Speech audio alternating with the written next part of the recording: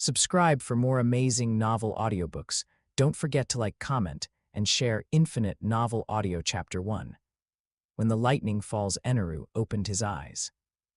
What met his gaze were charred ruins, the air thick with the smell of scorched flesh, and the lingering crackle of electricity in his ears. His palm was still extended, golden sparks of electricity dancing at his fingertips. Not far away, an old man dressed in a white feathered robe lay among the rubble, his chest still slightly heaving, Gan Fall, the former god. Eneru looked down at his hand. This hand had just released a bolt of lightning powerful enough to shatter the entire palace. Strangely, however, he remembered aiming for the heart, but the strike had ended up a few inches off. Why? Memory fragments flooded into his mind like a tide.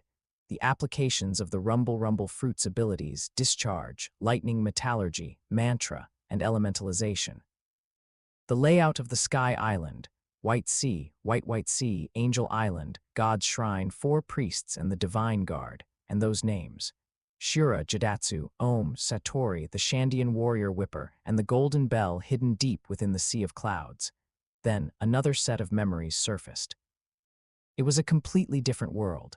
Skyscrapers, computers, cell phones, and well-worn manga books. Pirate King. He had stayed up late following the updates, arguing with netizens about power levels, and cursing at the screen about how Eneru, a Logia-type cheater, could actually lose to rubber. Amidst his cursing, he had somehow become the very person he was berating. Transmigration. The word rose from the depths of his memory. Who was he? What was his original name? It didn't matter anymore. Now he was Eneru, the god of the Sky Island, host detected to have completed the ascension to godhood. Ritual cold information exploded within his consciousness. 100x Cultivation Return system activated. Description. All cultivation effects x100. No missions, no dialogue, no nonsense. Current cultivatable directions. 3 types of Haki memories blurred, must explore on your own. Taijutsu, Swordsmanship, and Devil Fruit abilities. Eneru's pupils contracted slightly. 100-fold. He looked down at the golden arcs of electricity dancing on his fingertips. With that strike just now, he had only instinctively released a small portion of the energy within his body. According to the original setting, the limit of the Rumble Fruit was 200 million volts. If 100-fold cultivation was added, no, that's not right. He raised his head, his gaze sweeping across the surroundings. Ruins, thick smoke, and figures faintly visible in the distance. Now was not the time to think about such things. Mantra, or rather observation Haki, automatically expanded under the enhancement of the Rumble Fruit.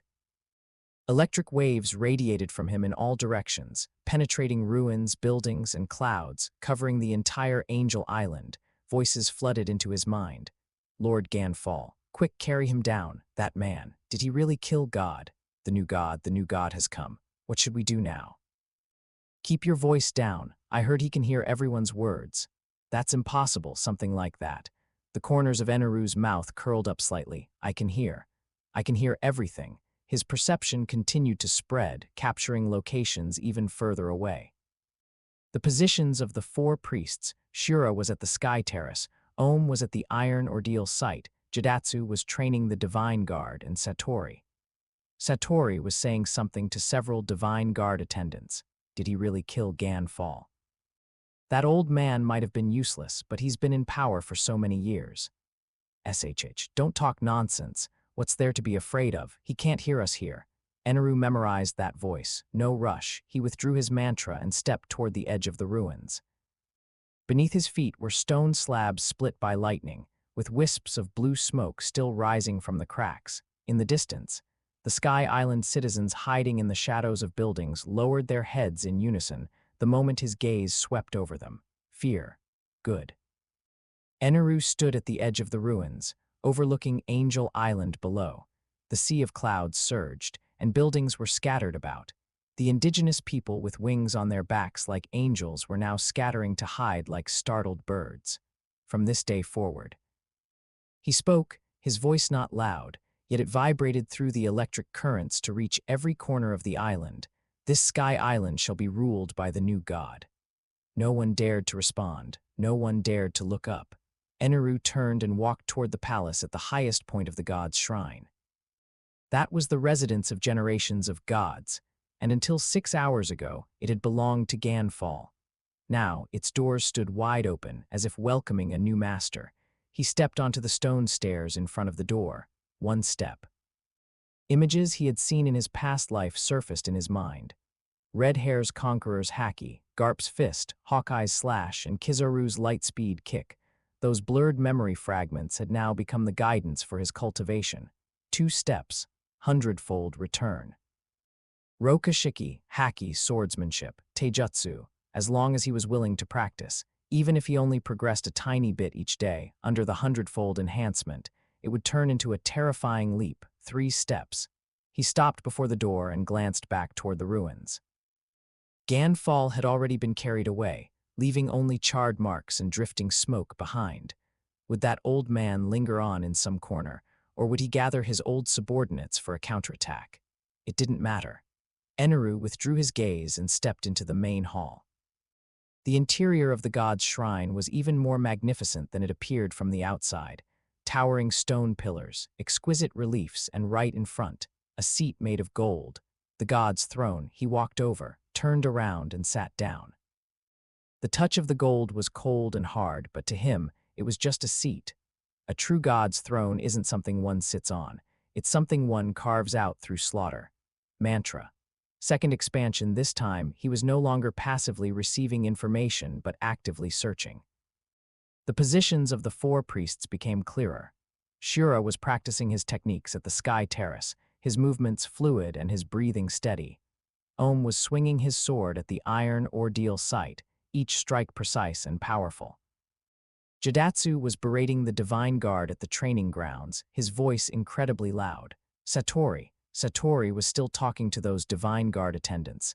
That new guy doesn't look like a good person. Should we? Shut up. If you want to die, don't take us with you. What are you afraid of? No matter how powerful he is, he's just one person. We have so many people if we find an opportunity. Eneru laughed. He raised his hand, a ball of golden electric light condensing at his fingertips. The electric light grew brighter and brighter, finally turning into a tiny lightning snake that slithered around his fingertips. An opportunity, he muttered to himself. I shall give you an opportunity. He flicked his finger. The lightning snake shot out, piercing through the palace walls, cutting through the clouds and landing precisely where Satori was. Boom, a loud explosion echoed from the distance, mingled with terrified screams. Eneru withdrew his hand, leaned back against the chair, and closed his eyes.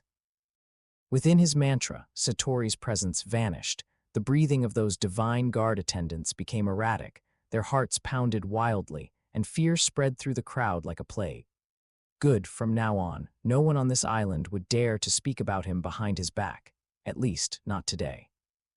Eneru's consciousness sank into his body, beginning to feel the power known as the rumble fruit. Lightning surged through his veins, jumped between his cells, and thundered in the depths of his soul. This was no ordinary ability. This was a divine punishment capable of destroying heaven and earth. But it wasn't enough. In the original story, Eneru lost to Luffy not because his fruit was weak, but because his taijutsu was poor, his haki was non-existent, and his combat awareness was terrible. 200 million volts being insulated by rubber became a joke. He would not repeat the same mistake. Rokashiki. Armament Haki. Observation Haki. Heishoku. Swordsmanship. Taijutsu. He would dig out these vague concepts from his memory fragments one by one and practice each to the limit. If one day wasn't enough, then 1 year. If 1 year wasn't enough, then 6. Under the hundredfold enhancement, 6 years would become 600 years. After 600 years, who in this world would still be a match for him? Eneru opened his eyes, a golden arc of electricity flashing through them. In the distance, blue smoke was still rising from the ruins. Even further away, the citizens of Angel Island began to tremblingly light their lamps, preparing to welcome their first night under the rule of the new god. And in the main hall of the god's shrine, the new god sat upon his golden throne, beginning his first round of contemplation regarding this world. The wind blew in through the window, carrying the smell of burning and the moisture of the sea of clouds. Eneru did not move. He was waiting. waiting for those who were restless to reveal their tales, waiting for the enemies hiding in the dark to jump out of their own accord, waiting for himself to become strong enough. By then, he raised his head and looked at the murals on the dome of the main hall. Those were the great achievements of generations of gods, depicting how they descended to the Sky Island, how they ruled the people, and how they fought against the Shandians. Those murals would soon be covered by new ones, depicting the true deity, the Red Lightning, something that would make the entire pirate world tremble, a new legend. The night deepened. Angel Island fell into an eerie silence. No one dared to speak loudly, no one dared to light a lamp too bright, and even the dogs did not dare to bark. Fear shrouded the entire island like a layer of clouds, weighing on everyone's heart. And in the main hall of the god's shrine, the new god sat upon his golden throne, tiny golden electric arcs entwining his body. The cultivation had begun. Chapter 2. The god's coronation. As sunlight spilled through the sea of clouds into the hall of the god's shrine, Eneru opened his eyes. He hadn't slept all night, yet he felt no fatigue. On the contrary, a sense of power like never before surged within him. Lightning coursed joyfully through his veins, each heartbeat sounding like the beat of a war drum. At this rate, it would take nearly 3 months to fully master all the abilities of the Rumble fruit. But with active cultivation and the tempering of actual combat, that time could be significantly shortened. Eneru stood up and stretched his neck. Footsteps sounded from outside the door. More than 4 people, their strides distinct, yet all intentionally lightened, the 4 priests. Enter. As soon as he spoke, the hall doors were pushed open. 4 people filed in, stopping in unison 10 paces from the golden throne to bow in salute. Congratulations on ascending to the throne of God, my lord. The man at the front, wrapped in bandages and dressed like a mummy, spoke first, his tone impeccably respectful. From this day forward, we are willing to serve you with the utmost loyalty. Shura, priest of the upper yard, user of the string fruit. Eneru didn't respond, shifting his gaze from him to the person beside him. Jidatsu, wearing a Hanya mask and possessing wings on his back, and Om, a tall man covered in scars. And finally, Satori, who always wore a smile but had the coldest eyes. Wait, Satori. Eneru's gaze lingered on Satori for a second. That bolt of lightning last night had clearly struck him squarely on the head. Yet the man standing before him now was unscathed, his smile unchanged, with only a slight scorch mark on his cuff. Interesting. Mantra. Full release electric waves instantly spread, covering the entire hall, penetrating the bodies of the 4 men to capture every subtle signal. Heartbeats, blood flow, muscle tremors, pupil contractions. All those details that could be hidden even in speech were converted into data and fed back into Eneru's perception. Shura's heartbeat, 72 beats per minute, as steady as a robot's. Jidatsu's heartbeat, 85 beats per minute, slightly faster. Om's heartbeat, 68 beats per minute, unnaturally slow. Satori's heartbeat. No heartbeat. Eneru's pupils contracted slightly. Satori's chest cavity was completely empty, no sound of a beating heart, no rhythm of blood flow, and even the muscle tremors were half of what a normal person's would be. A fake. This person is a fake, my lord. Shura spoke tentatively, breaking the brief silence. Should we arrange the coronation ceremony? According to tradition, you need to receive worship before the people of the entire island and be formally crowned as. No need.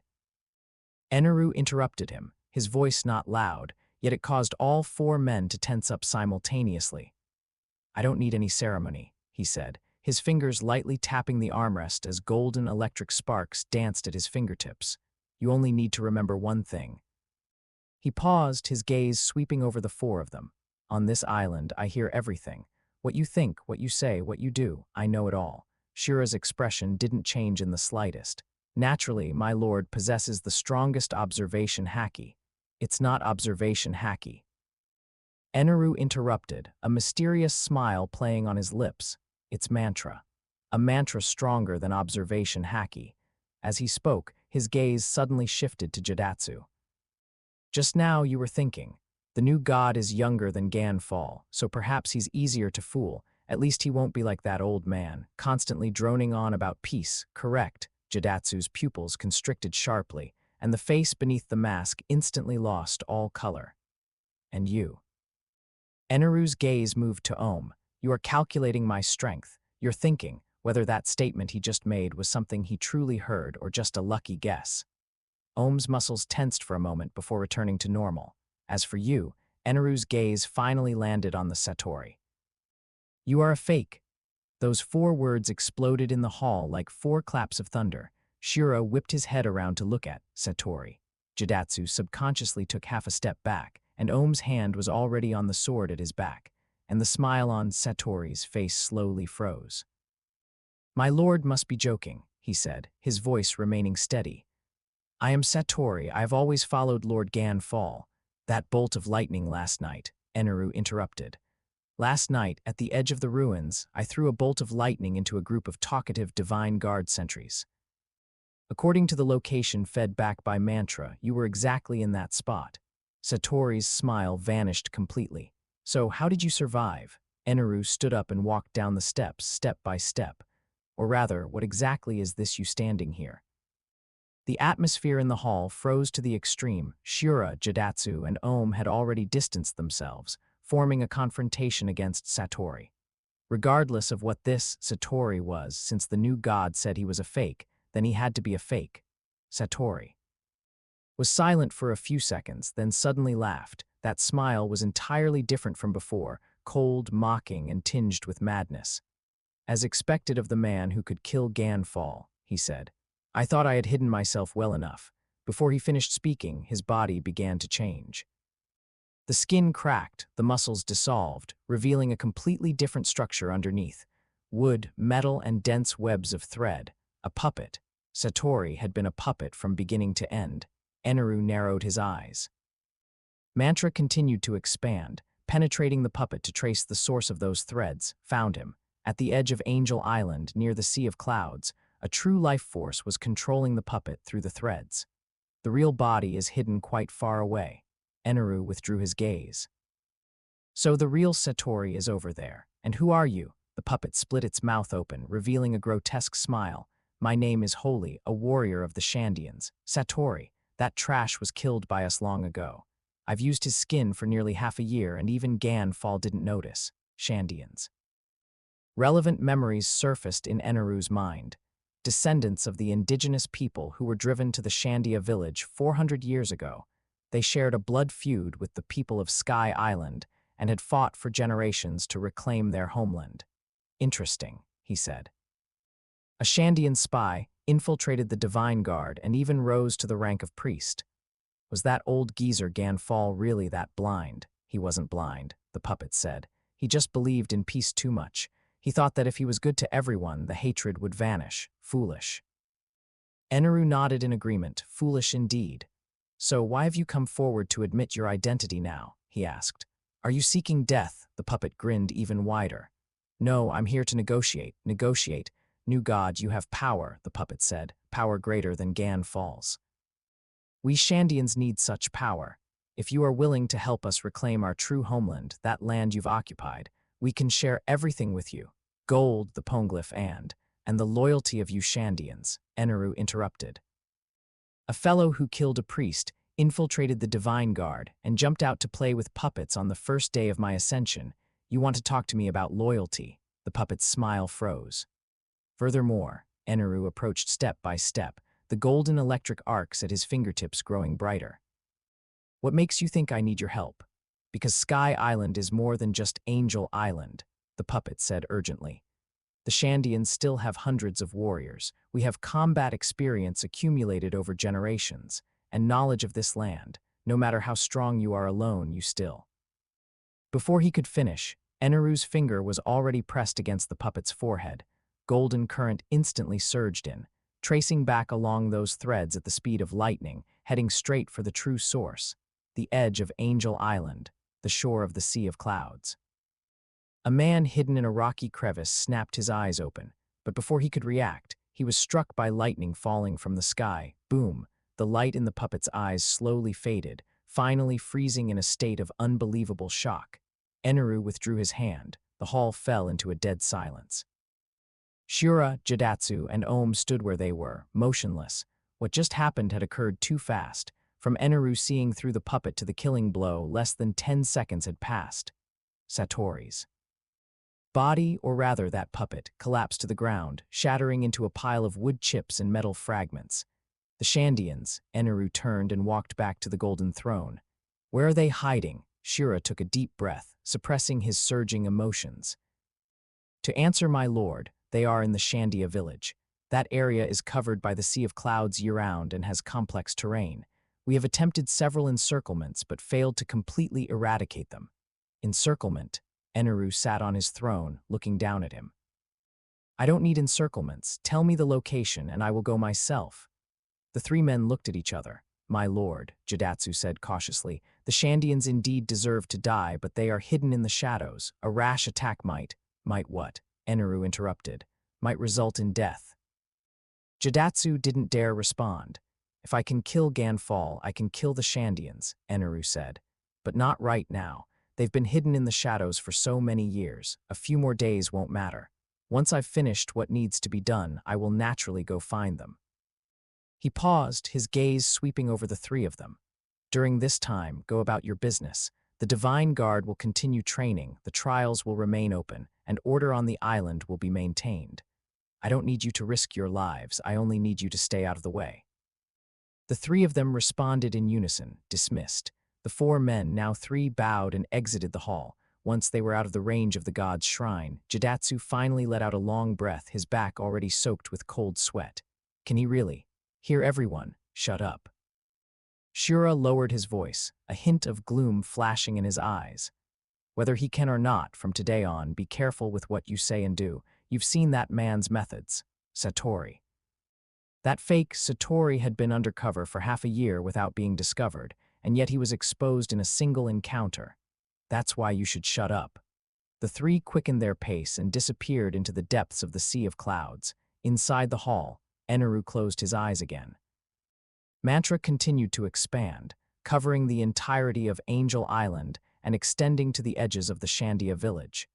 There, he could vaguely perceive dozens of life forces, along with the scorched marks left by the lightning bolt from earlier Shandians. He had memorized the location. But now was not the time. Eneru opened his eyes and looked at the mural on the vaulted ceiling. 6 years later, Straw Hat Luffy would arrive. At that time, he would let that rubber brat know what a true god was. And before that, he raised his hand, and blue electric arcs condensed into a sphere in his palm. The cultivation has only just begun. Chapter 3, The Faces of Sky Island, Angel Island, Civilian District. By the time the sun reached the middle of the sky, the news had already spread to every corner of the island. Ganfall had been defeated. The old man who had sat on the god's throne for 20 years was defeated in a single move by a young man in his early 20s. Now, sitting in the main hall of the god's shrine was a new god named Eneru. In the streets and alleys, people discussed it in hushed voices. Did you see it with your own eyes? I didn't see it, but I heard it. That thunder, the whole island could hear it. What about Lord Ganfall? Is he dead? I heard he's not dead, he was carried away. But with those kinds of injuries, I expect. The middle-aged man speaking shook his head, not finishing the second half of his sentence. An old woman selling fruit nearby leaned in. What does the new god look like? Who knows? Anyway, he's not very old. Not very old, the old woman curled her lip. Can he even hold onto that position? Which of the 4 priests is a pushover? And then there are those lunatics from the Shandians coming to cause trouble every few days. A young man sitting up there. I'm afraid he'll be kicked off within 3 days. SHH, the middle-aged man's expression changed. Keep your voice down. I heard people say the new god has an ability called mantra, and he can hear every sound on the entire island. The old woman froze for a moment, then burst out laughing. Nonsense. How could it be that supernatural? He's not a real god. Could he have grown a pair of all-hearing ears? But what? The old woman waved her hand. I've lived for over 60 years and seen 4 gods take power. Every one of them said they were powerful, and every one of them ended up like that. Wasn't Ganfall claimed to be invincible when he was young? And now, lying there, waiting for people to carry him off. As she spoke, she spat in the direction of the god's shrine. If you ask me, it's all the same regardless of who sits in that seat. We commoners pay our taxes and do our work. It doesn't matter who's sitting up there. The middle-aged man wanted to say something else, but a young man nearby who hadn't spoken suddenly looked up. Listen to what? In the sky, everyone looked up. The sky was clear for 10,000 miles. The sea of clouds was churning, and there was nothing. Then, a bolt of lightning descended from the heavens, blue, blazing, and as precise as if it had eyes. Boom, the lightning struck half an inch in front of the old woman's feet. The ground exploded, stone fragments flew, and a charred pit was left behind. The stone slabs at the edge of the pit were still smoking and sizzling. The old woman froze in place. Half of her pant leg was scorched, and the soles of her feet could feel the scalding heat radiating from the pit. Her wrinkled face was now as pale as paper. The entire civilian district fell silent in an instant. No one dared to move. No one dared to breathe. Even the small children had their mouths firmly covered by their mothers to prevent them from making any sound. Then, a voice came from the sky. It wasn't loud or booming. It even carried a hint of laziness. But that voice reached everyone's ears with absolute clarity, as if the speaker were standing right in front of them. My ears are indeed quite sharp. The old woman's legs gave way, and she collapsed directly into a kneel. The fruit stall behind her overturned, apples and bananas rolling everywhere, but no one dared to pick them up. No one spoke again. No one dared to speak. But those voices hidden deep in their hearts, still reached the perception of the person in the god's shrine's main hall through electric waves. Heavens, he can really hear us. It's over, it's over. Did I just say something I shouldn't have? God have mercy, I don't know anything. This new god is 100 times more terrifying than Gan Fall. Should we run? Let's run. Let's leave this island. Where can we run? He can hear everyone. Eneru leaned back on his golden throne, the corners of his mouth curling upward slightly. Fear. This was the effect he wanted. His consciousness continued to spread, sweeping through every corner of the civilian district. Those kneeling figures, those trembling shoulders, those heads bowed low, none could escape his perception. Then his brow twitched. In an inconspicuous wooden house on the edge of the civilian district, the thoughts of several people were a bit different. 7 people is enough. With the reject dial fully charged, even a Loja can be killed. We strike at the midnight while he's sleeping. Eneru opened his eyes. Found you. The turmoil in the civilian district lasted for a full hour. That bolt of lightning was like a dividing line, completely separating. Hearing that the new god is powerful from the new god is truly terrifying. No one dared to speak loudly anymore. No one dared to gather and gossip, and people even subconsciously lightened their steps while walking. The old woman was helped home, muttering, God have mercy, God have mercy. All the way, looking as if she had lost her soul, the middle-aged man packed up his stall and hurried home. As he passed that massive vine tree, he subconsciously looked up at the sky. Toward the god's shrine, he saw nothing, but he always felt as if something was watching him. Stop looking. A voice came from the side. The middle-aged man turned and saw an old man in a tattered robe leaning against the tree roots, holding a wine flask and squinting as he poured it into his mouth. What are you looking at? The old man said. You can't see him, but he can see you. Maybe he's staring at you right now.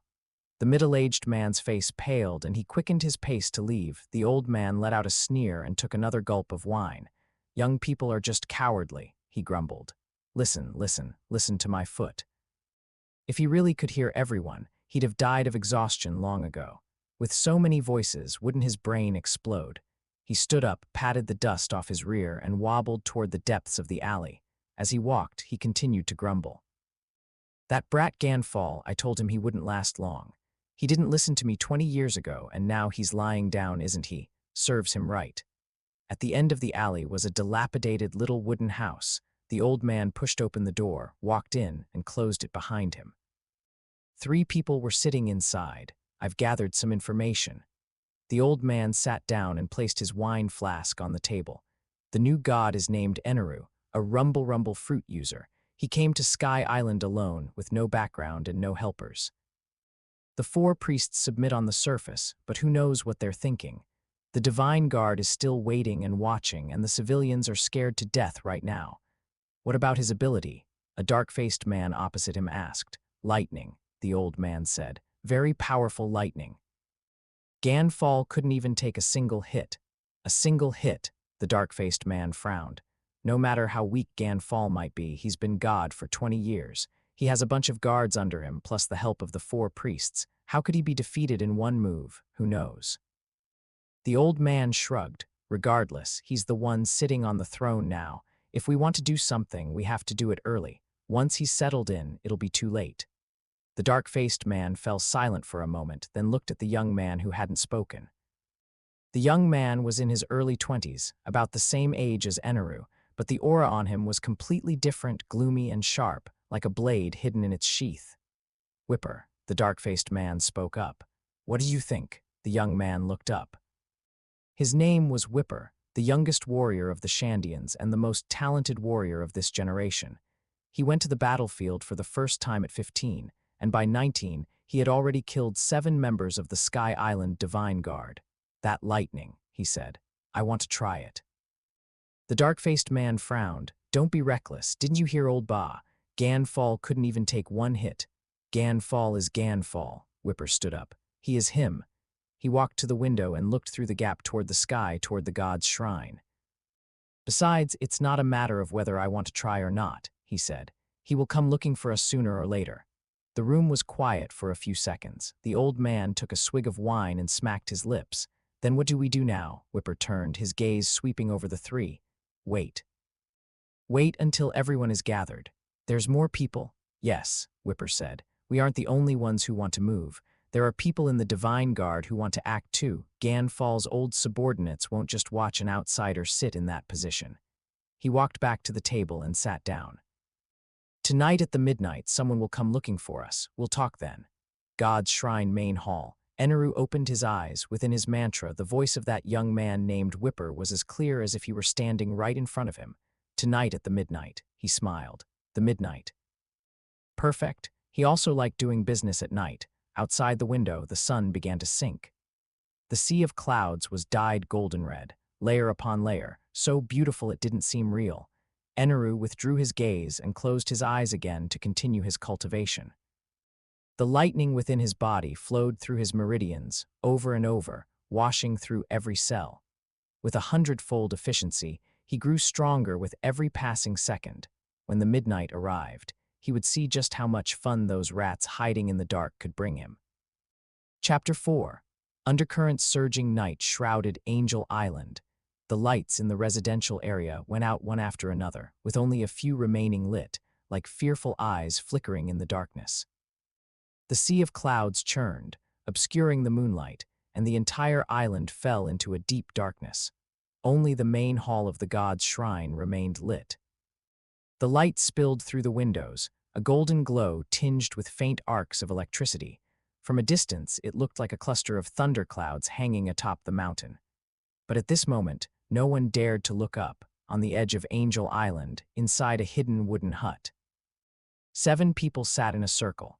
An oil lamp burned in the center of the room, its flame intentionally kept very low, only enough to illuminate an area the size of a palm. 7 faces loomed in the dimness, their expressions unclear, but the tense atmosphere could be felt even through the door panels. The news is confirmed, a man wearing a Divine Guard uniform said in a low voice. His name was Karen, the former vice-captain of the Guard under Ganfall, who had followed Ganfall for 15 years. Lord Ganfall is still alive, secretly placed in an abandoned mine tunnel below the clouds. His injuries are severe, but his life is saved. Location, a Shandian warrior opposite him asked. I can't tell you, Karen shook his head. It's not a lack of trust, but a precaution. You know the new god's ability. The leader among the Shandians was Warsa. A burly man in his 30s, his body was covered in scars from battles. A scar from 8 years ago, left by a fight with the Divine Guard, ran diagonally from his brow bone to his cheekbone on his left eye. Now, he squinted his intact right eye and stared at Karen. How many people does the new god have? He's all alone. Another Divine Guard next to Karen sneered. This man was named Dote, Karen's deputy. He was big and brawny, but he wasn't stupid.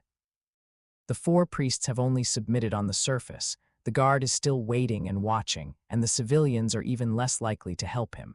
He's currently a leader without followers. What about his ability? The rumble fruit, a Loja type. Karen took over the conversation. It's very strong.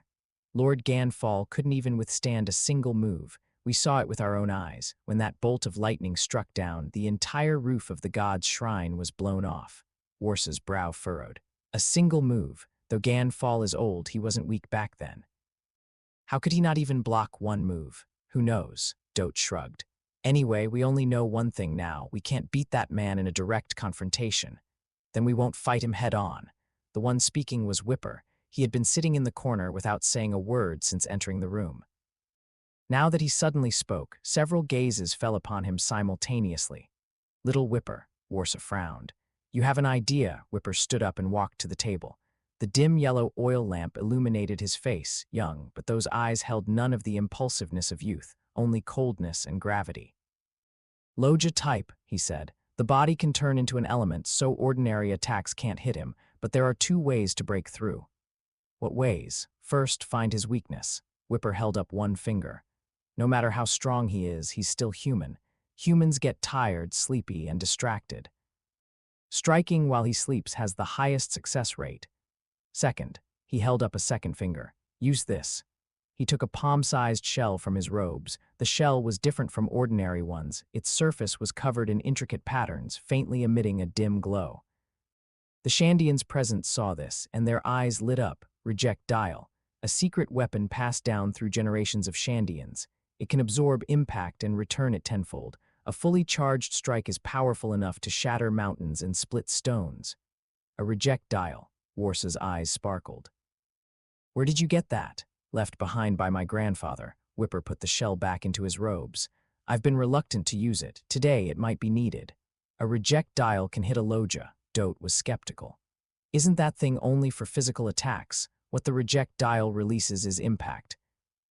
Whipper glanced at him. Impact isn't a physical attack, it's the transmission of force. A Loja can elementalize their body, but the effect of force still remains. A strong enough impact can knock him out of his elemental state. Karen pondered for a moment and nodded. That makes sense. I've heard that the Marines use Haki to deal with Lojas. Although a reject dial isn't Haki, the principle is similar. A strong enough impact can wound them. Subscribe for more amazing novel audiobooks. Don't forget to like, comment, and share infinite novel audio. Then it's settled, Warsa decided. We move tonight at the midnight. 7 people, attacking from 7 directions simultaneously. Even if he senses us, he won't have time to react. Wait, Karen raised his hand. What about his observation Haki, the mantra you speak of? He'll definitely sense us as soon as we approach. Whipper looked at him. No matter how strong observation Haki is, it's a passive ability. The larger the range, the lower the precision. If he wants to cover the entire island, he can't possibly watch every corner at once. The 7 of us will spread out and approach from different directions. Even if he senses something, he'll just think it's the movement of ordinary people. Moreover, he paused, we aren't charging in right now. We'll first approach the outskirts of the god's shrine and lie in wait. When the midnight arrives, he'll surely be tired after a day without sleep. That's when we strike. The atmosphere in the wooden hut remained heavy for a few seconds. Karen and Dote exchanged a look, and finally Karen nodded, fine. But there's one condition. If we succeed, Lord Ganfall must be reinstated. That is our prerequisite for helping. Warsa looked at Whipper. Whipper didn't speak, only nodded. Deal. Warsa reached out his hand. The 2 hands clasped together. Just then, a faint sound suddenly came from outside the door. Everyone froze simultaneously. Whipper's hand went to the weapon at his waist. Warsa's gaze instantly became sharp as a blade, and Karen and Dote both took half a step back, assuming combat stances. It was so quiet in the room that one could hear heartbeats. 3 seconds, 5 seconds, 10 seconds, no movement. Warsa gave a signal, and Whipper moved silently to the door, then suddenly pulled it open. There was no one outside. Only the night wind blew, swirling a few withered leaves. Whipper's gaze swept the surroundings, then he looked up. Nothing was there. He closed the door and turned around. Probably a stray cat. The people in the room breathed a sigh of relief. But what they didn't know was that on the roof of the wooden hut, A metal wire as thin as a hair lay quietly among the cracks in the tiles. One end of the wire was connected to the wooden hut, and the other end to the god's shrine. The main hall of the god's shrine. Eneru opened his eyes. 7 people, a reject dial, the midnight. He smiled. The smile was faint, but it carried an indescribable coldness. It was like a cat watching mice in a cage, calculating which one to eat first. Karen, Dote, Warsaw, Whipper. He recited those names one by one, each word sounding like a sentence. And 3 others whose names are unknown. He stood up and walked to the window. Outside was the deep night. The sea of clouds churned, obscuring the stars and the moon, and the entire island was as black as ink. Only a few scattered lights still burned in the distant residential area, like fearful eyes. The midnight, he repeated the time. 2 more hours. He turned and walked back to the golden throne, but didn't sit down. Instead, he went around the seat to a wall deep in the hall. A sword hung on the wall. It was Ganfall's sidearm. After Eneru defeated him, this sword became a trophy. The blade was slender, and the hilt was wrapped in a white cord. It looked like it had some years on it.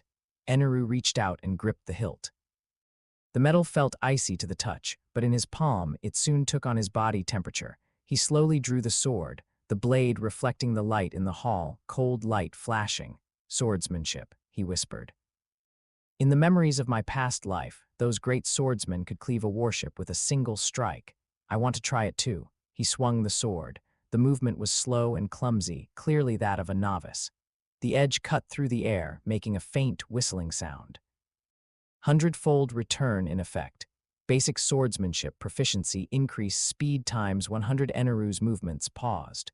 There was no system prompt or panel popping up, but the feeling was incredibly clear. As he swung this strike, his body memorized its trajectory, power, and angle. Under the 100-fold efficiency, this single swing was like swinging 100 times. He continued to swing the sword. One strike, another strike, and another. The movements were still clumsy, but there was already a faint sense of technique. The night outside grew darker and darker. The midnight was approaching. Eneru sheathed the sword and hung it back on the wall. I won't take your lives tonight. He walked back to the window, his gaze piercing the darkness and falling toward the wooden hut. But I'll collect a bit of interest first. He raised his hand. Golden arcs of electricity danced at his fingertips, growing brighter and brighter until they condensed into a tiny lightning snake. He flicked his finger. The lightning snake shot out, piercing through the window and the sea of clouds, silently descending toward the wooden hut. It wasn't an attack. Just a small warning, to let those 7 rats know you are being watched. The lightning disappeared into the night. Eneru turned, walked back to the golden throne, and leaned back lazily. Come then. He closed his eyes, the smile at the corner of his mouth deepening. Let me see how much fun you can add to tonight. Chapter 5. God descends the hour of the rat. Angel Island had fallen into a deep slumber. The sea of clouds churned, obscuring the moonlight. The entire island was as dark as if it had sunk to the bottom of the ocean. Only the occasional divine guard patrol passed by with lanterns, their footsteps echoing softly on the flagstone path. But tonight, the patrol routes had been intentionally adjusted. Between the wooden cabin and the god's shrine, there should have been 3 checkpoints. At this moment, those checkpoints were all empty. The guards on duty were nowhere to be found, leaving only a few solitary lanterns swaying in the night breeze. 7 dark shadows moved swiftly through the night. Sticking to the shadows of the buildings and moving with silent steps, they approached the god's shrine at the mountain peak like 7 slithering snakes. Warsaw charged at the very front. He was in his 30s, the prime of his physical strength. He kept his breathing as faint as possible, and his steps steady, precisely avoiding gravel and withered branches with every footfall. Shandians grew up in the treacherous terrain of the Shandia village. Traveling by night was their greatest skill. The reject dial was gripped tightly in his hand. It was an heirloom left by his grandfather that had been with him for 8 years, yet he had never truly used it. Today would be the first time, and perhaps the last. He could already see the silhouette of the god's shrine's main hall. The palace sat at the highest point of the mountain, with its back to the sea of clouds and facing Angel Island. For 20 years, it had been the residence of Ganfall and a symbol of power on Sky Island. Now, it was occupied by a mere brat. Almost there. Warsa silently calculated the distance. 500 meters, 400 meters, 300 meters. In another 30 breaths, he would be able to reach the outer wall of the main hall. As long as he stayed close to the base of the wall and used the blind spots to avoid that person's perception, he could. A bolt of lightning descended from the heavens without warning, blue, blazing, and as precise as if it had eyes. Boom! The lightning struck half a step in front of Warsa. The ground exploded, gravel flew everywhere, and a shockwave slammed into him like an invisible wall. Warsa was sent flying, tumbling twice in the air before crashing heavily onto the flagstones 3 zhang away. The moment his back hit the ground, he felt as if his internal organs had been shifted out of place. By the time he struggled to his feet, his entire body was trembling. It was the paralysis from being caught in the lightning's wake. His muscles wouldn't obey, his teeth were chattering, and he couldn't even clench his fingers. How is this possible? He looked up, his pupils shrinking violently. At the highest point of the god's shrine's roof, a figure stood. Moonlight leaked through the gaps in the clouds, perfectly outlining his silhouette. Behind him, 4 lightning drums swayed slightly in the night breeze, with small arcs of electricity dancing across their surfaces. Eneru, I've been waiting for a long time. His voice drifted down from above. It wasn't loud, yet it entered everyone's ears clearly. It carried a hint of playfulness, like a cat watching mice in a cage. You're 15 minutes later than expected. Warsa's heart nearly stopped beating. He knew from the very beginning, retreat. Warsa roared, his voice cracking. Scatter and run. He didn't need to say it twice. The 7 dark shadows instantly scattered like startled beasts, bolting in 7 different directions. Callan went left, Dote went right. Whipper sprinted toward the edge of the sea of clouds, and the other 3 Shandian warriors each chose a different path. No one looked back. No one dared to look back. The man on the roof did not move. I shall give you 10 breaths to run. As the words fell, he closed his eyes. 10. The night breeze blew, swirling a few withered leaves. 9. Warsa was sprinting, wishing he could crush the flagstones with every step. He had only one thought in his mind: run back to the Shandia village and tell everyone this news. 8. Whipper was the fastest, having already covered 100 meters. He gritted his teeth, his eyes bloodshot. 7. Callan and Dote ran in opposite directions, one heading east and the other west. 6, 5, 4. The 3 Shandian warriors dashed into the sea of clouds, their figures swallowed by the mist. They thought they were safe. 3. Eneru opened his eyes. He raised his right hand. God's judgment. 7 bolts of lightning fell simultaneously. To be precise, 7 bolts of lightning accurately chased down 7 different people in 7 different directions. There was no luck. There were no accidents. When the first bolt caught up to Warsa, he had just leaped over a stone wall, thinking he had escaped the range of perception. The blue lightning pierced through from behind, striking him directly in the center of his back. He felt as if he had been struck by a giant hammer and collapsed forward, the clothes on his back instantly scorched black. The second bolt struck Callan. As the vice-captain of the Divine Guard, he had the fastest reactions and dodged to the side the moment the lightning fell. But it was useless.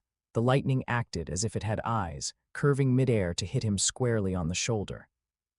The third bolt fell upon the 3 Shandian warriors who had rushed into the sea of clouds. 3 people, 3 bolts, exploding almost simultaneously. The sea of clouds was illuminated by the lightning, looking like a mass of burning cotton. 3 figures tumbled out of the mist and crashed heavily onto the ground, smoke rising from their bodies. The 4th bolt caught up to Dote. This burly man had already run 200 meters and thought he was the only one to escape. Then the lightning fell from above, and without even letting out a scream, he collapsed straight to the ground. The 7th bolt caught up to Whipper. He was only 10 meters from the edge of the sea of clouds. One leap would have taken him into that thick fog. That was the Shandian's home turf. He had grown up there and could escape with his eyes closed, only 10 meters away. The moment the lightning fell, Whipper spun around and raised the reject dial in his hand. Boom, the 2 forces collided. The reject dial absorbed the impact of the lightning strike. Blue currents spread down his arm, and paralysis instantly swallowed half of his body. Whipper knelt on one knee, gasping for air. He looked up toward the god's shrine. That man was still standing on the roof. From beginning to end, he hadn't moved a single step. Whipper lowered his head to look at the reject dial in his hand. A tiny crack had appeared on the shell's surface and was slowly spreading. Within 3 breaths, 7 bolts of lightning, 7 people, all hit. Not a single person died, but not a single person could stand up anymore. On the plaza in front of the god's shrine's main hall, when Warsa woke up again, he found himself kneeling on the ground. His knees were pressed against the cold flagstones, and his hands were pinned down by some invisible force, leaving him unable to move. He wanted to struggle, but his muscles were still paralyzed and wouldn't listen to him at all. Beside him were the other 6 people, also kneeling, also unable to move. Subscribe for more amazing novel audiobooks. Don't forget to like, comment, and share Infinite Novel Audio. Everyone had scorched marks on them, their clothes torn with large holes revealing the skin underneath that had been burned by lightning. But the wounds weren't deep. That man had shown mercy. Warsa turned his neck with difficulty and looked around. The plaza was empty. Only the night breeze blew, swirling a few fallen leaves. But that sense of oppression, that suffocating pressure, still enveloped the entire area. It was something even more terrifying than lightning, invisible, heavy, like an entire mountain pressing down on his head. Conqueror's Haki. Warsa had heard of this. It was an innate quality of a king, found in only 1 in a million people. Those with this quality could make ordinary people faint and strong warriors tremble with their aura alone, but he had never seen it before. And he never imagined he would experience it personally in such a way. Footsteps echoed from deep within the main hall, thump, thump, thump. The footsteps were neither hurried nor slow, as if stepping to the beat of a heart. With every sound, the pressure grew heavier. Warsa gritted his teeth and tried his best to look up. On the golden throne, that figure slowly stood up. He walked down 1 step, 2 steps, 3 steps. He crossed the hall, past the threshold, crossed the plaza, and stopped in front of Warsa. Warsa looked up and saw that young face. He was in his early 20s, nearly 10 years younger than him, but in those eyes there wasn't a hint of the impulsiveness or hesitation typical of that age, only coldness, a bottomless coldness. Who on earth are you?" Warsa asked in a raspy voice. His throat felt as if it had been rubbed with sandpaper, and every word was tinged with blood. Eneru looked down at him. Moonlight leaked through the clouds, casting interlaced shadows across his face. "I am God." Warsa gritted his teeth. The fear was still there, but something deep in his bones was provoked by those words. The Shandians hadn't bowed their heads for 400 years, and Warsa, in his 33 years of life, had never knelt to anyone. He was kneeling today, but not to this person. He was kneeling to that damned paralysis. "The Shandians will never bow to anyone," he said, stressing every word as if squeezing them through his teeth. "If you want to kill me, just do it." Eneru looked at him. His gaze was like that of someone watching a struggling ant. Then he smiled. The smile was faint, so faint it was almost imperceptible, but there was no warmth in those eyes. "Kill," he turned around, his back to the 7 people, his voice drifting over leisurely. "You think I gathered you all here just to kill you?" Warsa was stunned. "Gathered? Didn't they come here on their own? I have just ascended to the throne of God." Eneru did not turn his head, his gaze fixed on the churning sea of clouds in the distance. "I need people to do things for me. You are alive right now because you have value." Value, Warsa's mind was racing. He wanted to retort, to curse, but the words were blocked by another thought, alive until now. The 7 of them, from conspiring in the wooden cabin to the night raid on the god's shrine, had been careful at every step. At every step they thought they were well hidden. But that man knew from the very beginning, from start to finish, he knew everything clearly. Then what were they, clowns? Or, Chapter 6, Divine Judgment Reject Dial. Eneru suddenly spoke. Warsa's body jolted.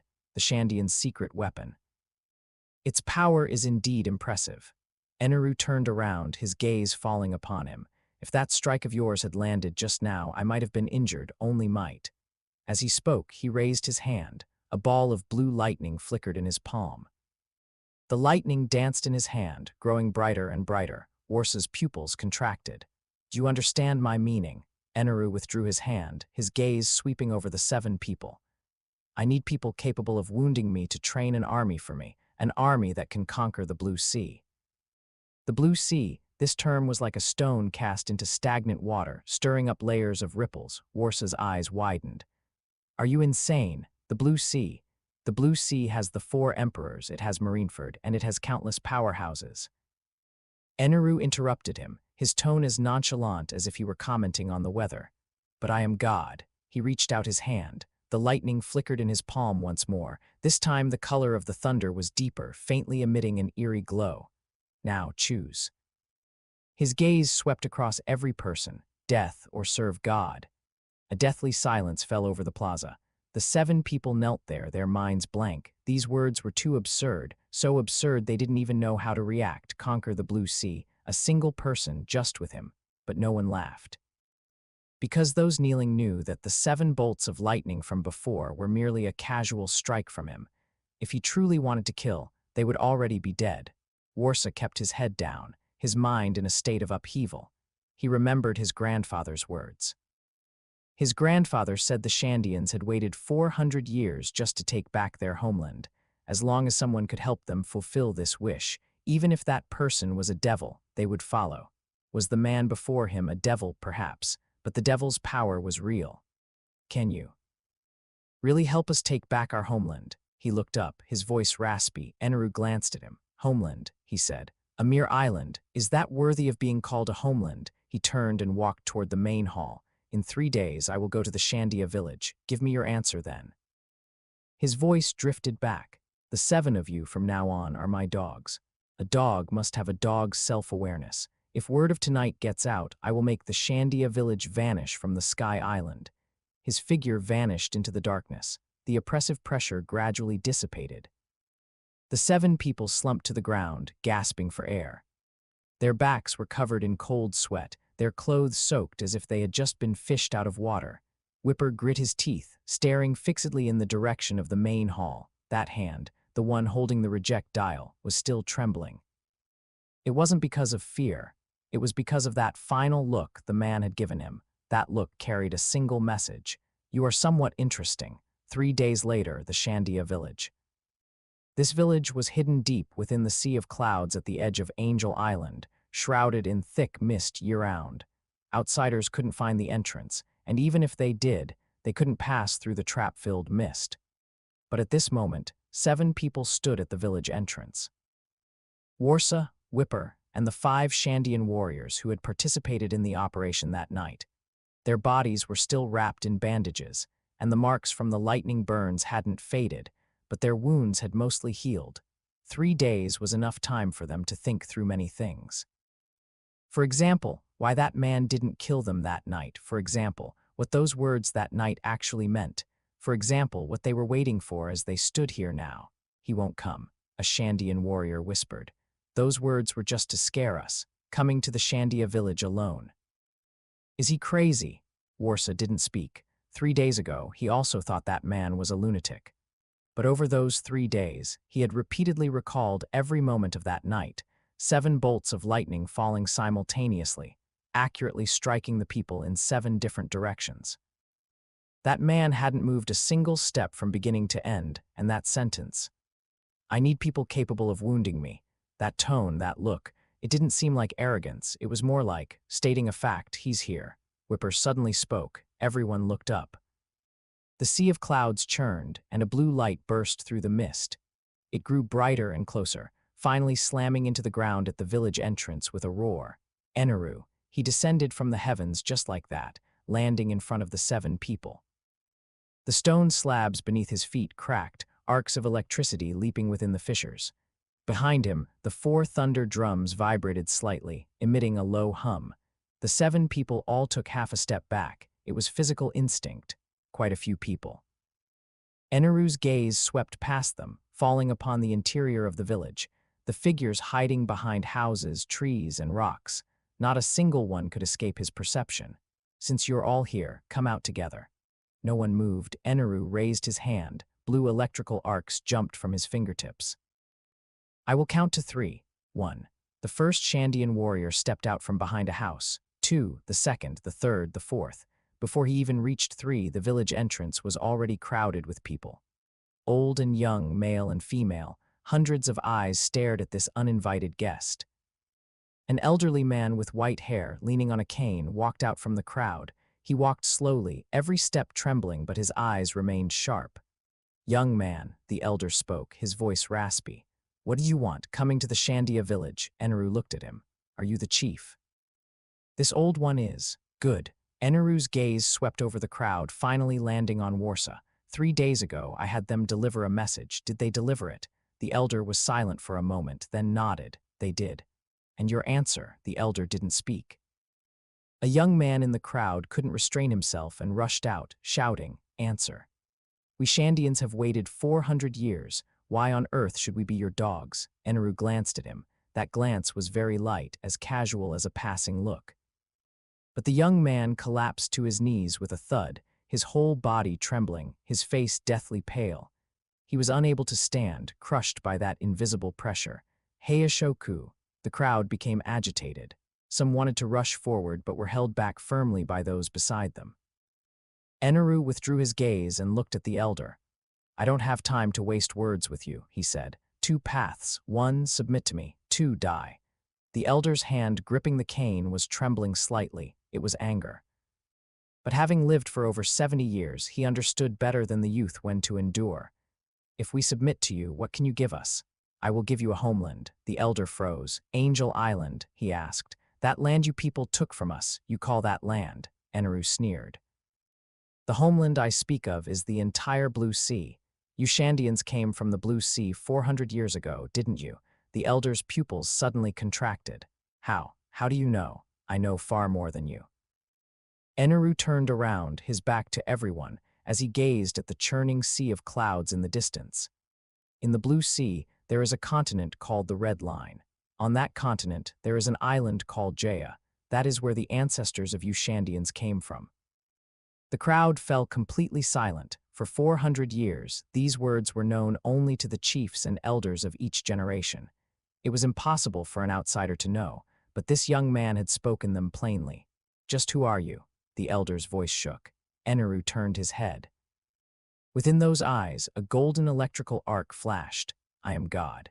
He raised his hand, and the lightning in his palm exploded. The blue thunder soared into the sky, tearing through the sea of clouds and illuminating the entire heavens. Everyone looked up, their mouths agape, unable to speak. It was a power they had never seen before. The lightning dissipated. Eneru withdrew his hand and looked at the elder. "Now, tell me your answer." The elder was silent for a long time, so long that the crowd began to grow uneasy, so long that Warsaw wanted to speak up. The elder finally nodded. "The Shandians are willing to serve God." As he spoke, he slowly knelt down. Behind him, the crowd collapsed into kneeling positions like dominoes, section by section. Warsaw knelt, Whipper knelt, and even the young man who had rushed out earlier knelt. Hundreds of people knelt at the village entrance before this young man who had descended from the heavens. Eneru watched this scene. He didn't say anything. He simply turned, took a step, and walked out of the village. The elder's voice came from behind. "What does God want us to do?" "Wait." Eneru didn't look back. "Wait for my ship to be built. Wait for my power to be enough to suppress that sea." His figure vanished into the sea of clouds. At the entrance of the Shandia village, hundreds of people remained kneeling, not rising for a long time. Whipper looked up at the sky that had been torn apart by the blue thunder. That hand was still trembling slightly. But it wasn't because of fear. It was because that man's back, as he vanished into the sea of clouds, reminded him of something his grandfather had said. "A truly strong person doesn't need to speak to make everyone bow their heads." Chapter 7. The ears and eyes of God, the main hall of the god's shrine. 7 people knelt on the cold stone slabs, their heads bowed, not daring to take a loud breath. The burns on their bodies still throbbed with pain, reminding them of the reality of those 7 bolts of lightning from the previous night. Eneru sat upon the golden throne, looking down at them from his high vantage point. 3 days, he said. "I gave you 3 days to think it over. Now tell me your answer." The first to speak was Karen, the former vice-captain of the guard under Gan Fall, who had followed the old god for 15 years. He looked up, his gaze complex but his tone firm. "I am willing to serve." Eneru said nothing, shifting his gaze to the next person. Dote, Karen's second-in-command, a burly man, seeing Eneru look over, he nodded repeatedly. I am willing too. I am willing too. The third, the fourth, the fifth. All were Shandian warriors who had participated in the action that night. The three spoke one after another, their voices high or low, but the meaning was the same: submission. Warsa looked up, staring at the young face on the golden throne. 3 days ago, he thought he was a dead man. Over the 3 days, he repeatedly recalled every detail of that night, 7 bolts of lightning falling simultaneously, while that man stood on the roof without moving an inch, and that phrase, I need someone who can wound me, a madman, perhaps, but the power of a madman was real. I am willing to, Warsa said.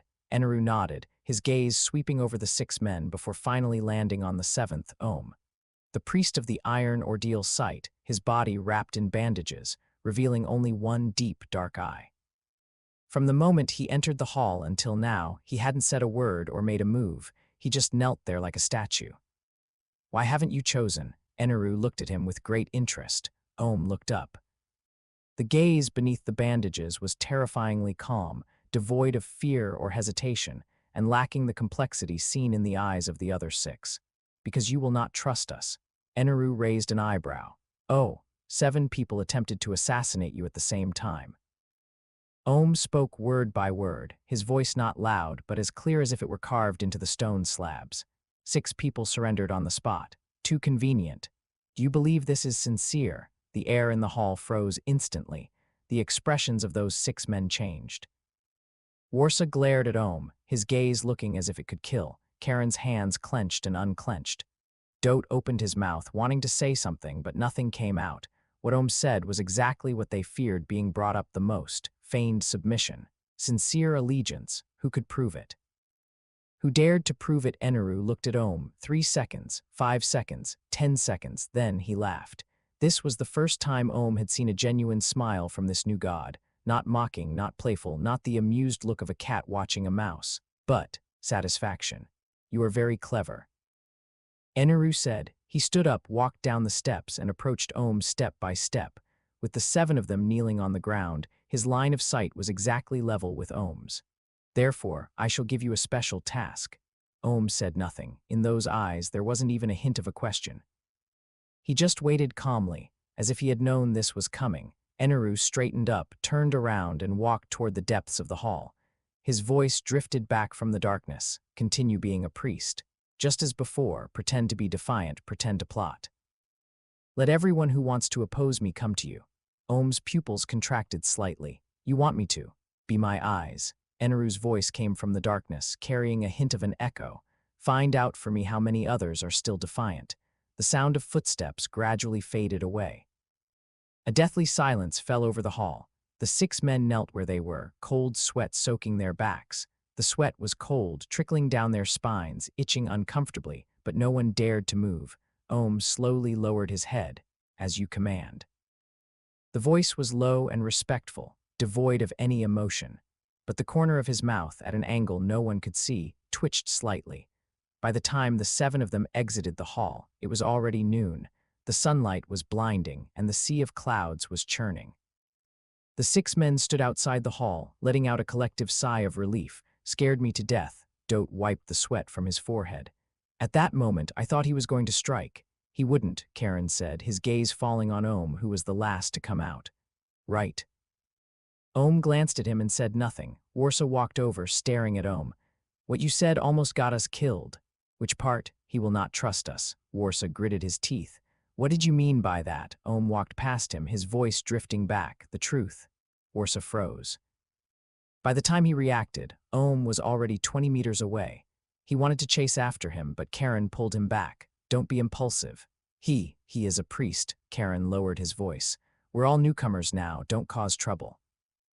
Warsa took a deep breath, suppressed the fire in his heart, and turned to walk in another direction. The 6 men left in different directions, quickly disappearing into the depths of the sea of clouds. But what they didn't know was, at that moment, the man in the hall had his eyes closed, a faint, almost imperceptible smile on his lips. The heartbeats of the 7, their emotional fluctuations, every word of their conversations after they parted, everything reached his ears without a word missing. Ohm's truth was indeed the absolute truth, and Warsa's anger, Karen's caution, Dot's fear. They were all real as well. As for Ohm's final, tiny movement of the corner of his mouth, Eneru opened his eyes. Interesting. This bandage freak was even more interesting than he had imagined. Over the next 3 days, Angel Island was calm on the surface. The god's shrine remained high above, the sea of clouds continued to churn, and the commoners went about their lives in fear and trepidation. Everything looked no different than before. But in the shadows, undercurrents were surging. The first day, Ohm walked out of his residence and slowly walked along the edge of the sky terrace. He walked very slowly, as if taking a stroll or perhaps deep in thought. The guards of the sky terrace saw him and instinctively saluted. Ohm nodded and asked casually, "Any abnormalities lately?" The guard shook his head. "No, everything is normal. That's good." Ohm continued forward, disappearing from the guard's sight. Half an hour later, he appeared at the edge of the ordeal site during the day. A few Divine Guard soldiers were training there. Seeing him approach, they all stopped their movements. "Lord Priest." Ohm waved his hand. "Carry on, don't mind me." He stood by for 15 minutes, watching the guards sweat profusely, then turned and left. No one noticed that as he left, he lightly tied something to a nearby vine. It was a thin cord, tied into a special knot, one that only one person could understand. Late that night, Eneru appeared at the location marked by the knot. It was a storage room at the edge of the ordeal site, filled with discarded ordeal props. Next door to the storage room lived 2 Divine Guard soldiers. Early the next morning, those 2 guards were found dead in their beds. There were no wounds on their bodies, only their hair was slightly curled, a mark of being scorched by lightning. The news spread, causing panic among the people. Some said the new god killed without blinking, while others said the 2 guards got what they deserved. They had spent a full hour cursing the new god while drinking the night before. The second day, Ohm appeared at the edge of the Shandia village. A few young Shandian warriors were patrolling there. Seeing him approach, they all gripped their weapons warily. "What are you doing here?" the young man in the lead barked. Ohm raised his hands, showing he was unarmed, passing on a message. "What message?" "We all know what happened in your village a few days ago. Some are dissatisfied and want to talk to you." The young man's expression changed. "What do you mean, tonight at the usual place?" Ohm turned to leave. "Whether you come or not is up to you." Late that night, Eneru appeared in an abandoned mine 3 miles outside the Shandia village. 5 people were sitting in the cave, all of them young Shandian warriors. They were waiting for Ohm. What they got instead was a bolt of lightning descending from the heavens. The third day, Ohm went out for the last time. This time, he went to a small village on the outermost edge of Angel Island. Dozens of families lived there, all ordinary civilians with no connection to the Divine Guard or the Shandians. But hidden here were 3 die-hard loyalists of the former Gan Fall. They were waiting for news. News that one of the 4 priests was preparing to rebel. Ohm gave them the news and then turned to leave. Behind him, a knot was tied to an old tree at the village entrance. Late on the 3rd night, Ohm returned from outside and pushed open the door to his residence. Then he froze. Someone was sitting in the chair. Eneru, back. The new god leaned lazily against the back of the chair, toying with a small cluster of blue electrical arcs in his hand. Ohm quickly regained his composure, closed the door, and bowed. "My lord, sit." Ohm didn't sit. Instead, he stood where he was. Eneru didn't mind, saying to himself, 17. "In these 3 days, you helped me find 17 people who deserved to die." Ohm lowered his head. "It's not enough. It's enough." Eneru stood up, walked to the window, and stood with his back to him. "Any more, and it won't be hidden anymore." He paused, his gaze fixed on the deep darkness of the night outside the window. "Besides, someone is already getting impatient." Ohm's brow twitched. "Who?" Eneru didn't answer. He pushed open the door and stepped into the night. His voice drifted back. "You'll know tomorrow." The door closed. Ohm was left alone in the room. He stood in place, silent for a long time. Then he walked to the window and looked in the direction where that man had disappeared. The night was too deep. Nothing could be seen. But he knew, starting tomorrow, the undercurrents on this island would no longer be just undercurrents. Chapter 8. The throne secured the next morning, bells rang across Angel Island. The tolling was heavy and long, one after another, reaching every corner of the island. In the residential areas, commercial streets, trial grounds, and divine guard stations, everyone stopped what they were doing and looked up toward the god's shrine. The bells signaled a summons. 3 days after the new god took the throne, he was officially summoning all the island's people for the first time. No one dared not to go. An hour later, the plaza in front of the god's shrine was packed with people. The civilians stood on the outermost edge, crowding together and standing on their tiptoes to see ahead. The divine guard stood in the middle area, lined up neatly, though every one of them looked tense. The 4 priests stood in the front row.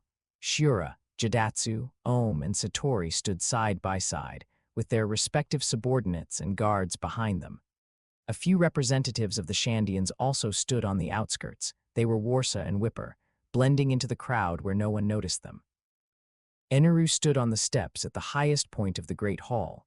That position was 30 meters higher than the plaza. Looking down on the dense crowd below, sunlight spilled through the gaps in the clouds, falling on him and casting a long shadow behind him. Today, he wasn't wearing the white feathered robe like Ganfall, but a simple long robe. The 4 thunder drums behind him hung silently, with small arcs of electricity occasionally dancing across their surfaces. Silence reigned below. In the plaza of over 10,000 people, one could hear a pin drop.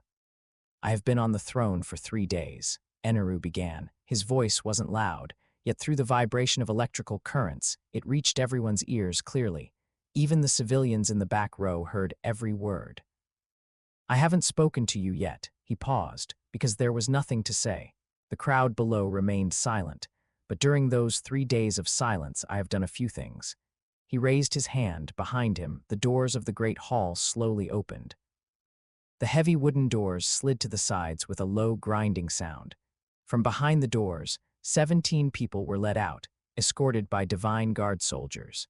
Those 17 people had their hands and feet bound with ropes, stumbling as they walked forward.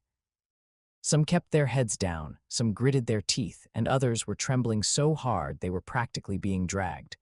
The guards brought them to the very front of the plaza and forced them to their knees by the shoulders. 17 people, kneeling in a row. A stir went through the crowd. Someone recognized a few of the faces. They were former guards under Ganfall, and a few were young Shandian warriors. A few others were ordinary residents from the residential area. These 17 people. Eneru's voice rang out again, drowning out all the commotion. "For 3 days, they have been plotting to kill me." The crowd instantly fell silent. Among those kneeling, several snapped their heads up, wanting to say something. But upon meeting Eneru's gaze, they forced themselves to swallow their words. Eneru's gaze swept across the entire field. Everywhere his eyes landed, people instinctively lowered their heads. No one dared to meet his eyes. "I could have simply killed them." His voice was as calm as if he were making small talk. "But I decided to give you all a chance, to see with your own eyes what kind of being this god you want to kill truly is." As the words fell, his figure vanished from where he stood, disappearing into thin air. A collective gasp erupted from the crowd. In the next instant, Eneru appeared in the center of the plaza. He stood before those 17 people, less than 2 meters away from the closest one. That person tried to shrink back in fear but was kicked into place by a divine guard soldier, unable to move. Eneru didn't look at them. He raised his right hand, and blue lightning condensed at his fingertips. The lightning grew brighter and more dazzling, its color gradually deepening into a dark blue, until finally a streak of red appeared within the dark blue. That streak of red was eerie and piercing, like burning blood or flowing lava. As the lightning crackled, the surrounding air distorted, letting out a sizzling, scorching sound. Everyone's eyes widened. Red lightning. Lightning can be red. Eneru's hand slowly rose. The mass of lightning expanded in his palm, growing from the size of a fist to the size of a head, then to the size of a millstone. Then he suddenly clenched his fist. Boom! 17 bolts of lightning fell simultaneously. They didn't strike the 17 people, but the ground beneath their feet. The lightning pierced the ground, shattering stone and sending up clouds of dust. The entire plaza shook, and some people lost their balance, falling onto their backsides. When the dust cleared, everyone sucked in a breath of cold air. Beneath the feet of those 17 people, a massive crater had appeared, 30 meters in diameter, seemingly bottomless. The edges were charred black from solidified lava, still emitting wisps of smoke. Faint lightning could be seen at the bottom, the embers left after high-temperature scorching. And those 17 people were slumped at the edge of the crater, their bodies trembling, completely unharmed. Eneru stood by the pit and withdrew his hand. The dark blue lightning dissipated from his palm, but the sense of oppression still hung over the entire area. The plaza was deathly silent. No one dared to speak, no one dared to breathe, and no one even dared to swallow. Eneru's gaze slowly swept over everyone, from the 4 priests to the divine guard, to the civilians, to the Shandian representatives. Every single person was met by that gaze. This is the first time. His voice was as calm as if he were mentioning the weather. It is also the last time, he paused. From now on this island, whoever dares to harbor thoughts they shouldn't, he turned slightly, pointing toward the massive crater behind him. This pit will be the fate of all of you. Having said that, he turned. Step by step, he walked back up the stairs, back into the great hall, and disappeared behind the doors. The heavy wooden doors slowly closed with a dull thud. The plaza remained deathly quiet. It took a long, long time. Only then did someone in the crowd begin to gasp for air. Then, like a contagion, the sound of gasping rose from all sides. Some sat directly on the ground, some had to lean on those next to them to stand, and some had wet their trousers. The 4 priests stood where they were, motionless. Shura's face was ashen, his fingers trembling slightly. Jidatsu's back was covered in cold sweat, his clothes completely soaked. Satori gritted his teeth hard, unable to say a single word. Only Ohm remained calm throughout. His gaze fell on the crater, on the charred edges, and on the 17 people slumped on the ground. Then he looked up toward the great hall. Deep in his eyes, something was flickering. It was awe and also anticipation. That night, the 4 priests gathered at Shura's residence. It was an independent courtyard on the edge of the sky terrace, surrounded by open space with a clear view. If an ordinary person tried to approach, they would be spotted from hundreds of meters away. But right now, the 4 of them sat in the room with doors and windows tightly shut, not even daring to keep the lights too bright. 17 people, 3 days of plotting, and he knew all of it. Jidatsu's voice was trembling slightly. He usually spoke little and wore a Hanya mask, so no one could see his expression. But now his trembling voice betrayed him. That mantra, it's real. Shura didn't speak. He sat in the main seat, his face so dark it looked like it could drip ink. His fingers tapped rhythmically on the armrest of his chair. Satori glanced at him. Say something. Shura looked up. Say what? Say what we're going to do. Satori lowered his voice, but his anxiety was uncontrollable. Didn't you see that pit today? 30 meters in diameter, bottomless. Have you ever seen that kind of power? I certainly haven't. So, Shura countered. So what do you want to do? Run or rebel? Satori was speechless. Run. Run where? The island was surrounded by a sea of clouds. There was no way down, no way out. Even if they could get down, below was the white sea, below that was the white sea, and below that was the blue sea. They didn't even know what the blue sea looked like. Rebel. Rebel with what? Those 17 people today were the perfect example. Everyone calmed down. Ohm spoke up. The other 3 looked at him. Ohm sat in the corner, the most remote and darkest spot, but his eyes, visible through the gaps in his bandages, remained clear in the gloom. Didn't you notice one thing? He said. What? When he acted today, what color was that lightning? The 3 of them froze simultaneously. Red, that color was something they would never forget for the rest of their lives. A streak of red appeared in the blue lightning, Ohm said. Do you know what that means? Shura frowned. What does it mean?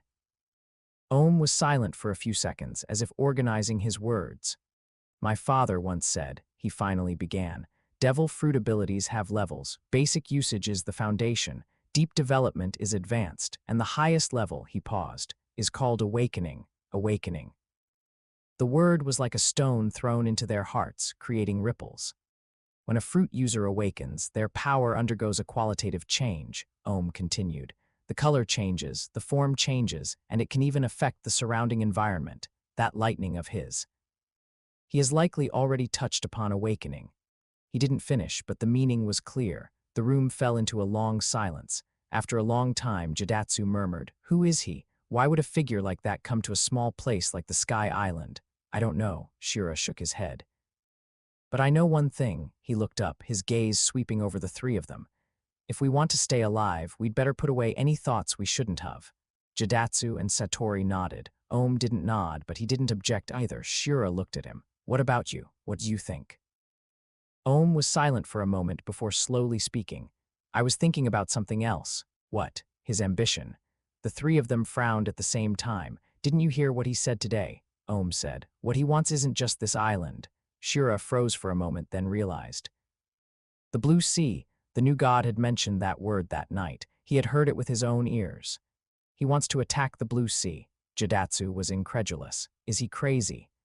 The Blue Sea has the 4 emperors, it has Marineford, it has countless monster-level powerhouses. He thinks he can alone.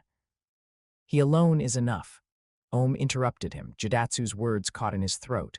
"Didn't you see his eyes?" Ohm said, his voice low. "Today, when he stood on those steps, looking down at everyone.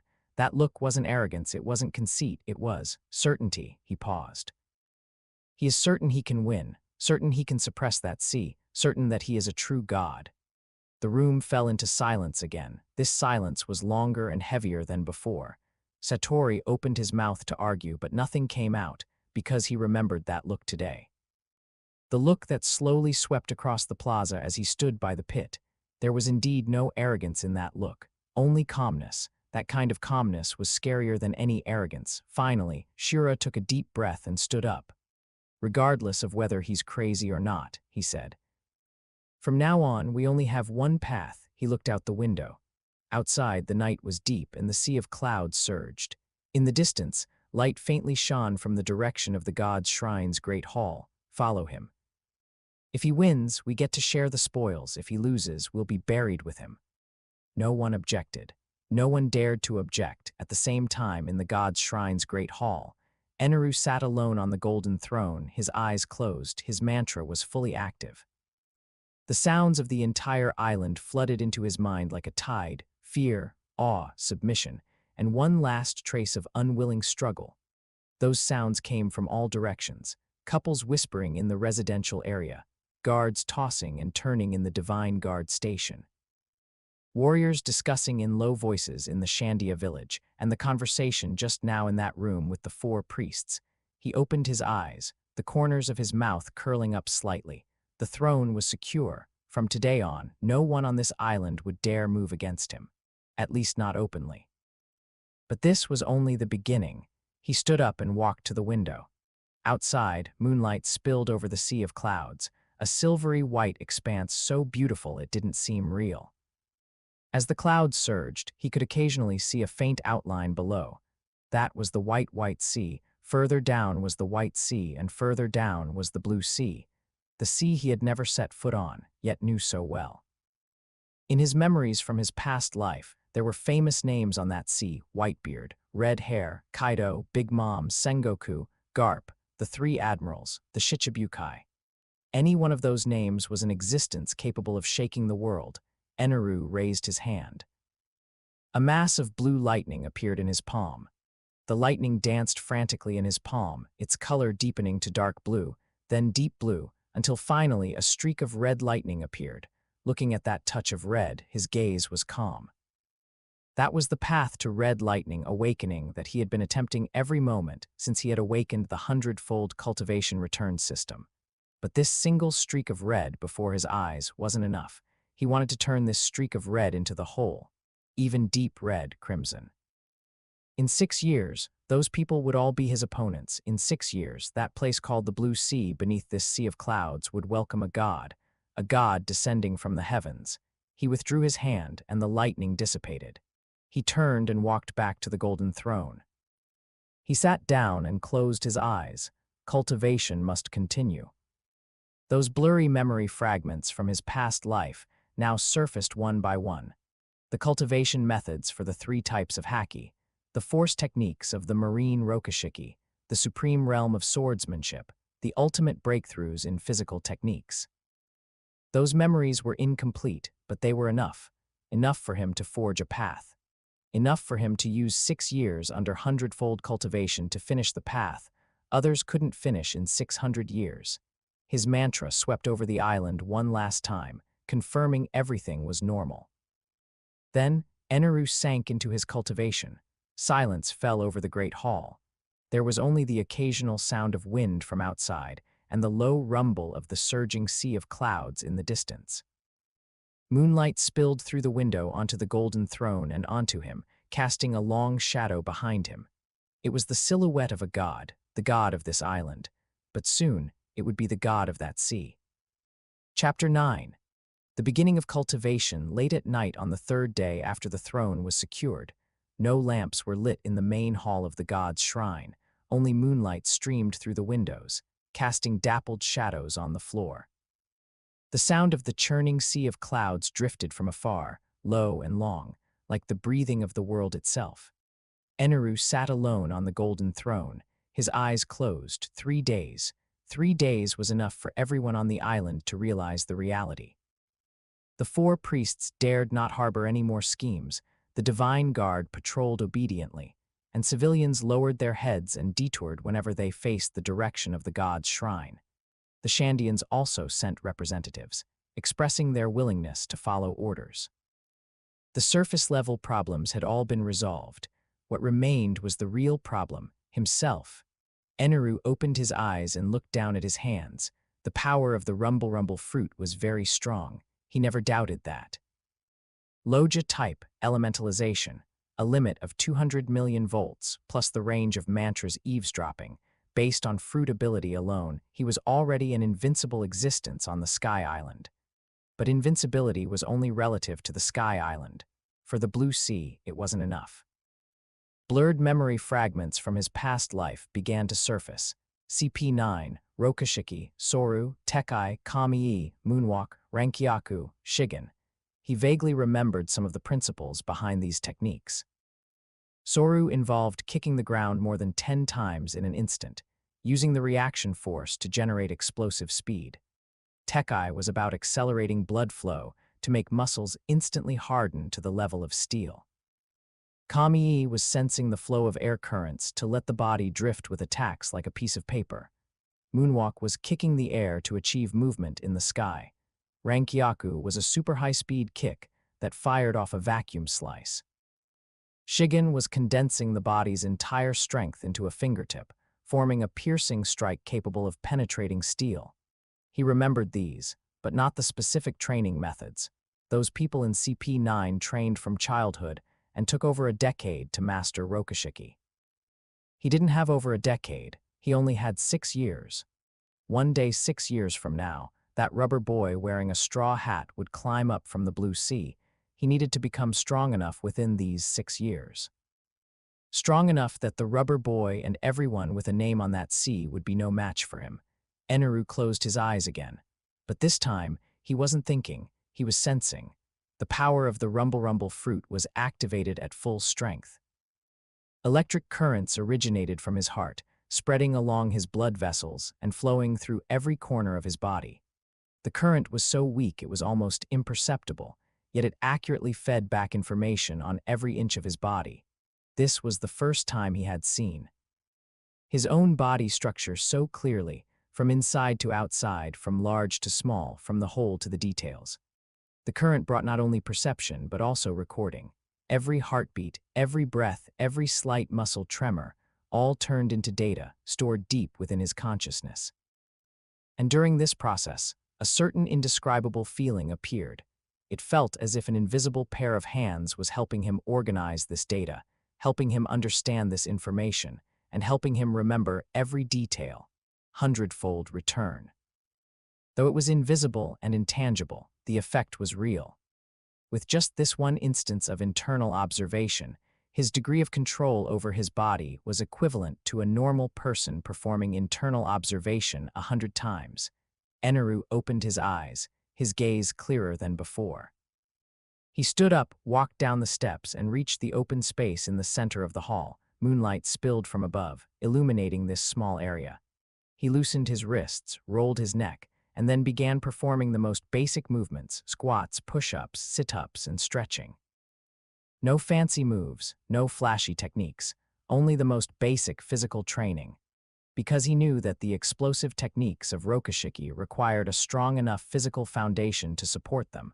Without a foundation, practicing Soru directly would break the ankles. Without a foundation, practicing Tekai directly would burst the blood vessels. Build the foundation first, then practice the techniques. He performed squats at the slowest speed, squatting to the lowest point every time and standing as straight as possible every time. The electric current continued to roam through his body, sensing the contraction and relaxation of every muscle. 50, 100, 200. By the 300th, his thighs began to feel sore. That was the feeling of lactic acid buildup, which normally requires rest to alleviate during training. But Eneru did not stop. He controlled the current to surge toward the sore areas, accelerating blood circulation to wash away the lactic acid. The soreness instantly lessened, and he could continue. 500, 1,000. When he reached 1,500, he finally stopped, not because he was tired, but because it was enough. He lay on the ground, looking up at the dome, gasping for breath. Sweat slid down his cheeks and dripped onto the floor with a soft pattering sound, but those eyes were startlingly bright, because that indescribable feeling had appeared again.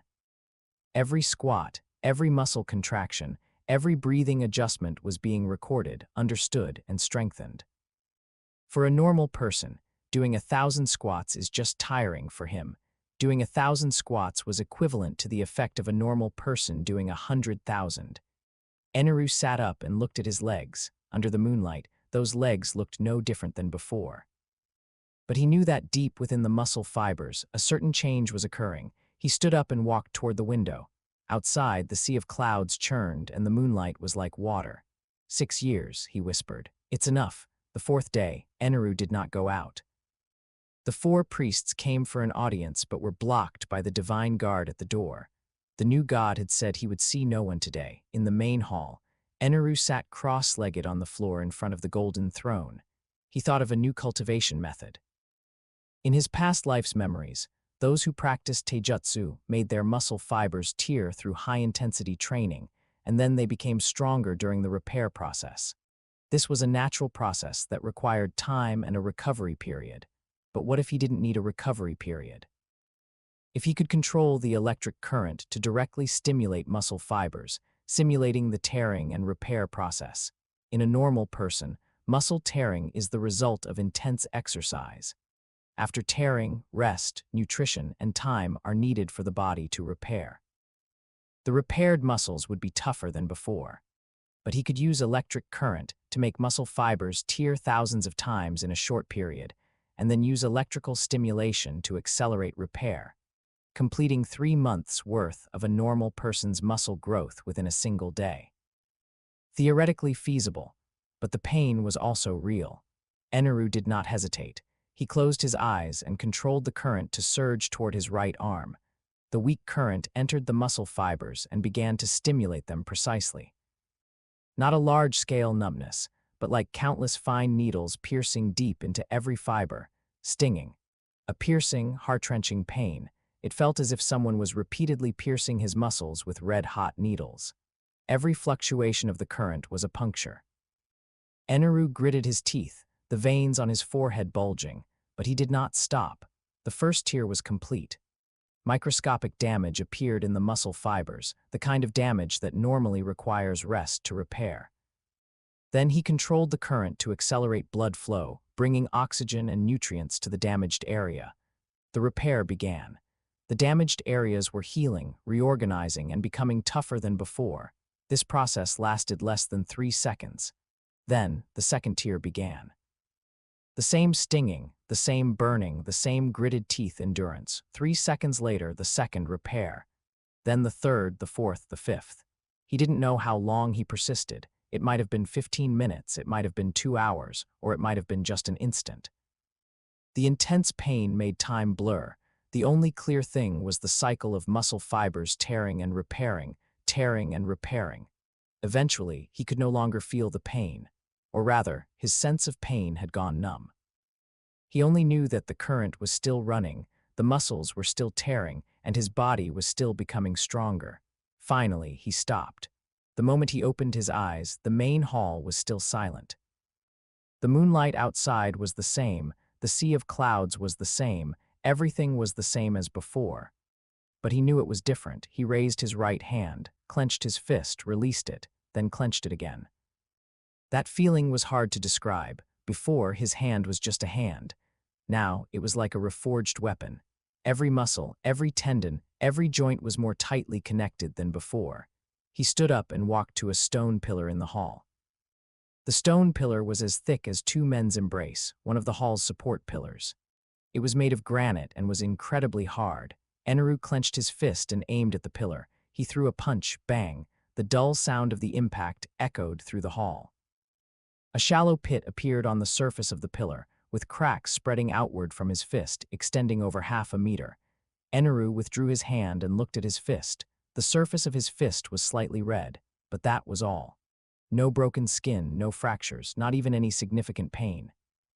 If it were him 3 days ago, his own bones would have broken from this punch. Now, it was the stone pillar that broke. The corners of his mouth curled up slightly. Continue. He sat cross-legged, closed his eyes, and the current surged through his body once more.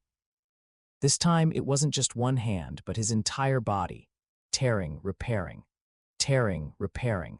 Tearing, repairing, cycling repeatedly, never stopping. By the end of the first day, his muscle fibers had torn and repaired thousands of times under the stimulation of the electric current. According to a normal person's training progress, this day's effect was equivalent to 3 months of continuous muscle growth. But growth was only one part. More important was control. The current allowed him to see every tear's location, every repair's extent, and every way the muscle fibers rearranged themselves. That sense of control over his body was even more precious than pure muscle growth. On the second day, he continued. The number of tears went from thousands to 2,000.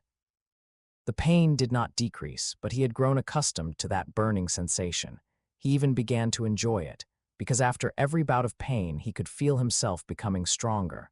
On the third day, he continued. 2,000 became 3,000. After 3 days, his basic physical fitness had doubled on the morning of the 4th day. The 4 priests came for an audience once more. This time, Eneru did not refuse. Shura walked at the front, followed by Jidatsu, Satori, and Ohm. The 4 of them crossed the hall, stopped 10 paces from the golden throne, and bowed. Greetings, God. Eneru leaned against the golden throne, looking at them. Speak.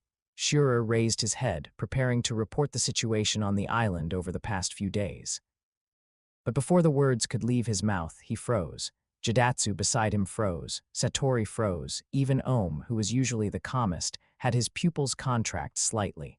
That aura. The previous new god's pressure came from lightning. Standing there, he was like a thundercloud about to drop, making people instinctively want to avoid him. But now it was different. That pressure still existed, but its source had changed. It was no longer lightning, but the body itself. He just leaned there without any movement, yet he gave people the illusion of being a mountain. That pressure was more primal, more direct, and more suffocating. What's wrong? Eneru's voice rang out. Shura snapped back to his senses, took a deep breath, and lowered his head. No, it's nothing. Your subordinate was just... He couldn't go on, because he didn't know how to describe it. Ohm took over. Congratulations, my lord, on your progress in strength. Eneru glanced at him. That glance was very faint, almost imperceptible. But Ohm felt his heart skip a beat. The moment that gaze swept over him, he felt as if he were being completely seen through. It was more terrifying than the previous mantra. The previous mantra was eavesdropping. It was standing in the dark, listening to what you said. This one was a direct gaze. It was standing in front of you, seeing through you completely. Anything else? Eneru's voice rang out again. Shura quickly reported the situation over the past few days. The island's order was normal. The Shandians had sent people to show their stance, and the training of the Divine Guard was underway. Eneru listened and nodded. Continue. The 4 of them bowed and exited the hall. Once outside the range of the god's shrine, Jidatsu finally let out a long breath. 3 days, he said, his voice trembling. In 3 days, how could he possibly? He did it. Ohm interrupted him. The three of them looked at Ohm. Ohm turned back, looking in the direction of the god's shrine. For those 3 days, he was constantly cultivating. He shut himself in the hall and saw no one. After 3 days, he came out like this. He paused. This man is unlike anyone we've ever met. Shira frowned. What do you mean, it means? Ohm withdrew his gaze, his voice low. He doesn't just want to be the god of the Sky Island. He truly wants to become that kind of existence. That kind of existence. The kind that is so strong that he doesn't need to speak to make everyone bow their heads. The four of them left in silence. In the hall, Eneru closed his eyes again. He had seen all of the reactions of those four just now, that shock, that fear, that tremor from the heart. It was more real than when he had established his prestige with Thunder before, because Thunder was an external force, but the current pressure came from himself. He raised his hand and looked at his palm. Electric currents jumped at his fingertips. Within the blue light, a trace of dark red was faintly visible. That trace of red was still very faint, so faint it was almost invisible, but it truly existed. He had already touched the threshold of red lightning, but it wasn't enough, far from enough. He lowered his hand and closed his eyes. The current surged through his body once more, tearing, repairing. Tearing, repairing. Continue. Subscribe for more amazing novel audiobooks. Don't forget to like, comment, and share Infinite Novel Audio. Chapter 10. First glimpse of Shave the 7th day after his physical fitness doubled. In the early morning, on the plaza outside the main hall of the god's shrine, Eneru stood alone. This plaza had just been repaired 3 days ago. The 30-meter diameter deep pit had been filled and paved with new stone slabs. Chisel marks still remained on the slabs, making them a bit rough underfoot, but Eneru didn't care about that. He was thinking about Shave. In his past life's memories, the shave used by those CP9 members was the most basic and practical technique among the Rokushiki. It provided an instantaneous burst of speed, so fast it couldn't be captured by the naked eye, creating an absolute advantage in battle. He remembered the principle. Stomp the ground more than 10 times in an instant, using the reaction force to generate explosive speed, but remembering the principle and being able to execute it were two different things. Eneru took a deep breath and slammed his right foot against the ground. Thud. The stone slab vibrated, letting out a dull sound, but his body only moved forward less than half a meter, and his speed was far from reaching the level of disappearing. He stopped and recalled the feeling from just now. He had stomped once, only once per second, but the requirement for Shave was 10 or more times per second. The gap was huge, but Eneru was not discouraged. He lifted his foot again. Thud, thud, thud, 3 consecutive stomps completed within a single second. Shallow footprints were stamped into the stone slab, with cracks spreading out from the edges of the prints, 3 times a second. Still not enough.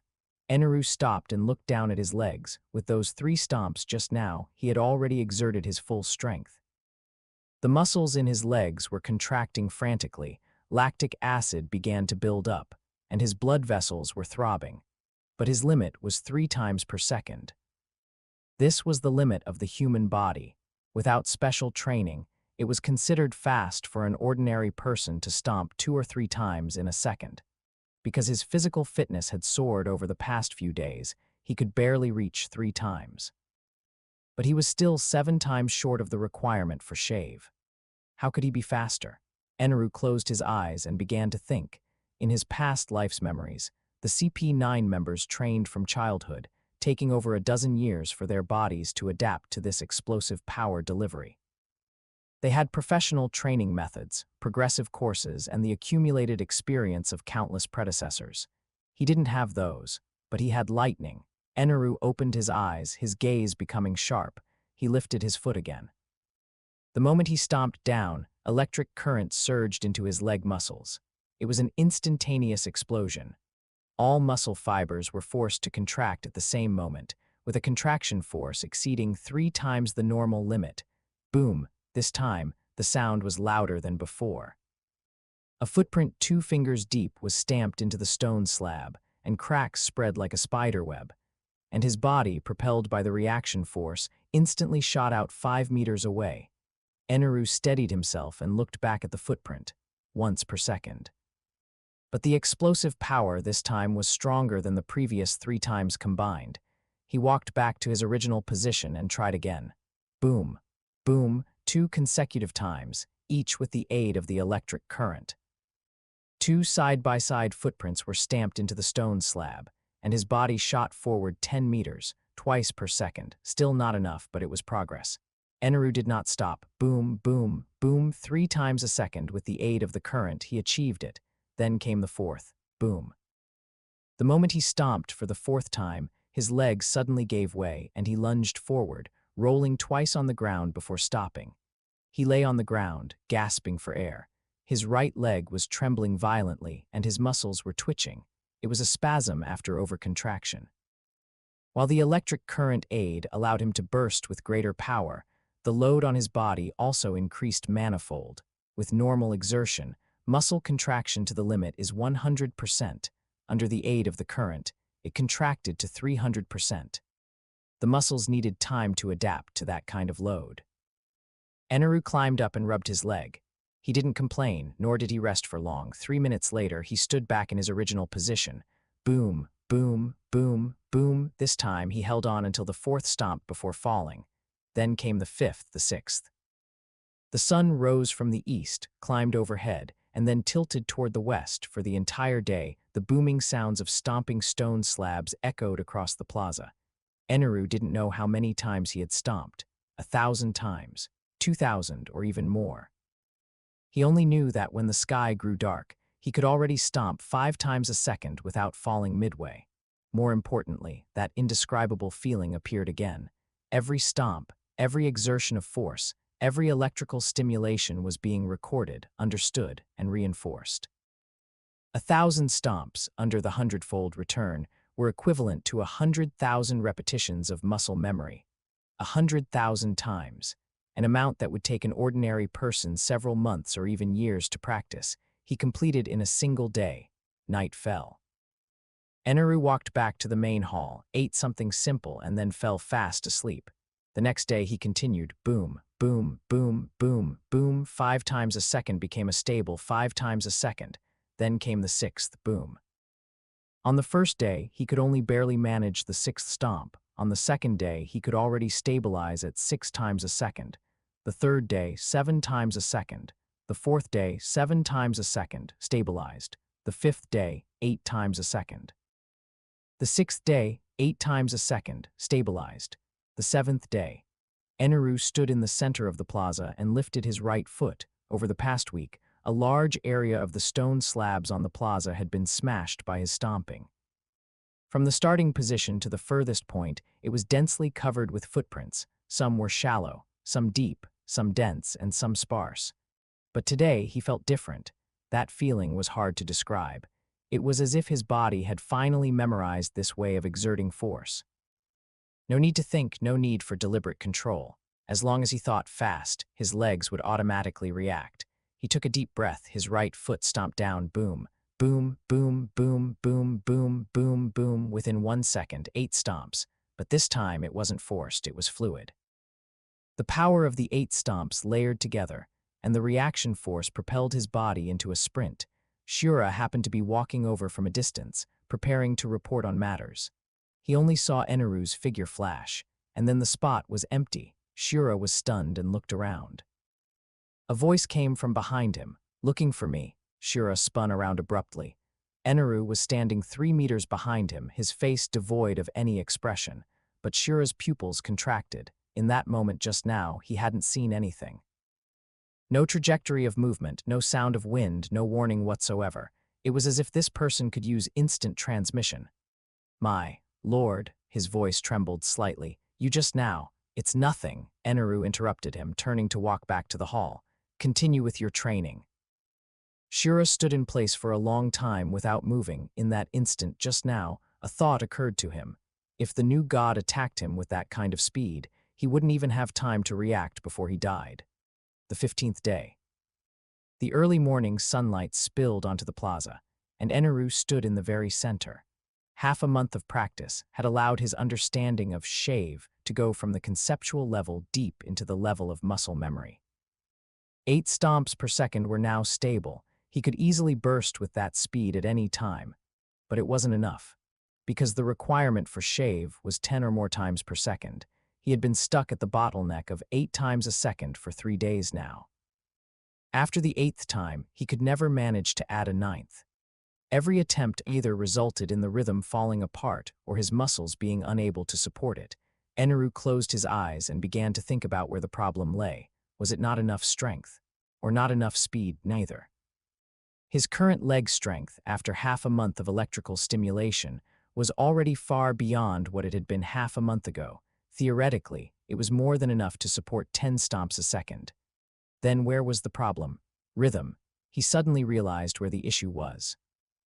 When it was 8 times a second, his stomping rhythm was even da-da-da-da-da-da-da-da, 8 stomps evenly distributed within 1 second. But if he wanted to increase it to 9 or 10 times, it could no longer be even. Because human reaction speed is limited. Under an even distribution, the interval between the 9th and 8th stomp would be too short for the body to react. The rhythm had to be changed. Speed up the first 8 stomps to squeeze out time for the 9th. Or perhaps change the way force was applied from a single leg to alternating legs. Eneru opened his eyes. He decided to try alternating legs. Right foot stomps, left foot stomps, right foot stomps again. The rhythm of alternating left and right could, in theory, be faster than using a single leg. Because each leg would have a brief moment of rest, making it less prone to fatigue, he took a deep breath. Right foot stomp, left foot stomp, right foot stomp, left foot stomp. Within 1 second, 4 left-right alternations for a total of 8 stomps, same as before, but the feeling was different. Because the alternating rhythm made his body more stable and easier to accelerate, he continued. Right foot, left foot, right foot, left foot, right foot. Within 1 second, 5 alternations, for a total of 10 stomps. Boom, his body instantly vanished from the spot. This time, it wasn't just a flash, it was a true disappearance. Not even an afterimage remained. By the time he realized what was happening, he had already crashed into something. Boom, debris flew and dust rose. Eneru was embedded entirely into a stone wall. That wall was at the edge of the plaza, part of the outer wall of the god's shrine, built from solid blocks of granite over half a meter thick. At this moment, a human-shaped hole had been smashed into the wall, with rubble scattered everywhere. Eneru climbed out of the hole, covered in dust. He looked down at himself, then back at the hole. Then he laughed. That smile was the first to appear in half a month. It wasn't mockery, it wasn't playfulness, but a smile from the heart. He had succeeded, 11 times a second. He had clearly intended to stomp only 10 times, but in the moment of actual execution, perhaps due to nervousness or excitement, he had stomped 1 extra time. 11 times a second, exceeding the minimum requirement for shave. Though his control was unstable, though he hit a wall, and though his whole body ached now, he had succeeded. Eneru stood up from the ruins and patted the dust off himself. His knees hurt a bit, his shoulder was scraped by rubble, and a bump had formed on his forehead. But none of that was important. What mattered was that he had mastered the first of the Rokushiki. In the following days, he began to practice precision control. On the first day, he could only sprint in a straight line. Sprints from one end of the plaza to the other would always overshoot, causing him to crash into something. Crashing into walls, crashing into trees, crashing into stone pillars. He had crashed into everything around the plaza. On the second day, he began trying to change direction mid-sprint. As a result, his first attempt at changing direction caused him to fall flat on his face, rolling 3 times on the ground before stopping. By the third day, his direction changes were stable. He could sprint from the center of the plaza to the edge, and then suddenly double back to the starting point. On the 4th day, he began trying to stop precisely at a preset position during high-speed movement. That was even harder. The speed was too fast, the inertia too great. Stopping accurately required immense control. On the 5th day, after a 30-meter sprint, he could stop precisely within a 1-meter range of the target. On the 6th day, the precision improved to half a meter. On the 7th day, it was precise to 10 centimeters. Every practice session started with 10,000 repetitions, 10,000 sprints, 10,000 direction changes, 10,000 sudden stops. Under the enhancement of the hundredfold return, the effects of these exercises were infinitely magnified. 10,000 times was equivalent to an ordinary person practicing 1,000,000 times. The 15th day, exactly 1 month, Eneru stood in the center of the plaza and closed his eyes. He recalled the images of those CP9 members performing shave in his past life's memories. Those people were fast, so fast the naked eye couldn't capture them, but their movements always had a sense of being forced. As if the body was being forced to adapt to that speed, rather than that speed itself being a part of the body. Eneru opened his eyes, his right foot stomped down, 11 times a second, alternating left and right, his body vanished from the spot. The next moment, he appeared in front of a stone pillar 30 meters away. He stopped steadily, just 1 centimeter from the pillar. He turned and stomped again. This time, it wasn't a straight line, but a zigzag. A few afterimages were left on the plaza, each turning point as precise as a pre-drawn line. Finally, he returned to his original position.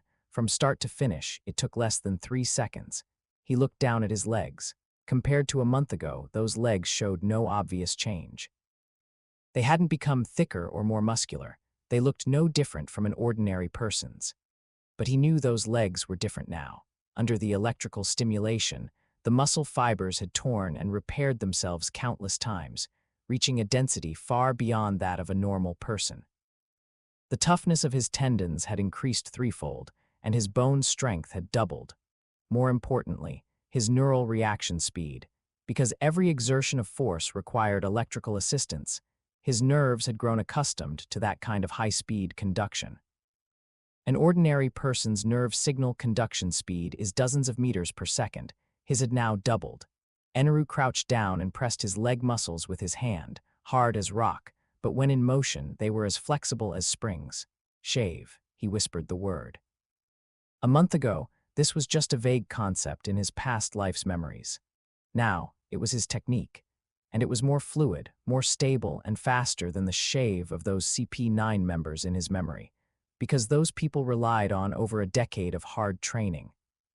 While he relied on electrical stimulation combined with the hundredfold return, when others practiced 10 times, it was equivalent to him practicing 1,000 times. When others practiced for a year, it was equivalent to him practicing for 100 years. 1 month was equal to 8 years for anyone else. Eneru stood up and looked into the distance. At the edge of the plaza, several divine guard sentries were patrolling. Seeing the new god standing there, they hastily bowed in salute, not daring to look further. They didn't know that in those 3 seconds just now, this person's movement speed had already exceeded the limits of what they could capture. They didn't know that this person, in just 1 month, had mastered a skill that even those top-tier agents of the Blue Sea required over a decade to master. They only knew that this new god was becoming more and more terrifying. Eneru withdrew his gaze and walked back to the hall. He had achieved basic mastery of shave. Next was the next goal, moonwalk, a technique that allowed for movement in midair, if shave was the ultimate speed on the ground, then moonwalk was freedom in the sky, and he had the rumble fruit. Lightning itself could move through the air. If he combined moonwalk with lightning, the corners of Eneru's mouth curled up slightly. This is getting interesting. Chapter 11. Iron Body Prototype Lightning Armor, the 3rd day after the initial mastery of shave. Eneru did not rush into practicing the next technique.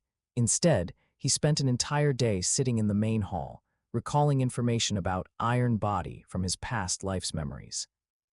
He vaguely remembered the principle of Iron Body, accelerating blood flow to make the muscles move to their limit instantly, thereby giving the skin an iron-like hardness. But there was a problem here. Just how hard can simple muscle hardening be?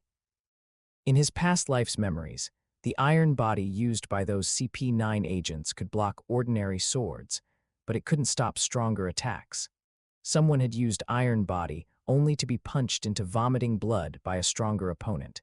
This level of defensive power was not enough. Eneru opened his eyes, his gaze falling upon his own arm. He thought of a possibility: lightning. What if he used lightning to stimulate his muscles, pushing the degree of hardening beyond the limit? What if, while the muscles were hardening, he let lightning form a weak electromagnetic field on the skin's surface, combining it with the hardened muscles? Then it would no longer be a simple iron body, but rather lightning armor. Eneru stood up and walked to the center of the hall. He raised his right hand and clenched his fist. He began his attempt. Step 1. Accelerate blood flow. He controlled his heartbeat to quicken and his blood vessels to dilate, causing blood to surge toward his right arm at 3 times its usual speed. This was the foundation of iron body. Without it, the muscles could not reach their limit of hardening instantly. His arm began to swell, the muscles tightened, and a faint red hue appeared on the skin's surface. Step 2. Lightning stimulation. A weak electric current surged from within his body, entering the muscle fibers of his right arm, high-frequency vibrations, causing every single fiber to reach maximum contraction at the same time.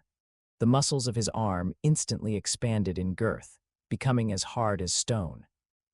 Step 3. Electromagnetic field. The current surged from deep within the muscles toward the skin's surface, flowing beneath the epidermis to form a field invisible to the naked eye. That field was very weak, so weak it was almost imperceptible, but it did indeed exist. And then ZZZZZT. The lightning went out of control. High-frequency currents ran rampant across the skin's surface, failing to form the intended electromagnetic field, and instead directly shocking his nerves. A violent sensation of numbness spread from his right arm to his entire body. Eneru's hole being stiffened, and he fell straight back. Thump, he slammed onto the floor, his body twitching for 3 seconds before he managed to recover. Lying on the floor, looking up at the dome, he gasped for air. His right hand was still shaking, with tiny electric arcs dancing at his fingertips, the aftereffects of the loss of control. Failure, he whispered. Then he climbed back up. Continue. The second attempt was also a failure. The current surged into his nerves, and half of his body remained numb for a quarter of an hour. The third time, failure. This time there was no numbness, but the electromagnetic field simply didn't form. It was just a simple discharge of lightning. The fourth time, failure. The timing of the blood acceleration and lightning stimulation wasn't coordinated well, causing a small tear in the muscle. Fifth time, failure. Sixth time, failure. Seventh time, failure. From the sun rising in the east to setting in the west, Eneru didn't know how many times he had failed.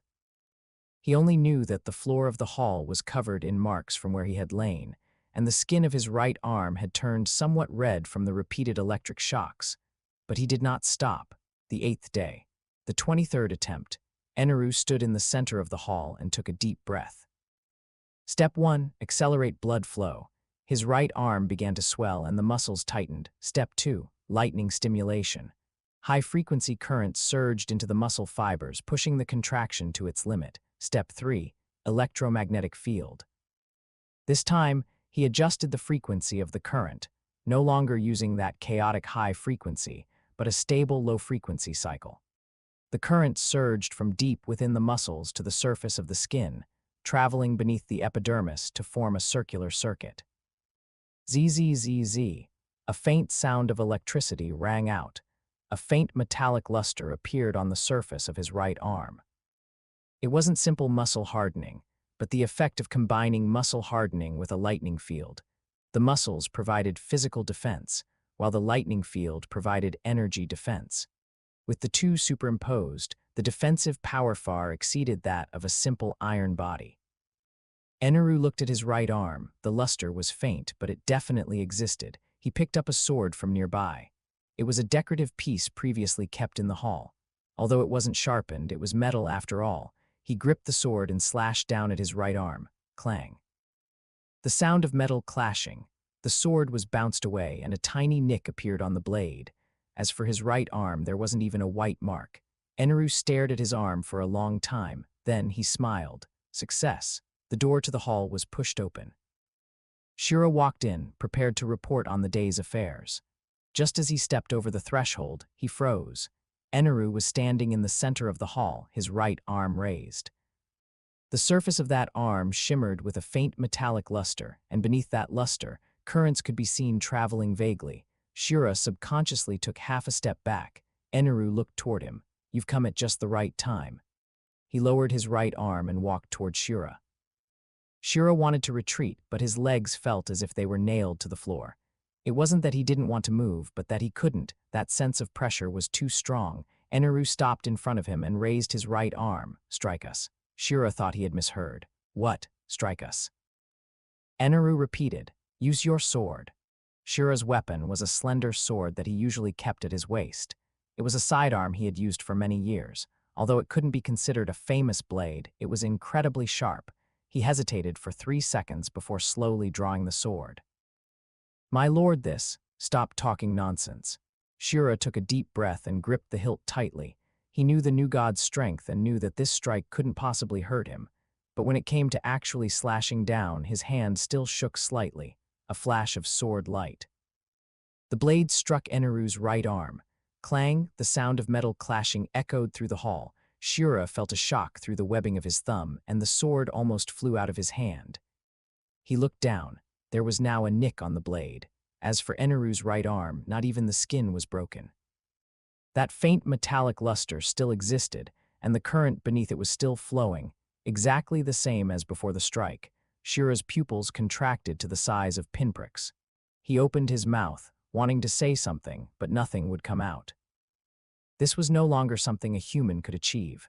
No, this was no longer something a person could achieve. Eneru lowered his arm and glanced at him. That glance was very indifferent, as if it were just a casual look. But Shura felt his heart skip a beat. Is there anything else? Shura snapped back to his senses, his voice trembling slightly. No, nothing. This subordinate takes his leave. He bowed and backed out of the hall, his pace 10 times faster than when he had arrived. Only after leaving the vicinity of the god's shrine did he realize his back was completely soaked. That scene just now replayed repeatedly in his mind. The blade striking the arm, being bounced back. The blade chipping, while the arm remained unscathed. And that layer of metallic luster. And the current flowing beneath the luster. What was that iron body? No. He had heard of iron body. It was a technique that only certain agents from the Blue Sea knew. But iron body only made the muscles hard. It couldn't have a metallic luster, let alone an electric current. That was something the new god had developed himself, something that combined iron body and lightning. Shura took a deep breath and quickened his pace to leave. From this moment on, the last few lingering thoughts in his heart vanished completely. In the hall, Eneru continued to research the lightning armor. The test just now was only a preliminary success. It was still far from being a true armor. It could only cover his arm, not his entire body. It could only be maintained for a few seconds, not sustained. It could only provide passive defense, not active counterattacks. But the direction was right. As long as the direction was right, the rest was just practice. He closed his eyes, and the current surged toward his right arm once more. The luster emerged, maintained for 3 seconds, then dissipated. The luster emerged, maintained for 5 seconds, then dissipated. The luster emerged, maintained for 8 seconds, then dissipated. Again and again. Outside the window, the night deepened. In the hall, that figure remained motionless. Only the faint sound of electricity buzzed and crackled. Chapter 12. Lightning Metallurgy Forging a Sword. It was the 5th day after he had initially mastered Iron Body. Eneru turned his attention to another path, swordsmanship. In his past life's memories, the images of those great swordsmen cleaving through warships with a single strike had left a deep impression on him. Hawkeye's slashes could slice through icebergs. Red Hair's slashes could split the sky. Even as mere memory fragments, those scenes were enough to leave one in awe. He wanted to practice the sword. The Rumble Fruit's attack range was vast, but it relied too heavily on long-range bombardment. In close-quarters combat, he needed a weapon. Gan Fall's saber was still there. Eneru took the blade down from the wall, unsheathed it, and examined it. The blade was slender, the edge was sharp enough, and the hilt was wrapped in white cloth. It had been well maintained. It was the former god's sidearm, after all, so it wasn't too bad. But after testing a couple of swings, he set it down. It wouldn't do. This blade couldn't withstand his lightning. Ordinary metal could conduct electricity without issue, but it would be damaged by the lightning at the same time. When high-frequency current passed through, the internal structure of the metal would be destroyed. and over time it would become brittle. He needed a sword that could withstand lightning. Ideally, it should also enhance the power of the lightning. Eneru thought of something, cloud iron. A mineral unique to Sky Island, found in the rock layers deep within the sea of clouds. Its density was 3 times that of ordinary steel. Its hardness surpassed steel, and it had a special affinity for lightning. In his past life's memories, it seemed someone had forged weapons using cloud iron. He sent men to find it. Half a day later, several divine guard attendants carried 2 crates of ore into the hall. "My lord, this is the cloud iron ore collected from beneath the cloud layer." Eneru crouched down, picked up a piece, and looked at it. The surface of the ore was dark gray with a faint metallic luster. It was extremely heavy. A piece the size of a palm weighed at least a dozen pounds. "Enough, you may leave." The guards withdrew from the hall. Eneru dumped the ore onto the ground and sat cross-legged. He began to recall the application of lightning metallurgy from his past life's memories. It was one of the rumble fruit's abilities, melting metal through high temperatures and using lightning to manipulate the molten liquid for shaping. The principle was simple, but the actual operation required extreme microcontrol. He took a deep breath and extended both hands. Blue current surged from his palms, enveloping a piece of ore. The current generated high heat, and the surface of the ore began to turn red, then bright, and finally melted into a glob of orange-red molten metal. Impurities were burned to ash under the high temperature and drifted away in the air. The pure molten metal remained suspended, enveloped by lightning, slowly rotating. Eneru stared at the glob of metal liquid, and sweat began to bead on his forehead. Maintaining the high temperature required continuous power output, and keeping the molten metal suspended required precise lightning manipulation. Doing both simultaneously was an immense drain on his energy. But that indescribable feeling appeared again every micro-adjustment, every bit of control, and every moment of persistence was being recorded, understood, and reinforced. Under the 100-fold return, this 1 minute of smelting was equivalent to a normal person smelting for 100 minutes. After the first piece of ore was melted, he only rested for 10 seconds before picking up the second, the third, the fourth. Piece after piece, the ore melted under the high heat, impurities were removed, and the pure molten metal gathered together, accumulating more and more. 2 hours later, both crates of ore had been completely melted. A glob of molten metal the size of a fist floated before Eneru. That was the essence of all the ore after purification. Its color was not the usual silver-white, but a deep dark silver, faintly shimmering with blue light. That was the unique color of cloud iron and a sign of its lightning affinity. Next was the shaping. Eneru closed his eyes and began to imagine the shape of the sword. The appearances of those famous blades from his past life's memories flashed by one, Wado Ikamanji, Shusui, Griffon, Murakumajiri. Each of those blades had its own characteristics, but they all shared one thing in common: smooth lines and perfect proportions. He didn't need to copy anyone. He only needed a sword that suited himself. Lightning began to manipulate the molten metal, slowly stretching it out. The blade took shape, the guard took shape, and the hilt took shape. Every detail was repeatedly adjusted under the microcontrol of the lightning. A bit thicker, a bit thinner, wider, narrower. If the proportions were wrong, he would remelt and restretch it. If the curve was wrong, he would reheat and rebend it. The 7th day of sword forging. The doors of the god's shrine had been tightly shut for an entire week. For 7 days, no one dared to knock, and no one dared to disturb him. The 4 priests took turns standing guard outside the hall every day, listening to the faint sound of electrical current coming from within. No one knew what the new god was doing. They only knew that the sound never stopped. From morning till night, from late night till dawn, the sizzling sound of electricity rang out like some mysterious whisper inside the hall. Eneru sat cross-legged on the ground, his eyes tightly closed. A sword floated before him. The blade was about 1.2 meters long, longer than a standard katana, approaching the size of an okatana. The blade was slender with a slight curve. That was the result of repeated adjustments, Being too straight would affect the fluidity of the swing, while being too curved would weaken the power of the thrust. The edge was as thin as a cicada's wing, glinting coldly in the dim yellow light of the hall. The spine of the blade was thick and powerful, tapering from the guard to the tip, with the center of gravity falling 3 inches in front of the hilt. It was a design most suited for cleaving. The blade was dark silver, its surface covered in fine forging patterns like ripples or clouds. Those were the marks left by repeated smelting, forging, and cooling. Every line represented an adjustment. But that wasn't the most special part. The most special part was the interior of the blade. Eneru opened his eyes. He raised his right hand, pressing his index and middle fingers together against the blade. Electricity surged inside the blade. Those patterns invisible to the naked eye began to glow. Those were the patterns he had carved into the metal using lightning, fine as hair and complex as blood vessels. They extended from the hilt all the way to the tip, running through the entire blade. These patterns served only one purpose: to guide the lightning.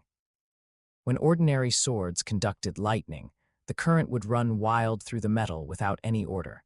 Some would leak out and injure the wielder. Some would be wasted into the air, and only a small portion could be used for attack. But with these patterns, when the current flowed through the blade, it would be constrained to fixed paths. It wouldn't leak, it wouldn't be wasted, and it would ultimately converge at the edge.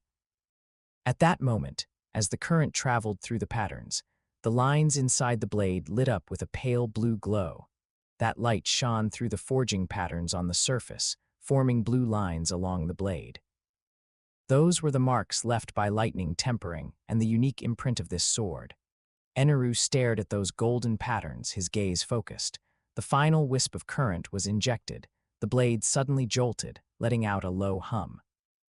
That hum wasn't the vibration of metal, but the resonance of lightning. The patterns inside the blade were all activated, and the current circulated within them, forming a complete circuit. Buzz. The sound echoed through the hall, lingering for a long time. Eneru reached out and gripped the hilt. In that instant, the blade stopped humming.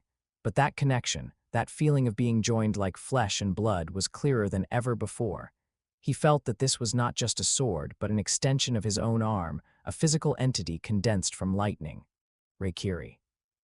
He softly whispered the name, not because it could cut through lightning, but because it was itself a cutting edge condensed from thunder. The blade vibrated slightly, as if in response. Eneru stood up and tightened his grip on the hilt. A sharp, piercing aura spread out from him. That aura passed through the hall's doors and windows, across the plaza, and spread toward the entire Angel Island. Outside the hall, Shura was standing at the edge of the plaza, talking to Jidatsu. Suddenly, his voice stopped. Jidatsu looked at him. "What's wrong?"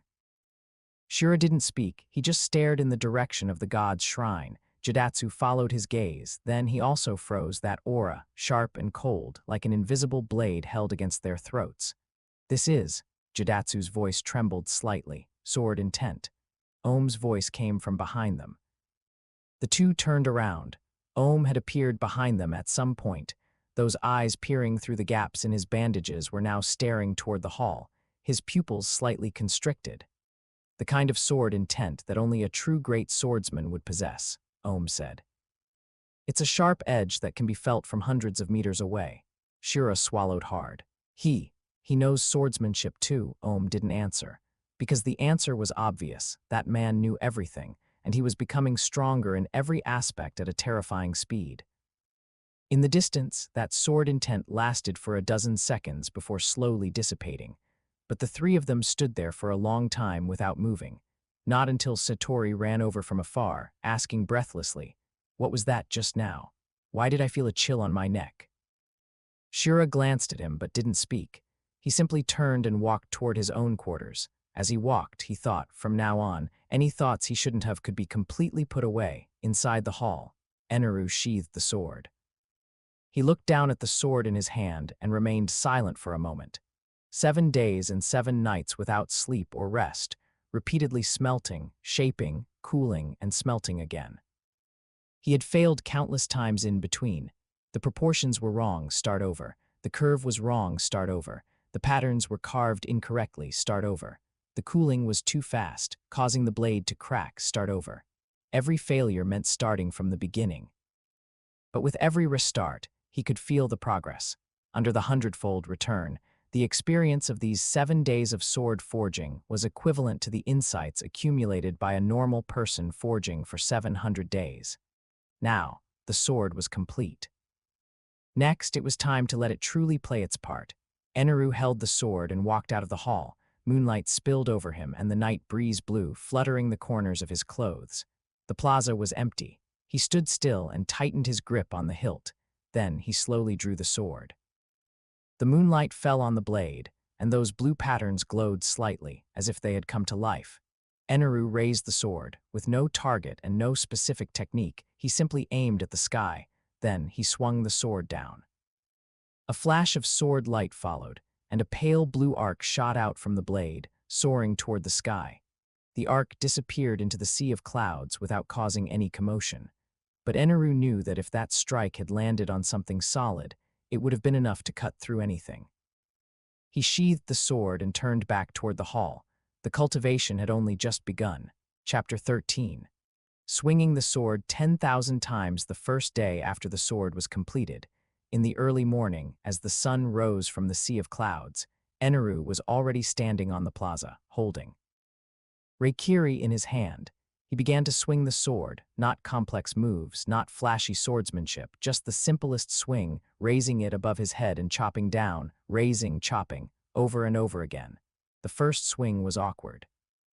Although he had established a connection with this sword during the forging process, he still needed to break it in during actual use. The angle of the wrist, the power from the arm, the twist of the waist, the positioning of the feet, every detail needed adjustment.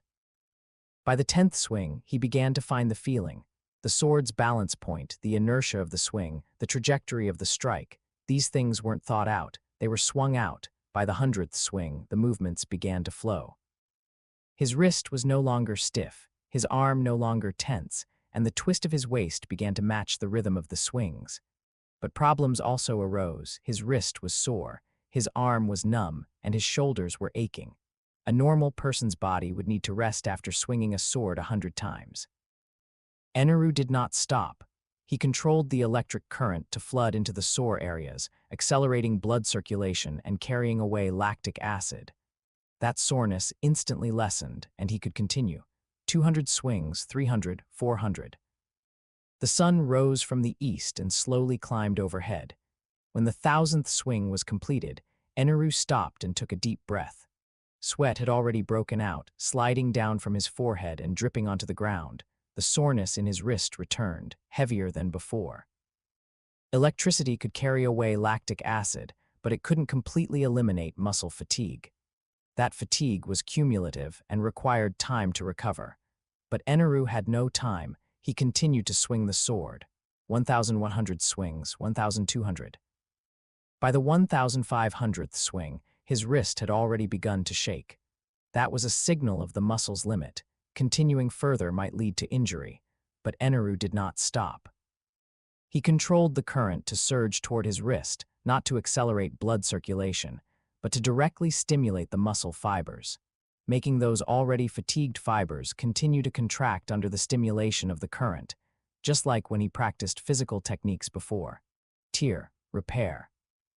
Tier, repair. Subscribe for more amazing novel audiobooks. Don't forget to like, comment, and share infinite novel audio.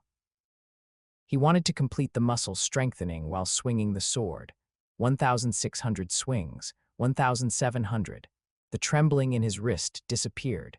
It wasn't that he wasn't tired anymore, but that the muscles had gone numb under the electrical stimulation. But the sword was still swinging. Once and then again, 3,000 swings. Eneru stopped, gasping for breath. His clothes were soaked through, sweat dripping from the hem. The stone slab beneath his feet was drenched in a large patch of sweat. He looked down at his right hand. His hand was shaking, not from fear, but from exhaustion. But those eyes were incredibly bright, because that indescribable feeling had appeared again. Every swing, every exertion of power, every adjustment was being recorded, understood, and reinforced. 3,000 swings, under the hundredfold return, were equivalent to 300,000 instances of muscle memory. An ordinary person might not even swing a sword 300,000 times in a year of practice. He completed it in half a day. Eneru took a deep breath and continued. 4,000 swings, 5,000, 6,000. The sun began to tilt westward from overhead. 7,000 swings, 8,000 swings. When he swung for the 9,000th time, he felt something different. The connection between the sword and the person became clearer and clearer. At the beginning, the sword was the sword, and the person was the person. Swinging the sword required deliberate control, needing to think about the angle and force. But now, the sword seemed to have become a part of his body. Not an extension of the arm, but something more direct, like breathing, like a heartbeat. It could cooperate naturally without thinking. 9,500 swings, 9,800 swings, 9,900 swings, 10,000 swings, boom. The moment the last swing fell, the blade emitted a clear chime. That sound was different from before, clearer, more lingering, as if some kind of resonance had been activated. Eneru sheathed his sword and stood in place. His whole body was soaked in sweat, as if he had just been pulled out of the water. His wrists were shaking, his arms were shaking, even his legs were shaking, but he smiled. Because that feeling was so clear, 10,000 swings, under the 100-fold return, equaled 1 million instances of muscle memory. 1 million times. An ordinary person would need to practice for 3 to 5 years to accumulate to this level. He only used 1 day. Eneru put away his sword and walked back to the main hall.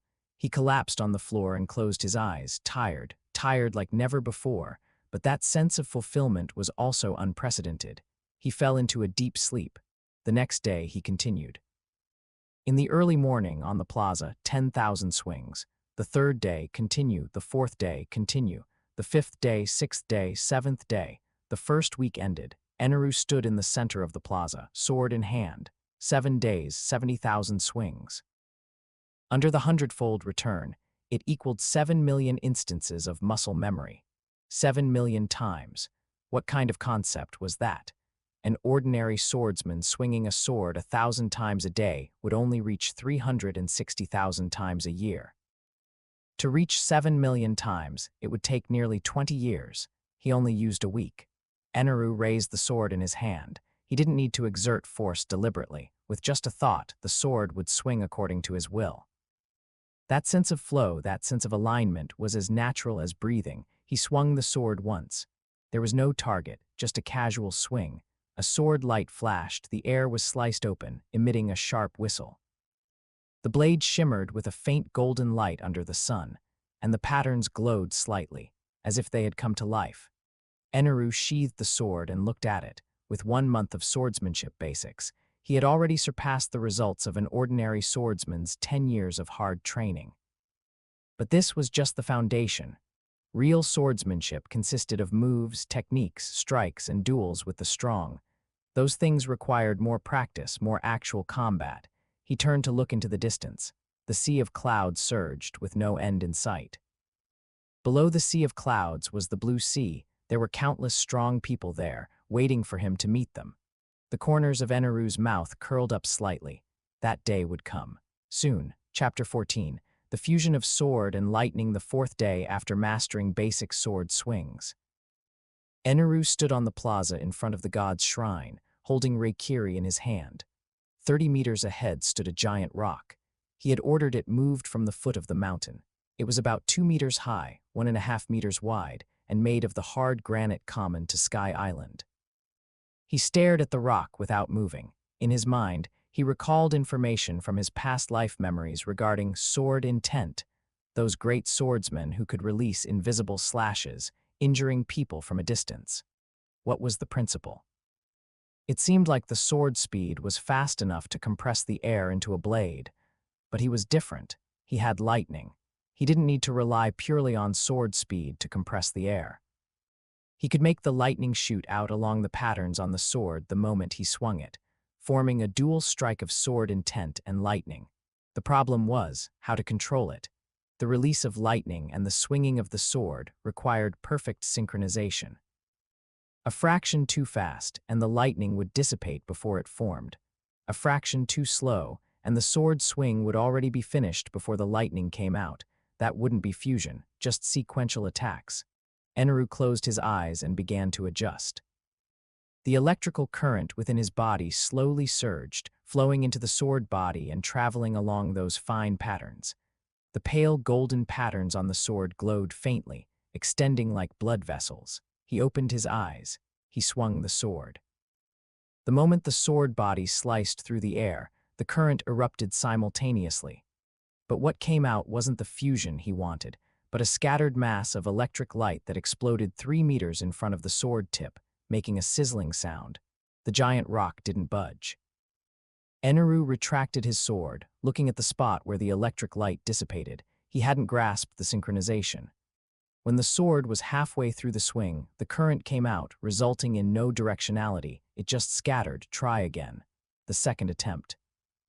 This time, he deliberately delayed the release of the current, waiting until the sword reached its lowest point to release it. The result was even worse. The sword swing was finished by the time the current came out, like a weak flash of light that drifted 5 meters and dissipated. The third time, the fourth time, the fifth time. From the sun rising in the east to reaching overhead, he had tried no less than 50 times. The best result was merely condensing a fist-sized ball of electric light in front of the sword tip, leaving a shallow scorch mark after hitting the giant rock. The effect of sword intent and lightning fusion had not appeared at all. Eneru stopped and looked at the sword in his hand. Where was the problem? He closed his eyes and began to recall the feeling of every attempt just now. The 51st time, he changed his approach, no longer deliberately pursuing synchronization, but letting the lightning enter the sword body first, circulating within it. Then, at the moment of swinging the sword, he used the force of the swing to whip the lightning out, like cracking a whip. The sword was the whip, and the lightning was the tip of the whip. He took a deep breath. The current surged into the sword body, circulating along the patterns. This time he didn't rush to release it, but let the current circulate within the sword body, accumulating more and stronger. The golden patterns on the sword grew brighter and brighter, eventually becoming almost blinding. Then he swung the sword. The moment the sword body sliced through the air, the accumulated current found an exit and erupted along the sword tip. It wasn't a scattered flash, nor a weak drift. It was a golden arc, straight, condensed, sharp, like a true sword intent, but brighter, faster, and more violent than sword intent. The arc streaked across 30 meters of space and struck the giant rock. Boom! The giant rock shattered in response. It didn't crack, it didn't crumble, it shattered, split from the middle, the two halves fell to the sides, and then more fragments scattered all over the ground with a clatter. At the cut, it was charred black and still smoking. Eneru stood where he was, maintaining the posture of the sword swing. He looked at the pile of rubble and was silent for 3 seconds. Then he smiled. Success. He walked over, crouched down to examine the cuts on the rubble. It wasn't just split by pure strength, nor just exploded by pure lightning. It was a combination of both. The cutting power of sword intent sliced the rock. The explosive power of lightning shattered the rock around the cut. The power far exceeded his expectations. If that sword strike had hit a person, the result would only be worse. Eneru stood up and looked at the sword in his hand.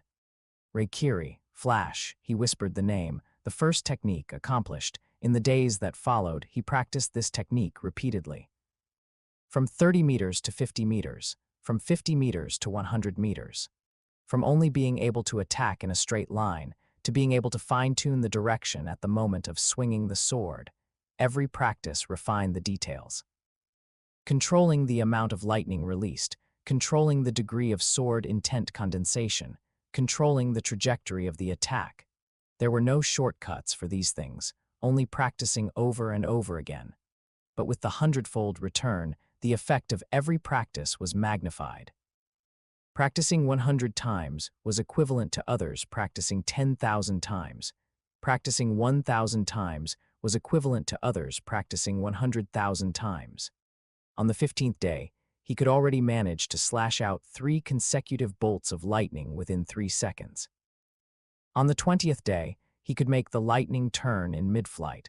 At the moment of swinging the sword, by slightly adjusting his wrist, he could deflect the initial direction of the sword intent. On the 25th day, he could already manage to detonate the residual lightning a second time the moment the lightning hit the target. That day, he stood at the edge of the plaza, looking at the giant rock that had been blasted into powder in the distance, and nodded with satisfaction. Reikiri, flash, this technique was truly mastered. 3 months later, the plaza in front of the god's shrine had replaced its stone slabs 3 times. It wasn't that the quality was poor, but it couldn't hold up. Every day, 10,000 sword swings, plus trial slashes of various sword techniques, no matter how sturdy the slabs were, they couldn't last 3 months. At this moment, Eneru stood in the center of the plaza. For 3 months, he had never interrupted his cultivation. 10,000 sword swings every day, without fail. Adding in the practice of various techniques, the actual number of sword swings per day exceeded 20,000, 3 months, 900,000 sword swings. With the 100-fold return, it was equivalent to 90 million times of muscle memory. 90 million times. What kind of concept was that? An ordinary swordsman, swinging the sword 1,000 times a day, would take 360,000 times a year. To reach 90 million times, it would take 250 years. He had taken 3 months to walk a path that others couldn't walk in several lifetimes. This terrifying accumulation made his swordsmanship advance by leaps and bounds. First was the control. 3 months ago, he could only release thick bolts of lightning, powerful but not refined enough. Now, he could control the lightning to condense into a line as thin as a hair. He had tried it once that day. Standing 50 meters away, he used lightning to split a hair in 2. Secondly, the flexibility. 3 months ago, the lightning could only attack in a straight line. Now, he could make the lightning turn during flight. It wasn't that simple arc, but true tracking. After locking onto a target, the lightning would adjust its direction on its own until it hit. That day, he had Shura release a bird. The bird flew out 100 meters, was chased down by the lightning, and exploded into charcoal in midair. Then, the continuity. 3 months ago, he could only swing the sword with one hand, and he needed to recharge after slashing 1 bolt of lightning. Now, he could hold the sword with both hands and slash out 12 bolts of lightning consecutively. That day, he slashed 12 times at a row of giant rocks at the edge of the plaza. 12 bolts of lightning struck 12 rocks in succession. 12 rocks exploded in succession, with an interval of less than 3 seconds. The 4 priests stood in the distance watching, their legs turning to jelly. But that wasn't all. In 3 months of exploration, he had also developed various variations of Reikiri, consecutive slashes, holding the sword with both hands, slashing rapidly. Each slash released a bolt of lightning, and the lightning intertwined into a net, covering a range of 30 meters in front. When he tested the technique that day, all the targets within 30 meters on the plaza were cut into pieces, with none escaping. Reikiri, thrust, condensing the lightning at the tip of the sword without releasing it outward but compressing it inward. When compressed to the limit, a sword was thrust out, and that point of lightning would erupt with extremely strong, penetrating power. That day, he thrust his sword at a 3-meter-thick stone wall. The sword tip pierced straight through, and the lightning exploded a hole the size of a washbasin behind the wall. Reikiri. Waltz, using himself as the center, rotating to slash a circle. As the sword light swept past, a circular blade of lightning spread in all directions. When he tested the technique that day, all the upright stone pillars within 30 meters on the plaza were sliced clean off, the cuts charred black. Every technique was a perfect fusion of sword and lightning. Every technique was enough to chill any opponent to the bone. This evening, Eneru was practicing sword techniques as usual.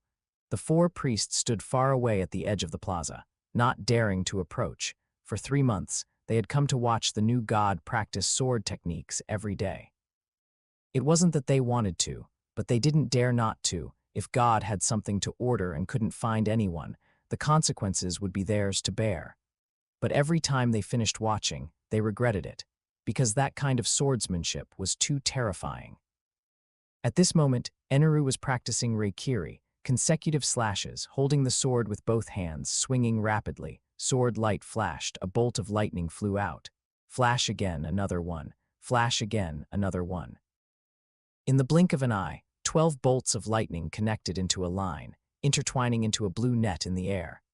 The net moved forward, hitting a group of targets 30 meters away, more than a dozen humanoid wooden targets, arranged in a combat formation, silent.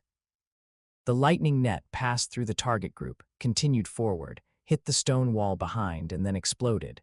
The target group stood in place, motionless. 3 seconds later, all the wooden targets fell apart at the same time. Each wooden target was cut into 5 or 6 pieces. The cuts were charred black, and the edges were still smoking. The 4 priests collectively took a step back. Shura swallowed his saliva and looked at Ohm. Ohm didn't speak, but those eyes revealed from the gaps in the bandages stared at the scattered wooden targets, his pupils slightly contracting. Satori opened his mouth, wanting to say something, but nothing came out. Jidatsu simply turned his head away, not daring to look again. Eneru retracted his sword. He looked back at the 4 priests. That glance was very faint, so faint it seemed like a casual glance. But all 4 people felt their necks go cold at the same time, just like those 12 bolts of lightning just now, brushing past their necks. Something up. Eneru asked. Shura took a deep breath and stepped forward. Reporting to you, my lord, everything on the island is normal. The subordinate just came to report. Eneru nodded and turned to continue practicing sword techniques. The 4 priests stood there, looking at each other. After a long while, Satori asked in a low voice, "Are we still watching?" Shura glared at him and turned to leave. The other 3 quickly followed. After walking a long way, Jidatsu finally breathed a sigh of relief and said in a low voice, "His swordsmanship, it wasn't like this 3 months ago, right?" "No," Ohm said. 3 months ago, he had just started practicing sword swings. Then now, Ohm paused, now he is no longer practicing sword techniques. Then what is it? It is. Ohm thought for a long time, unable to find a suitable word. It is God playing with swords. The 3 people were silent. No one refuted it, because that was indeed the only description they could think of. In the distance, the afterglow of the sunset spilled onto the plaza. That figure stood in the light, swinging the sword over and over again. Sword light flashed, lightning exploded. The fusion of sword and lightning was becoming more and more perfect. Chapter 15. A first glimpse of observation Haki. After establishing a solid foundation in both swordsmanship and physical techniques, Eneru turned his attention to another direction, observation Haki. In the original work, his mantra was the prototype of observation Haki. By utilizing the ability of the rumble fruit, he could cover the entire sky island with electrical waves to listen to everyone's voice. But this was only a primary application of observation Haki. Sensing locations, sensing sounds. True observation Haki can sense the presence, emotions, and intentions of living beings, and even foresee the future. What he wanted was the latter. Early that morning, Eneru sat in the center of the main hall of the god's shrine and closed his eyes. He activated his mantra. Electrical waves spread in all directions with him at the center, instantly covering the entire Angel Island. Those sounds flooded into his mind like a tidal wave, the movements of commoners waking up, the footsteps of the divine guard changing shifts, the breathing in the respective residences of the 4 priests, and the faint sounds of talking coming from the direction of the Shandia village. This was the feeling he was most familiar with, clear, direct, just like seeing things with his eyes. But what he intended to do today was not this. Eneru took a deep breath and began to retract his mantra. The electrical waves gradually weakened, and those sounds receded like an ebbing tide. The movements of the commoners vanished, the footsteps of the divine guard vanished, the breathing of the 4 priests vanished, and finally, even the breathing of the guards outside the main hall vanished. His mind was completely silent, pure darkness. He tried to sense. The guard standing watch outside the hall. According to the accounts in his past life's memories, observation Haki is a sensory ability that requires no medium, no electrical waves, and relies purely on feeling to capture the presence of living beings. But at this moment, he could feel nothing. Only darkness, only silence. Eneru opened his eyes, the hall doors were tightly shut, and the sunlight from outside filtered in through the gaps, casting several spots of light on the floor. He could hear his own breathing, could hear his own heartbeat, but apart from that, there was nothing. He closed his eyes again, trying again. This time he tried to relax his body, empty his mind, and not think about anything. His breathing slowed, his heartbeat slowed, and he felt like a pool of still water. Then he went to sense. It was still the same, nothing at all. Eneru was not discouraged. He knew that observation Haki could not be mastered in a single day. In his past life's memories, even those with extraordinary talent needed long periods of training to get started. Although he had the hundredfold return, he still needed to first touch the threshold. Continuing. The third time, the fourth time, the fifth time. From the sun rising in the east to reaching its zenith, he had tried no less than 50 times. Every time the result was the same, closing his eyes, emptying his thoughts, trying to sense, and then sensing nothing. But with every failure, he vaguely had a strange feeling. That feeling was hard to describe. It was as if something was wandering on the edge of the darkness, but when he tried to catch it, it disappeared again. After 50 failures, Eneru opened his eyes, stood up, and stretched his body. He ate something, drank some water, and then sat down again, continuing. The afternoon's attempts were still unsuccessful, but that strange feeling was a bit clearer than in the morning. At the edge of the darkness, there seemed to be a faint glimmer of light that flashed by.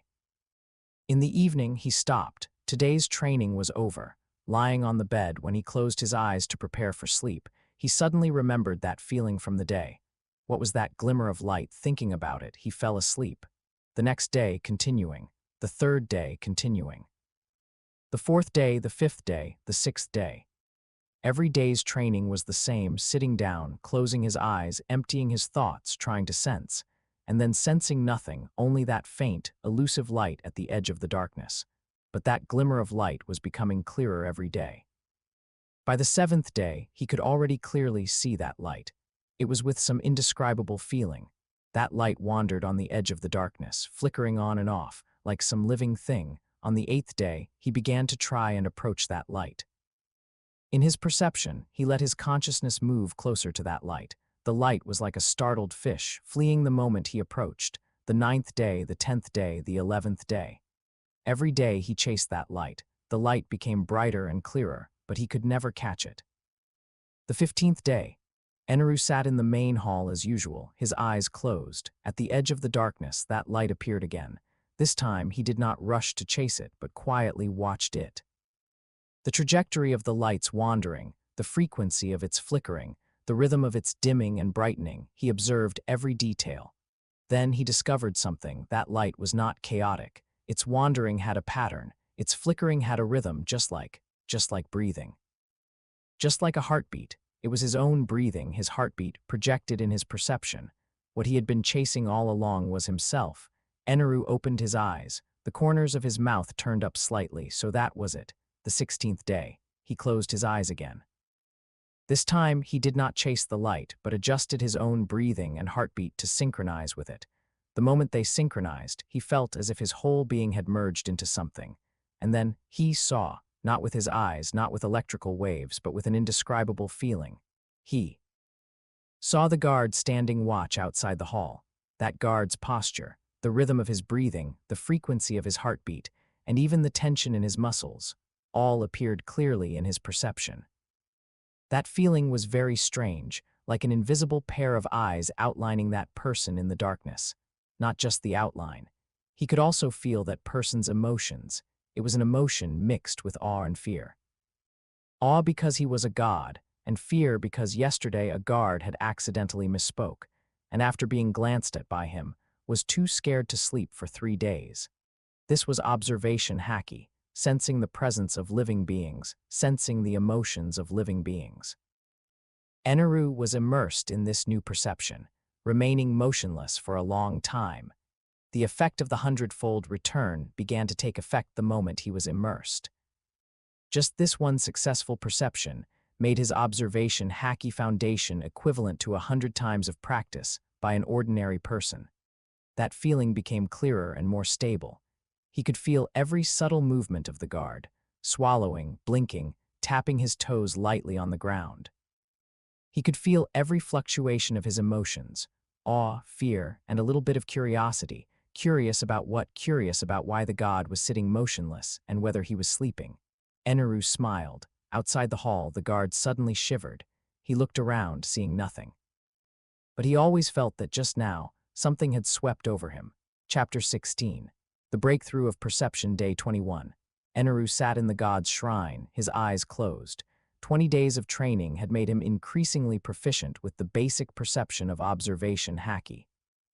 Now, he could clearly perceive the presence of the divine guard outside the shrine, feel their breathing and emotions, and even distinguish the differences in their auras. However, the range was limited. Within 100 meters around the god's shrine, he could perceive things very clearly. Beyond 100 meters, it began to blur. Today, he was going to try to expand the range. He took a deep breath and emptied his mind. His perception began to spread outward. 100 meters, covered with ease. The divine guard on the square outside the shrine and the patrol teams in the distance all appeared clearly in his perception. 150 meters, it began to get a little blurry. The outlines of those people were still there, but the details began to be lost. He couldn't hear their heartbeats clearly, and he could only get a rough sense of their emotions. 200 meters, even blurrier. He could only perceive that someone was there. He couldn't even tell if they were male or female. 250 meters, only vague clusters of aura remained, like faint points of light in the darkness. 300 meters, he could perceive almost nothing. Eneru opened his eyes. 300 meters. This range was far inferior to the mantra that covered the entire island. But mantra relied on electrical waves, not true observation Haki. The fact that electrical waves could cover the entire island was due to the ability of the rumble fruit, not his own perception. True observation Haki, when trained to the extreme, could perceive the entire island or even further. He needed to continue training. He closed his eyes and tried again. This time, he didn't rush to expand the range, but started from 100 meters and slowly extended outward. 100 meters, clear. 150 meters, it began to blur. He stopped, kept his perception at this layer, and repeatedly felt that blurry sensation. He let his consciousness adapt, adjust, and capture those lost details. A quarter of an hour later, the blurry sensation began to become clear. Everyone within 150 meters became clear and distinguishable again. Their heartbeats, breathing, emotions, and even someone secretly yawning. Eneru continued to extend outward. 180 meters, it became blurry again. He stopped again and let his consciousness adapt. Another half hour passed. 180 meters became clear. Then 200 meters, 230 meters, 260 meters. For a whole day, he repeated this process, extending, blurring, adapting, clearing, then extending, blurring, adapting, and clearing again. When the sun slanted to the west, he was already able to stabilize his perception range within 500 meters. Everyone within 500 meters was clear and distinguishable. Beyond 500 meters, it began to blur, but he could vaguely see the outlines of those buildings, the shapes of the trees, and the figures hiding in the buildings. That was a deeper level of perception, not perceiving life, but perceiving objects. Eneru was a little surprised. He remembered from the memories of his previous life that observation Haki was mainly for perceiving life. Being able to perceive objects was a higher-level application. He didn't expect to touch this threshold on his first breakthrough. He continued. His perception extended beyond 500 meters, 550 meters blurry. But this time, he didn't go to adapt, but to observe those blurry things. The outlines of the buildings were still there. The shapes of the trees were still there. Those figures could be vaguely seen. Although he couldn't see the details clearly, he could feel what was there. Eneru opened his eyes. It was already dark. There were no lights on in the god's shrine. Only moonlight spilled in through the windows, casting mottled light and shadows on the floor. He stood up and stretched his body. He had been sitting still for a whole day, but that feeling was more exhausting than training with a sword for a day. It wasn't physical fatigue, but mental fatigue. Perception required concentration and repeated adjustments, which consumed a great deal of mental energy. But while tired, there was also an indescribable sense of fulfillment. because he knew how great his gains were that day. Under the blessing of the hundredfold return, his perception training that day was equivalent to an ordinary person training for 100 days. And his breakthrough speed far exceeded that of ordinary people.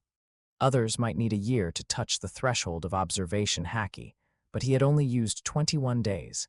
Eneru walked to the window and looked at the night scene outside. Under the moonlight, the sea of clouds churned, and Angel Island slept quietly. He could perceive those sleeping people in the distance, the alternating sounds of breathing in the residential area, the light footsteps of the divine guard on night duty at their station, and the different auras at the residences of the 4 priests. Even in the direction of the Shandia village, he could vaguely perceive clusters of blurry auras. Those were the Shandians. The 500-meter range could already cover most of Angel Island. Although it was not as clear as Mantra, this was just the beginning. If he continued to train one day, he would be able to cover the entire island with observation Haki, or even further. Eneru withdrew his gaze and walked back to the center of the god's shrine. He sat down, he closed his eyes, he continued. The night wind blew, lifting the corners of his clothes. There was only the sound of slight breathing in the god's shrine and the faint sound of the churning sea of clouds in the distance. That figure remained motionless, but his perception was slowly extending in the darkness. The day after his first successful perception, Eneru continued to practice observation Haki. With the previous breakthrough, the subsequent training was much smoother. That feeling was no longer something ethereal, but like a muscle that could be controlled. He could mobilize it when needed and extend it when he wanted. In the morning, he sat in the god's shrine, eyes closed, his perception spread. 100 meters, clear. 200 meters, clear. 300 meters, it started to get a little blurry, but he already knew how to adjust. His consciousness condensed slightly, like adjusting a focus, and those blurry outlines became clear again. 400 meters, 500 meters. The 500-meter range, which took a whole day to stabilize yesterday, was fully mastered in just 2 hours today. Eneru did not stop. He continued to extend outward, 550 meters. This was yesterday's limit. At this moment, he stood at this limit, perceiving the blurry outlines at the edge. That was the edge of the residential area, where some early risers were active. He stopped and let his consciousness adapt. A quarter of an hour later, 550 meters became clear. He could see those people, vendors opening their shops early, housewives going out to fetch water, and a few sleepy children. He could feel their breathing, hear their heartbeats, and even judge from the rhythm of their heartbeats who hadn't woken up yet and who was already fully awake. He continued. 600 meters, the heart of the residential area. The houses were dense there and the population was large. When his perception first extended there, countless auras flooded in at once, almost scattering his consciousness. Eneru frowned and quickly withdrew part of his perception, leaving only a blurry outline. There were too many. Perceiving dozens of people at the same time and hundreds of people at the same time were not on the same level of difficulty. The amount of information was too large, and his brain couldn't process it. He needed to adapt. He took a deep breath and started again. This time, he didn't perceive everyone at once, but divided his attention into several parts, first perceiving the nearest area, and after it became clear, extending to the next. It was just like using his eyes to look at things, first focusing on one point, then scanning the surroundings with his peripheral vision. An hour later, he could simultaneously perceive the clear auras of 50 people within a 600-meter range. 2 hours later, 100 people. 4 hours later, 200 people. When the sun slanted to the west, he was already able to clearly perceive the auras of everyone within a 600-meter range, their positions, movements, breathing, heartbeats, and emotions. The entire residential area, nearly 500 people, were all within his perception. Those people didn't know that an invisible pair of eyes was watching them. On the third day, the range expanded to 700 meters. On the fourth day, 800 meters. On the fifth day, 900 meters. On the sixth day, Eneru opened his eyes, the corners of his mouth slightly raised. The entire Angel Island was within his perception range. The Divine Guard patrolling on the square had orderly steps, steady heartbeats, and calm emotions. That was their day-to-day working state. Several guards on the perimeter of the god's shrine had slightly faster heartbeats and somewhat nervous emotions. They were afraid. They were afraid of not performing well and being noticed by the new god. The residences of the four priests. Shura was sitting in his room with a cup of tea in front of him, but he wasn't drinking it. What was he thinking? The rhythm of his heartbeat was a bit fast. That was a state of thinking. His emotions were a bit complicated, awe and a trace of unwillingness. Jidatsu was guiding the priests at the training ground. His emotions were simpler than Shura's, just pure awe and a little bit of ingratiation. Satori was sleeping. His heartbeat was slow, his breathing was long, and he was sleeping soundly. Ohm was sitting cross-legged in his room. His heartbeat was as steady as a machine, and his emotions, there were almost no emotions. This person was very difficult to perceive, in the direction of the Shandia village. Eneru's perception continued to extend, crossing the sea of clouds and entering that hidden village. He could perceive those Shandian warriors. Some were patrolling, some were sleeping, and some were gathered together talking. He couldn't hear the content of the conversation. Observation Haki could only perceive auras and emotions, not directly read thoughts. But he could feel the emotions of those people. Some were angry, some were cursing him, some were afraid, some were wanting to run. There was also one person whose emotions were as complicated as a mess. That was Whipper. Eneru perceived the aura of that young warrior, the corners of his mouth slightly raised. Interesting. On the seventh day, Eneru stood on the roof of the god's shrine, his eyes closed. The perception range continued to expand. Beyond Angel Island was the White Sea layer. All kinds of Sky Island creatures lived there, cloud wolves, cloud snakes, and those huge sky fish. His perception extended there for the first time. It was very blurry at first because the auras of those creatures were completely different from humans. Human auras were concentrated and stable. The auras of those creatures were scattered and elusive, as hard to capture as clouds. He spent a whole day adapting to this new kind of aura. On the second day, he could vaguely perceive the existence of those creatures, their positions, sizes, and movement directions. On the third day, he could predict their movement trajectories. That was an accidental discovery. At the time, he was perceiving a cloud wolf, and that cloud wolf was chasing a small animal. He saw that cloud wolf pounce to the left, but just a split second before it pounced, a picture suddenly flashed in his mind, the cloud wolf pouncing to the right. He was stunned for a moment. Then that cloud wolf really pounced to the right. Prediction. No, it wasn't prediction. It was precognition. Although it was only for a split second, and although it was as blurry as a hallucination, he had indeed seen the cloud wolf's movement in advance. Eneru opened his eyes, his gaze becoming sharp. Was this the threshold of foreseeing the future? The four priests had become increasingly frightened these past few days. Because every time they looked towards the god's shrine, they always had the feeling of being stared at. The feeling of being seen through from the inside out. Just to what extent has he trained? Jidatsu asked in a low voice. No one answered. Shura was silent for a long time before saying one sentence. From today on, be careful with your words and actions. He said he could hear everything. I didn't believe it at first. Now, he didn't finish, but the meaning was already very clear. Ohm stood to the side, his gaze looking towards the god's shrine. He remembered that split second just now. He was sitting cross-legged in his room, thinking about nothing, doing nothing. But suddenly he felt something sweep over him.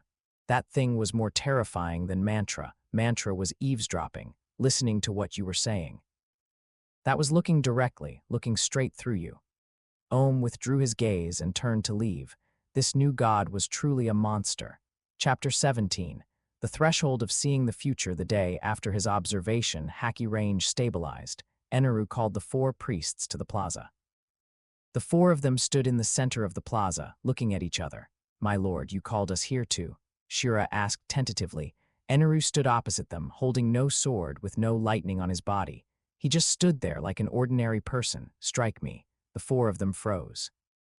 My lord, what did you say? Strike me, Eneru repeated. Use your most proficient attacks to strike me. Shura's mouth hung open, not knowing what to say. Jidatsu took a step back. Satori looked around, trying to find a place to hide. Ohm stood still, but the shock in his eyes could not be hidden. Do not use your devil fruit abilities, Eneru added. Only use martial arts and observation Haki.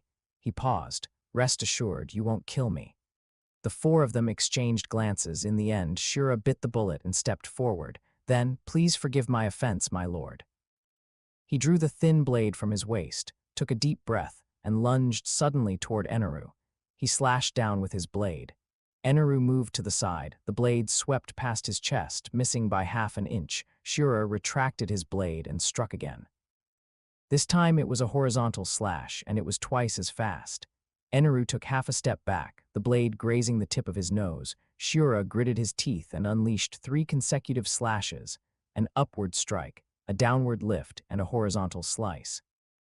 3 slashes, 3 different angles, each one faster than the last. Eneru dodged them one by one, his movements as relaxed as if he were taking a stroll. Too slow, he said. Put some effort into it. Sweat broke out on Shura's forehead, but his movements became faster. 1 slash, 2 slashes, 3 slashes, 4 slashes, 5 slashes, a barrage of attacks as fast as a rainstorm. Eneru wove through the flashes of blades, dodging every single one just right, no more, no less. After 30 slashes, Shura stopped, gasping for air. It wasn't from fatigue, but from tension. 30 slashes, and not a single one had connected. He hadn't even touched the corner of his clothes. Switch, Eneru said. Jidatsu took a deep breath and stepped forward. His weapon was an iron ball tied to a rope. This type of weapon had a large attack range and erratic trajectories, making it harder to dodge than an ordinary sword. The iron ball whistled through the air, smashing toward Eneru from the side.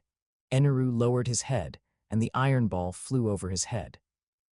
Jidatsu flicked his wrist, causing the iron ball to turn in midair and swing back from behind. Eneru turned to the side, and the iron ball grazed his shoulder as it flew past. Jidatsu gritted his teeth and swung the rope frantically. The iron ball traced eerie arcs in the air, smashing toward Eneru from all directions. Eneru moved amidst the dense attacks, each step landing in the blind spot of the iron ball. After 30 breaths, Jidatsu stopped. Not a single hit. The third was Satori. Satori's weapons were tridents, one in each hand. His attack style wasn't characterized by speed, but by great power, with every strike carrying the sound of wind. Eneru still dodged them easily. The fourth was Ohm. Ohm's weapon was a sword, but his swordsmanship was different from the others. It was calmer, more precise, with every strike calculating the angle and timing. Eneru retreated 2 extra steps. It wasn't that he couldn't dodge, but that Ohm's attacks were indeed harder to predict than the others. A quarter of an hour later, the 4 of them were panting, slumped on the ground. Eneru stood in place, motionless. He was reflecting on the battle just now. How did he dodge those attacks? It wasn't by reaction speed.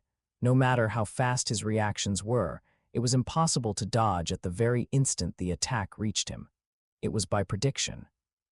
Before Shura drew his blade, he felt his intent, the slight contraction of muscles, the shift in the focus of his eyes, the change in the rhythm of his breathing.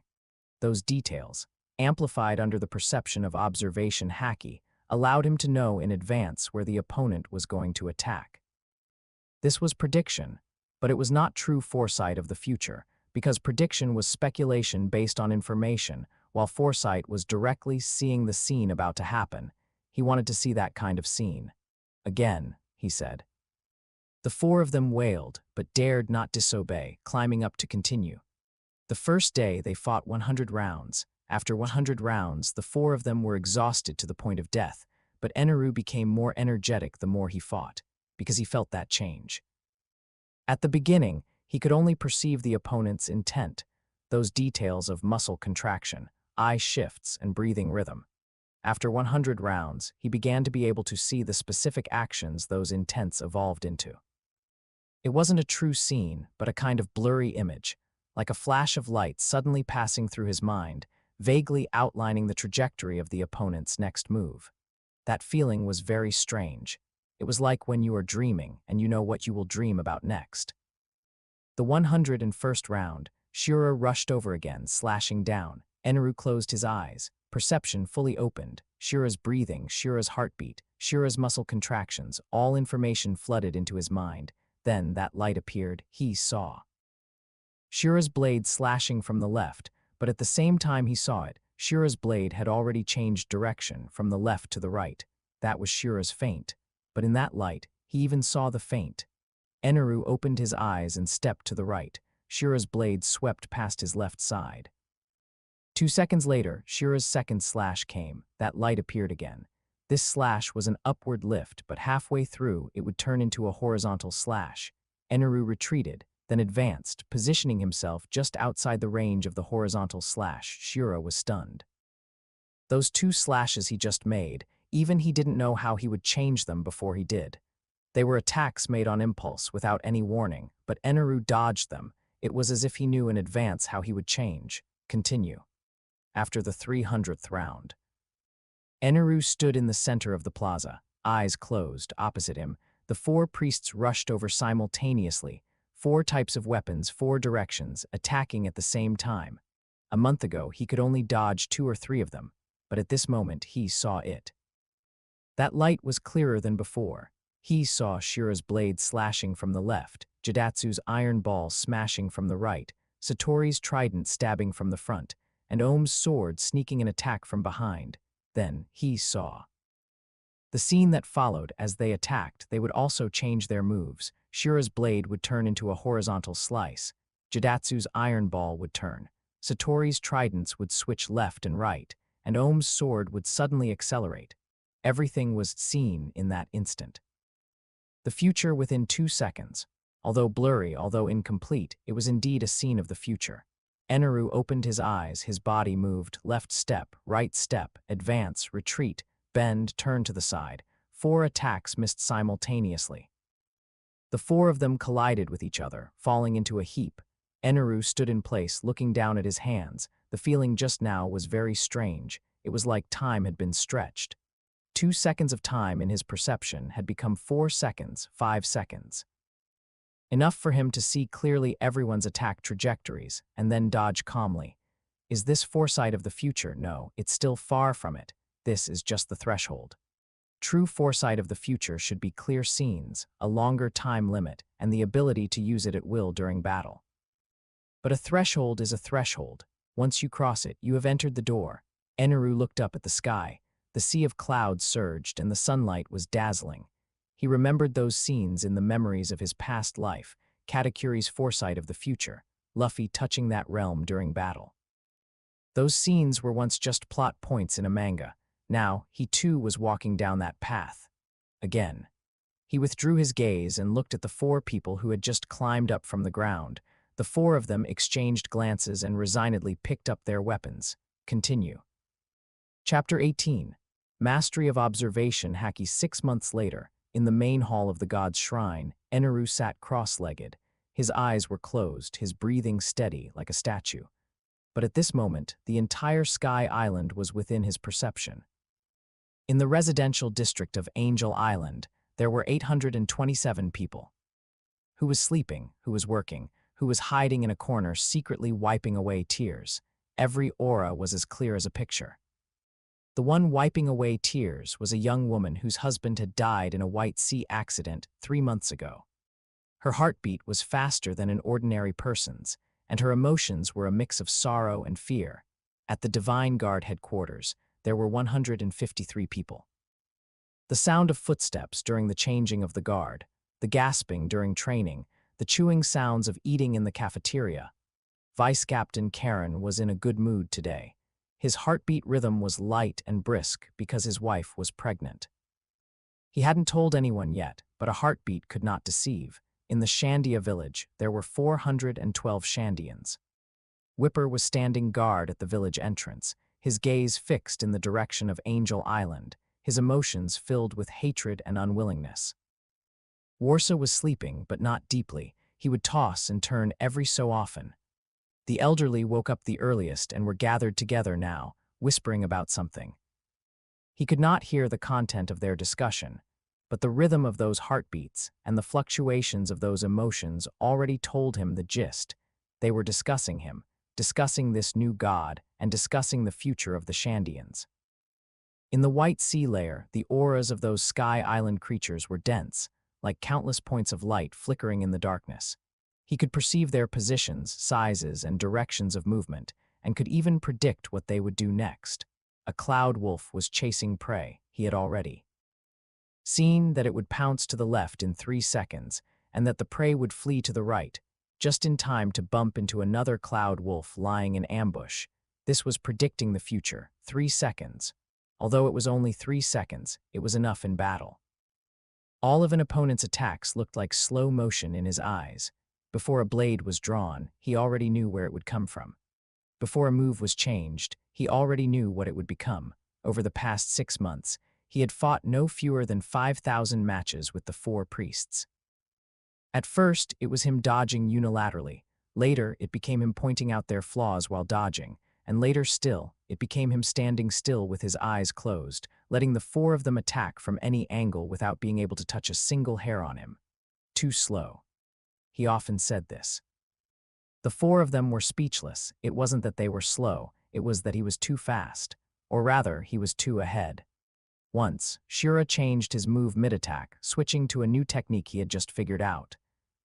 He hadn't even practiced that technique well himself. It was completely improvised. But Eneru still dodged it, and after dodging, he said, "That move just now was good, but the center of gravity was off on the 3rd strike." Shura was stunned on the spot. For the new technique, even he himself didn't know the center of gravity would be off on the 3rd strike. But Eneru knew. It was as if he had seen it with his own eyes. Besides predicting the future, Eneru also discovered he had a special talent, sensitivity to sound. Using electric waves to monitor the entire island all year round made his observation Haki far exceed ordinary people in the dimension of hearing. He could hear heartbeats from extremely far away, and could even read what the other person was thinking from the subtle changes in their heartbeat. This was no longer ordinary observation Haki. This was approaching the realm of Queen Ottoheim, perceiving thoughts and emotions. The first time he discovered this ability was 3 months ago. That day he was sitting in the main hall and perceived a Shandian warrior in the Shandia village secretly plotting an assassination. The warrior was named Koni, in his early 20s, whose father had died in the last conflict with the Divine Guard. He hated the new god to the core, hated all Sky Island people, and thought about how to take revenge every day. Eneru could feel his hatred, could hear the sound of him gritting his teeth, and could perceive the excitement and tension in his emotions when his heartbeat accelerated. Then he tried to go deeper, to listen to the things behind the heartbeat. That feeling was very strange. It was not directly reading thoughts, but rather inferring exactly what he was thinking from the rhythm of the heartbeat, the fluctuations of emotions, and the subtle reactions of his muscles. Koni was thinking, if I can sneak into the Divine Guard, find a chance to get close to him and stab him in the heart.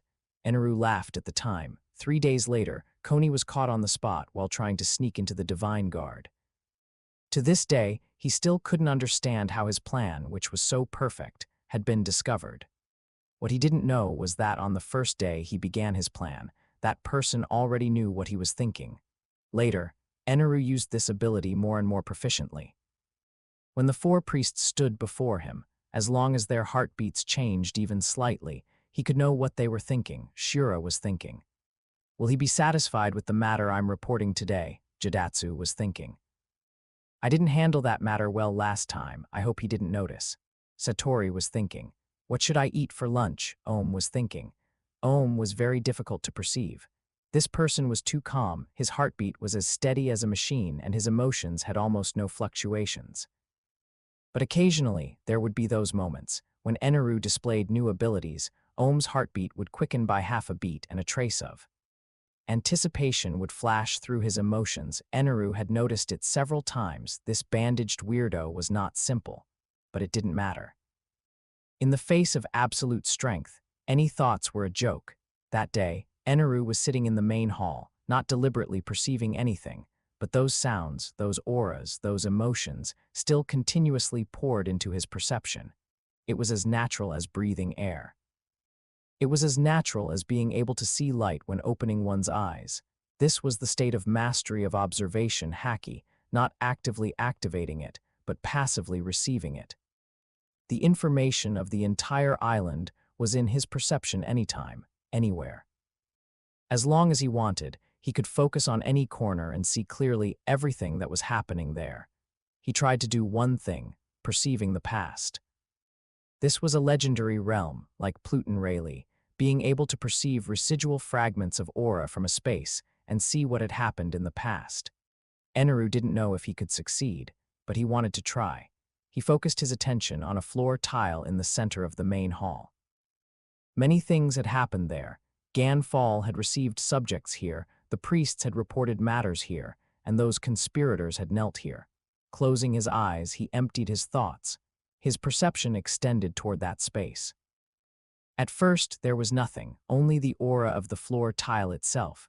The cold stone slab, traces of wear and dust accumulated over time. Then he felt a trace of abnormality. It was a very faint aura, so faint it was almost imperceptible, but it did exist. Like some kind of mark remaining in this space, he tried to touch that trace of aura. In that instant, a blurry image flashed through his mind, Ganfall standing here, wearing white feathered robes with a smile on his face, accepting the worship of several priests. That was 10 years ago. The image was very blurry with only outlines, but it was indeed that scene. Eneru opened his eyes. Success. Although blurry, although unstable, he had indeed perceived the past. Was this the highest realm of observation Haki? No, it probably wasn't yet. Rayleigh could perceive things more clearly, and the images he could see were definitely more complete. But this was already taking that step. He closed his eyes and continued to try. This time, he focused on another location, the entrance to the main hall. A fierce battle had taken place there. It was the place where he had fought Ganfall when he first transmigrated. The aura was thicker. An image flashed by Ganfall was struck by lightning, flew backward, and hit the door frame. Then another image. He himself was standing there, looking down at his hands, a flash of confusion in his eyes. That was him when he had just transmigrated. Eneru looked at that image and was silent for a few seconds. Things from half a year ago seemed like a past life now. He withdrew his perception and opened his eyes. Outside the window, the sunlight was just right. The white sea churned, and Angel Island lay quietly under the sunlight. Everyone's heartbeat, everyone's emotions, and everyone's secrets on the entire island were within his perception. The 4 priests had no secrets before him. No, not just the 4 priests, it was everyone. This island was already in his grasp, but this was just the beginning. He stood up, walked to the window, and looked at the churning white sea in the distance. Beneath the white sea was the blue sea. Among the strong in that place, he wondered if anyone could hide their thoughts before him. Chapter 19. Armament Haki. Awakening after achieving success with Observation Haki, Eneru turned his attention to Armament Haki. It was the most practical of the 3-color Haki. It strengthened attacks, reinforced defenses, and most importantly, it could touch the physical bodies of Loja users. Although he was a Loja user and could become immune to most attacks after elementalizing, he knew that the powerhouses of the New World, the 4 emperors, admirals, and Shichibukai, all mastered powerful armament Haki, just standing there and letting people hit him. He would only be beaten into a sieve, he had to master it. But the cultivation method for Armament Haki was completely different from Observation Haki. Observation Haki relied on perception, meditation, and mental cultivation. Armament Haki relied on tempering, taking hits, and physical training. The simplest introductory method was to let the body withstand enough impact to stimulate the Haki energy hidden within. Eneru summoned the 4 priests again. The 4 of them stood in the plaza, looking at the new god with complicated expressions, having to take hits again. No, this time they were to hit him. Use your full strength, Eneru said. Don't hold back. The 4 of them exchanged glances. Shura asked tentatively, My lord, are you sure? What if? There is no what if, Eneru interrupted him. Hit me. Shura took a deep breath and clenched his fists. He threw a punch that landed squarely on Eneru's chest. Bang, a dull thud. Eneru took half a step back, his chest aching faintly. This was training for Armament Haki. Taking hits, he looked down at his chest, feeling the force of the impact diffusing through his body. In that instant, he vaguely felt something being triggered, but it was very faint, so faint that it was almost imperceptible. Continue. Shira threw another punch, bang, another punch, bang, bang, bang. After 10 punches, Eneru's chest was already a bit red. Those impacts accumulated, forming a vibration within his body, wave after wave. But that thing that had been triggered still didn't appear. Switch, he said. Jidatsu stepped forward and smashed him with his iron ball. The impact of the iron ball was much greater than a fist. The first strike landed on his back, causing Eneru to stumble forward 2 steps, his back stinging with intense pain. That feeling appeared again, slightly clearer than before, but it still flashed by in an instant. Continue. Satori's fork, Ohm's blunt sword, Shira's fist, Jidatsu's iron ball. The 4 took turns, raining various attacks down on Eneru. When the first day ended, he was covered in bruises and contusions. The 4 priests were tired from hitting, and he was tired from taking the hits. But that feeling remained only vague. The second day, they continued. It was the same process. The 4 took turns attacking, and he took it head-on with his physical body. Each time he took a hit, he carefully felt the vibration of the impact within his body. He wasn't feeling the pain, but rather what that impact triggered. It was a very strange feeling. It was as if something was sleeping deep within his body, and the external impact was the knocking at the door to wake it up, but the knocking was too light, not heavy enough. Increase the intensity. He said, "Use weapons, use your full strength." Shira hesitated. "My lord, if we use weapons." "Less talk." Shira took a deep breath, gripped the hilt of his sword, and slashed down hard with the blunt side. Bang, this strike was much heavier than before. Half of Eneru's body went numb, and the sensation of vibration was even more intense. The sleeping thing seemed to stir, but it still wasn't enough. Again, bang, bang, bang. The attacks on the second day were denser and heavier than the first. When it ended, Eneru could barely stand. His whole body ached, his muscles were trembling, and his bones felt like they were falling apart, but he smiled, because that feeling was becoming clearer and clearer. The third day, the fourth day, the fifth day, the sixth day, every day was the same process. Taking hits, feeling, taking hits again, and feeling again. Bruises piled upon bruises, new injuries came before the old ones had healed. The 4 priests were all terrified of hitting him, fearing that one day they might accidentally cause real trouble for the new god. But Eneru didn't care. He appeared in the plaza on time every day, standing there on time every day to let them hit him. That feeling became clearer day by day. The first day it was only vague. The second day it was blurry. By the third day he could capture it, and by the fourth day he could grasp it. On the 5th day, while taking a hit, he clearly felt that power for the first time. It was a warm power, surging from deep within his body and flowing toward the area that had been struck. The warm feeling was completely different from lightning. Lightning was violent, scorching, and tore everything apart. This power was warm, heavy, and condensed into a mass. It flowed to the struck area like an invisible suit of armor, blocking part of the impact. Armament Haki. This was Armament Haki. Eneru opened his eyes, his gaze burning. Continue. The 7th day. In the plaza, the 4 priests stood in a row, looking at the new god opposite them. Over the past 7 days, the attacks they had unleashed added up to at least 10,000 times. Each time they used their full strength, and each time they felt something was bound to go wrong. But each time the new god appeared on time the next day, the injuries on his body increased, but his spirit only grew better. No, not just his spirit. It was also his aura. 7 days ago, the new god stood there like a thundercloud, the oppressive feeling coming from lightning. Now, the new god stood there like a mountain. Unmoving, silent, that heavy sense of oppression was even more suffocating than lightning. "Begin," Eneru said. Shira took a deep breath, gripped his sword hilt, and rushed forward. He slashed down.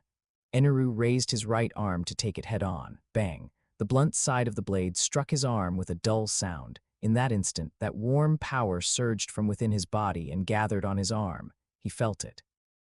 Clearer than any time before. The power condensed beneath his skin and flowed between his muscles like an invisible suit of armor, blocking the impact of the blunt blade.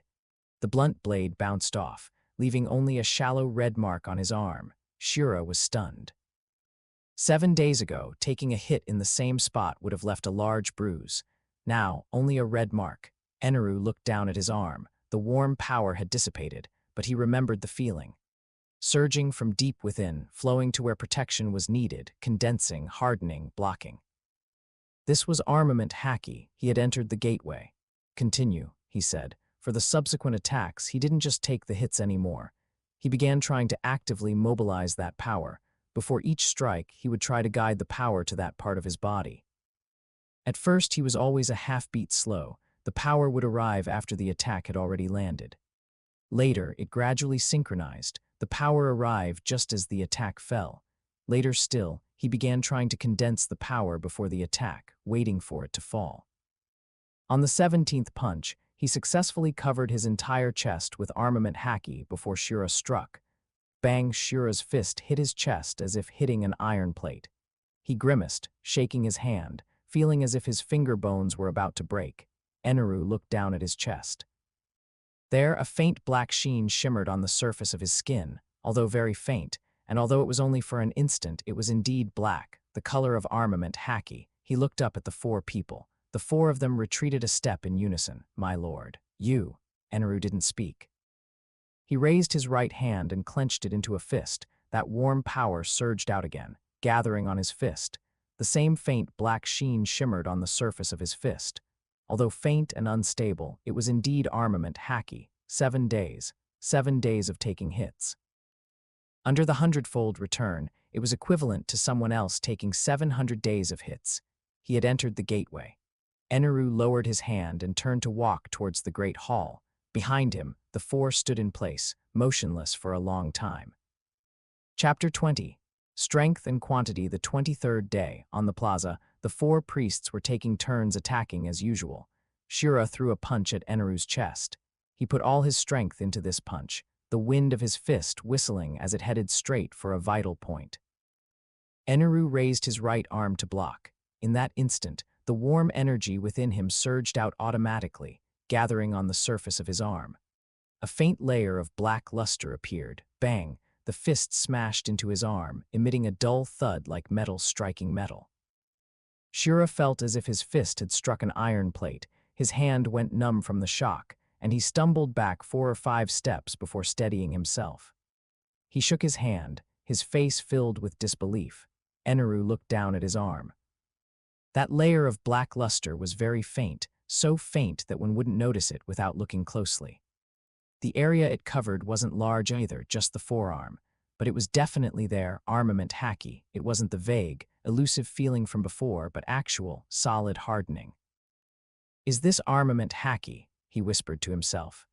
The warm energy flowed over his arm, maintaining that layer of black luster. He could feel the existence of that hardening, like an invisible suit of armor clinging to the surface of his skin, indestructible. He looked up at the 4 people. Shura was still shaking his hand, Jidatsu's eyes were wide open, Satori's mouth was agape, and Ohm's gaze was fixed intently on that black layer. Continue.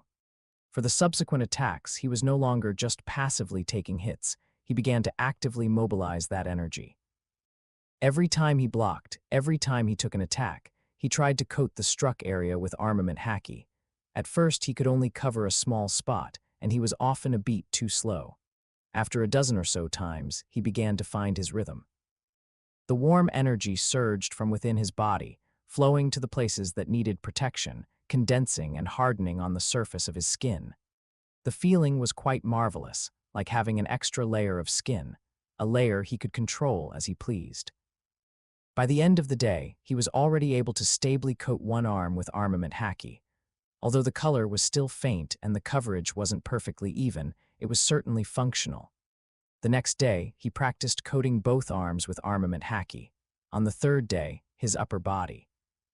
On the 4th day, his lower body. On the 5th day, he began to attempt full-body coverage. This was the most difficult step. The amount of Haki required for full-body coverage was dozens of times that of partial coverage. That warm energy had to surge from all over his body, flowing to his entire physique simultaneously to condense on every inch of his skin. On his first attempt, he only lasted for a second. The black luster had barely appeared before it instantly dissipated. The energy within him felt as if it had been drained, leaving him feeling weak all over. He did not lose heart. After resting for a moment, he continued to try. The second time, 2 seconds. The third time, 3 seconds. The fourth time, 5 seconds. The fifth time. A week later. In the center of the plaza, Eneru stood in the sunlight. The 4 priests stood in the distance, not daring to even blink.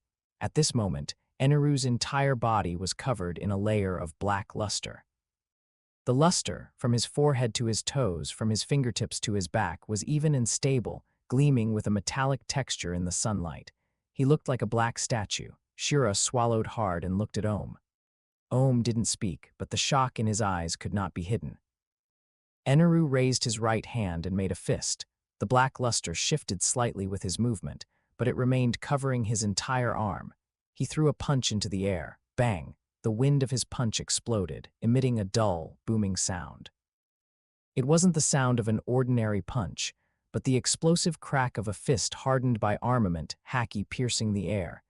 He retracted his fist and looked down at his body. This was armament Haki. This was the power that could prevent Loja users from turning into their element. He closed his eyes, feeling that warm energy flowing within him. 1 week of practice, under the 100-fold return, was equivalent to 700 days of training for others.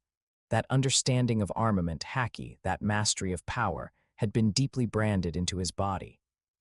He opened his eyes and the black luster slowly dissipated. He turned and walked back to the palace. Behind him, the 4 people stood in place, not moving for a long time. After a good while, Jidatsu whispered, "Did you see that color?" "I saw it." Shira's voice was a bit hoarse. His whole body was black. "What was that?" "Armament Haki," Ohm said. "The power of the strong on the blue sea." The 3 looked at him. Ohm's gaze followed the receding figure. "And it wasn't ordinary armament Haki. How long has he been practicing?" "A month." "This speed of progress." He didn't finish, but the meaning was already very clear. A month for full-body coverage. Give him another year, and what would he be like? No one dared to think further.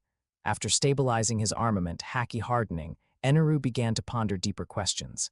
Coverage was just the foundation. What truly determined the strength of armament Haki were 2 core dimensions, strength and quantity. Strength determined the hardness of the Haki and its attack power. With the same coverage area, armament Haki with higher strength could block stronger attacks and deal greater damage. Quantity determined the duration of the effect and the range of coverage. The greater the quantity, the longer the full-body coverage could be maintained, and even more Haki could be added during attacks. He needed to test exactly how strong his armament Haki was. The next day, he had his men fetch the hardest metal on Sky Island, cloud iron steel. It was a purified version of cloud iron, repeatedly forged, with a density 5 times that of ordinary steel and a hardness far exceeding common metals. Usually used for making weapons, a single knife could last a lifetime. The guards brought over a plate of cloud iron steel, 1/2 meter square and 3 fingers thick. Eneru stood before the plate and clenched his right fist. The black luster appeared, coating his entire fist.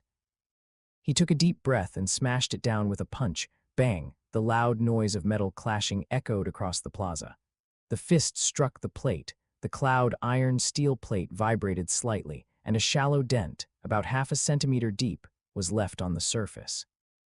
Eneru retracted his hand and looked at the dent. Not enough. This depth was enough to deal with ordinary people, but it was far from enough to deal with true experts. Those powerhouses at the level of the 4 emperors and admirals could shatter warships with a single punch and withstand the strongest attacks. He needed to be stronger.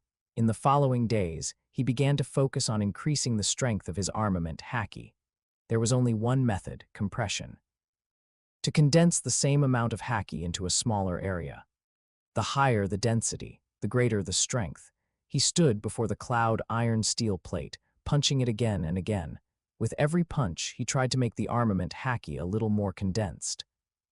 On the first day, the dent deepened to 1 centimeter. On the second day, 1.5 centimeters. On the third day, 2 centimeters. On the fourth day, he felt he had hit a bottleneck. No matter how he compressed it, the strength wouldn't go up. He stopped and began to think. Where was the problem? Compression did indeed increase strength, but at the same time, it made the coverage area smaller. In order to pursue depth, he had to concentrate his armament Haki on a single point. This made the hole deeper, but in actual combat, would an opponent just stand there and let you take aim? What he needed was balance, having both sufficient strength and sufficient coverage area. Continue training. This time, he no longer pursued the extreme depth of a single point, but instead tried to increase the overall strength while maintaining the coverage area. Harder training began. When throwing a punch, he had to simultaneously control the coverage area and the degree of condensation of the armament Haki. If the range was large, the strength dropped. If the strength was high, the range shrank. The balance between the two required countless adjustments. On the 5th day, he was able to reach 80% of the previous single-point depth while maintaining coverage the size of his fist. On the 10th day, 90%. On the 15th day, on par. On the 20th day, surpassed. The 25th day. Eneru stood before the cloud iron steel plate again. This plate had been changed countless times. The old ones were smashed, then replaced with new ones. The new ones were smashed, then changed again. The guards were already accustomed to coming to change the plate every few days. This time, there were 3 plates stacked together in front of him. Each was 3 fingers thick, and the 3 added up to nearly 10 fingers, close to 30 centimeters. The 4 priests stood in the distance, holding their breath. Eneru clenched his right fist. The black luster appeared, coating his entire fist. The luster was deeper, denser, and heavier than a month ago. The color had changed from light black to deep black, gleaming with a dark light in the sunlight. He took a deep breath and threw a punch, bang. The loud noise made the ears of the 4 people ring. The fist smashed into the first plate and pierced straight through. The impact didn't stop, continuing forward to pierce the second plate, and the third plate pierced through. 3 cloud iron steel plates, nearly 30 centimeters of thick metal, were punched through with a single blow. His fist protruded from the back of the third plate, metal shavings still clinging to his knuckles. The 4 priests opened their mouths wide, unable to make a sound. Eneru retracted his fist, looking at the 3 circular holes side by side. The edges of the holes were neat, with no cracks or deformation. These were the marks of being pierced by pure impact force, a direct penetration. He raised his hand and looked at his fist. The black luster slowly dissipated, revealing his normal skin tone. 3 months of training. Under the 100-fold return, it was equivalent to 300 years of training for others. Only with 300 years of accumulated armament, Haki's strength could one punch through 30 centimeters of cloud iron steel. He lowered his hand and turned to look into the distance. The 4 people were still standing in place, motionless. From their heartbeats and emotions, he read 4 words: fear, awe, and one more thing, something they themselves hadn't even realized: submission. Eneru withdrew his gaze and walked back to the palace. 3 months, armament Haki achieved minor success. 5 more years. When that rubber kid with the straw hat crawls up from the blue sea, he will let that kid know what it means to be a true powerhouse. Chapter 21. Ryuo Emission. Once his strength reached the required standard, Eneru set his sights higher. Ordinary armament, Haki can only cover the surface of the body with a layer of hardened armor. This application is called hardening, which is the basic form of armament Haki. But true experts can achieve the emission of Haki. The samurai of Wano country call this Ryuo. It allows Haki to leave the body, forming invisible shockwaves to attack enemies, or creating defensive barriers to block invisible attacks. In his past life's memories, Rayleigh had demonstrated this technique. That old man from the land of flowers had used it too. This is also what Luffy learned in Wano country. Eneru wanted this power. On the day he began his training, he stood in the center of the plaza, facing a stone pillar. The warm power within his body surged slowly, and he guided the excess Haki toward his right hand. It was not to cover the surface, but to continue extending outward. The Haki flowed toward his fingertips. The moment it left his skin, it dissipated. Like a gust of wind blowing by, it left nothing behind. Eneru looked down at his hand, his brows slightly furrowed again. Guide the Haki, flow to the fingertips, release outward, dissipate, again, dissipate, again, dissipate. From the sun rising in the east to reaching its zenith, he had tried no fewer than 500 times. Every time the result was the same. The moment the Haki left his body, it dissipated, like water splashed onto parched sand, leaving no trace. He stopped and began to think. Where was the problem? In terms of principle, Haki is a form of energy that exists within every person. Ordinary application is allowing it to cover the body's surface, just like wearing a layer of armor. Emission is allowing this layer of armor to extend outward, leaving the body to attack enemies. But after leaving the body, without a carrier, how could Haki maintain its form? In his past life's memories, when those powerhouses emitted Haki, it didn't seem like they were simply throwing it out. Instead, it was a kind of flow, letting Haki surge out from within like water, forming a flowing barrier outside the body or condensing it into a shockwave. Flow. The key lies in the flow. Eneru closed his eyes, feeling that warm power within his body. Let it flow naturally. Like blood flowing, starting from the heart and following the blood vessels throughout the body. Haki should also have such a path. He began to adjust. Guide the Haki to surge out from within, but not by pushing it out, but by letting it flow out. Let it linger on the skin's surface, forming a flowing film. Then try to let this film extend outward. The film extended out by half an inch, then it dissipated. But this time, before it dissipated, he felt the existence of that power, even if only for an instant. The direction was correct. Continue subscribe for more amazing novel audiobooks. Don't forget to like, comment, and share Infinite Novel Audio. The next day, he tried to let the film extend out by an inch. The third day, 2 inches. The fourth day, 3 inches. On the fifth day, he could maintain a fist-sized ball of flowing Haki in front of his palm for a full second. In that 1 second, he could feel the form of that power, invisible, flowing like a mass of unseen water. He tried to push that mass of Haki forward. The Haki mass flew out half a meter and dissipated. But at the moment it flew out, he clearly felt that was no longer extending, but emitting. He was only 1 step away from success. The 6th day, the 7th day, the 8th day. He tried thousands of times every day, guide, flow, extend, emit. Cycle after cycle, never stopping. Under the 100-fold return, the effect of every attempt was remembered by his body. Those moments of failure, those edges before success, those subtle changes in feeling, all turned into experience, settling into his muscles and nerves. The 97th day. Early morning, sunlight spilled onto the plaza. Eneru stood in front of a new stone pillar. This pillar was 2 meters high and half a meter in diameter, having been replaced 3 days ago. He raised his right hand and clenched his fist. The warm power within his body surged slowly, flowing toward his fist. Not covering, but flowing like water surging from a spring, forming an invisible film on his fist. The film extended, leaving his fist, not half an inch, not an inch, but the distance of a fist. That power condensed outside the fist, forming an invisible shock mass. He stared at the stone pillar 3 meters away. He threw a punch, not a normal punch, but letting that condensed power surge forward with the movement of the fist. The invisible shockwave launched from his fist, crossed the 3-meter space, and struck the stone pillar. Boom.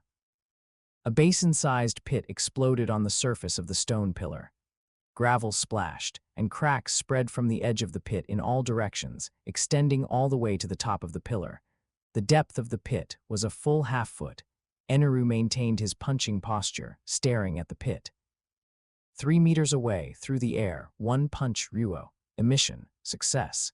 He retracted his hand and looked down at his fist.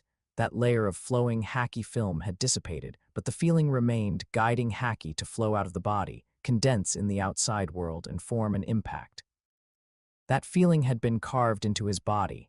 97 days. Under the 100-fold return, it was equivalent to others' training for 9,700 days. 26 years. He had traveled the path that would take others 26 years in less than 100 days. Eneru raised his head and looked toward the sky. The sea of clouds surged. The sunlight was blinding. In the distance, the 4 priests stood together, motionless. What had they just seen? The new god stood before the stone pillar, punched through the air, and the pillar exploded with a pit. That distance was at least 3 meters. Shura swallowed, his voice hoarse. What was that? No one answered. Ohm stared at the pit, his pupils contracting to the size of needle points. He remembered what his father had once said, the highest realm of Haki is flow, is emission, is invisible attack. That kind of power, he had only heard of it, never seen it. Today, he had seen it. That man standing there punched through the air. No contact, no lightning, only an invisible shock. This kind of power, how do you block it? How do you dodge it? How do you resist it? Ohm closed his eyes and took a deep breath. From today on, those last thoughts hidden in the depths of his heart could be completely let go. The day after mastering Ryuo, Eneru began to try something new. Armament Haki is a power on the physical level. Strengthening the body, strengthening attacks, striking from a distance. The rumble fruit is a power on the energy level, releasing lightning, controlling electromagnetism, destroying everything. What if the two were combined in his past life's memories? No one seemed to have done this. At least it hadn't been drawn in the manga. Those powerhouses either specialized in Haki or specialized in their devil fruit. Very few had both, and almost none used them in fusion. But he was different. He had the 100-fold return. He had enough time for trial and error. The first attempt was very simple. While releasing lightning, use Armament Haki to wrap the lightning. He raised his right hand, palm facing up. Blue electric arcs surged from his palm, condensing into a fist-sized ball of lightning. At the same time, the warm power within his body surged, flowing toward his palm, wrapping around the lightning ball. Sizzle. The moment the two powers touched, a strange reaction occurred.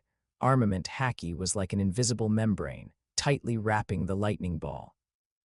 The lightning jumped wildly inside the membrane, but could not break free.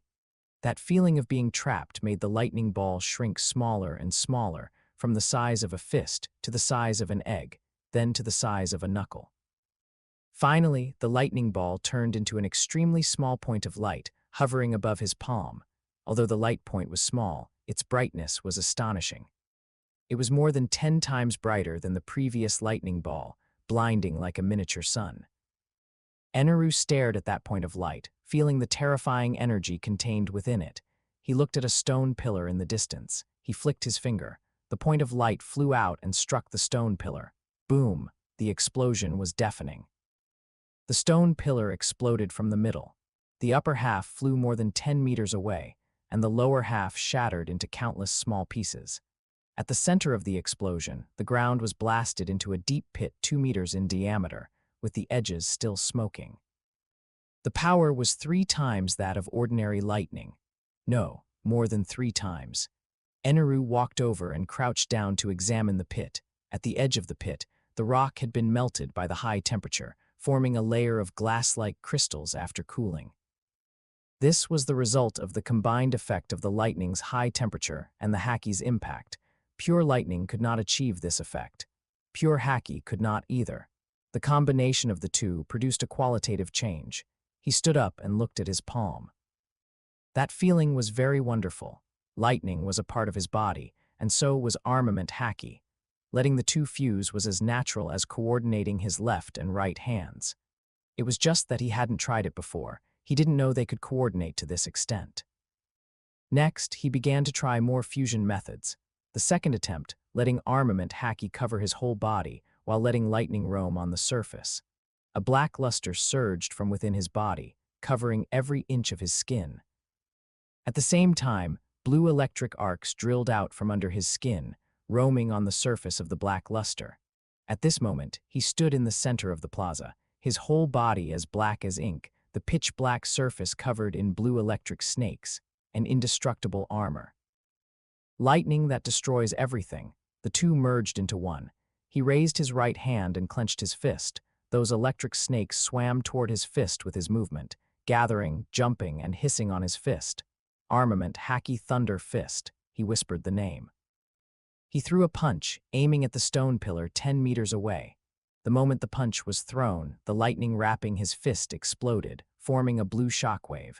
The shockwave crossed the 10-meter space and struck the stone pillar. Boom, the stone pillar exploded into powder. As if destroyed at the molecular level by some terrifying power, only a cloud of gray-white dust remained in place, slowly drifting away. Eneru retracted his fist and looked at the cloud of dust. The power of this punch was even greater than the compressed lightning ball from earlier. Because the compressed lightning ball was just an energy explosion, while this punch was a superposition of energy and physics. Armament Haki provided the impact force, lightning provided the explosive force, and the two released simultaneously at the moment of impact, creating a chain reaction.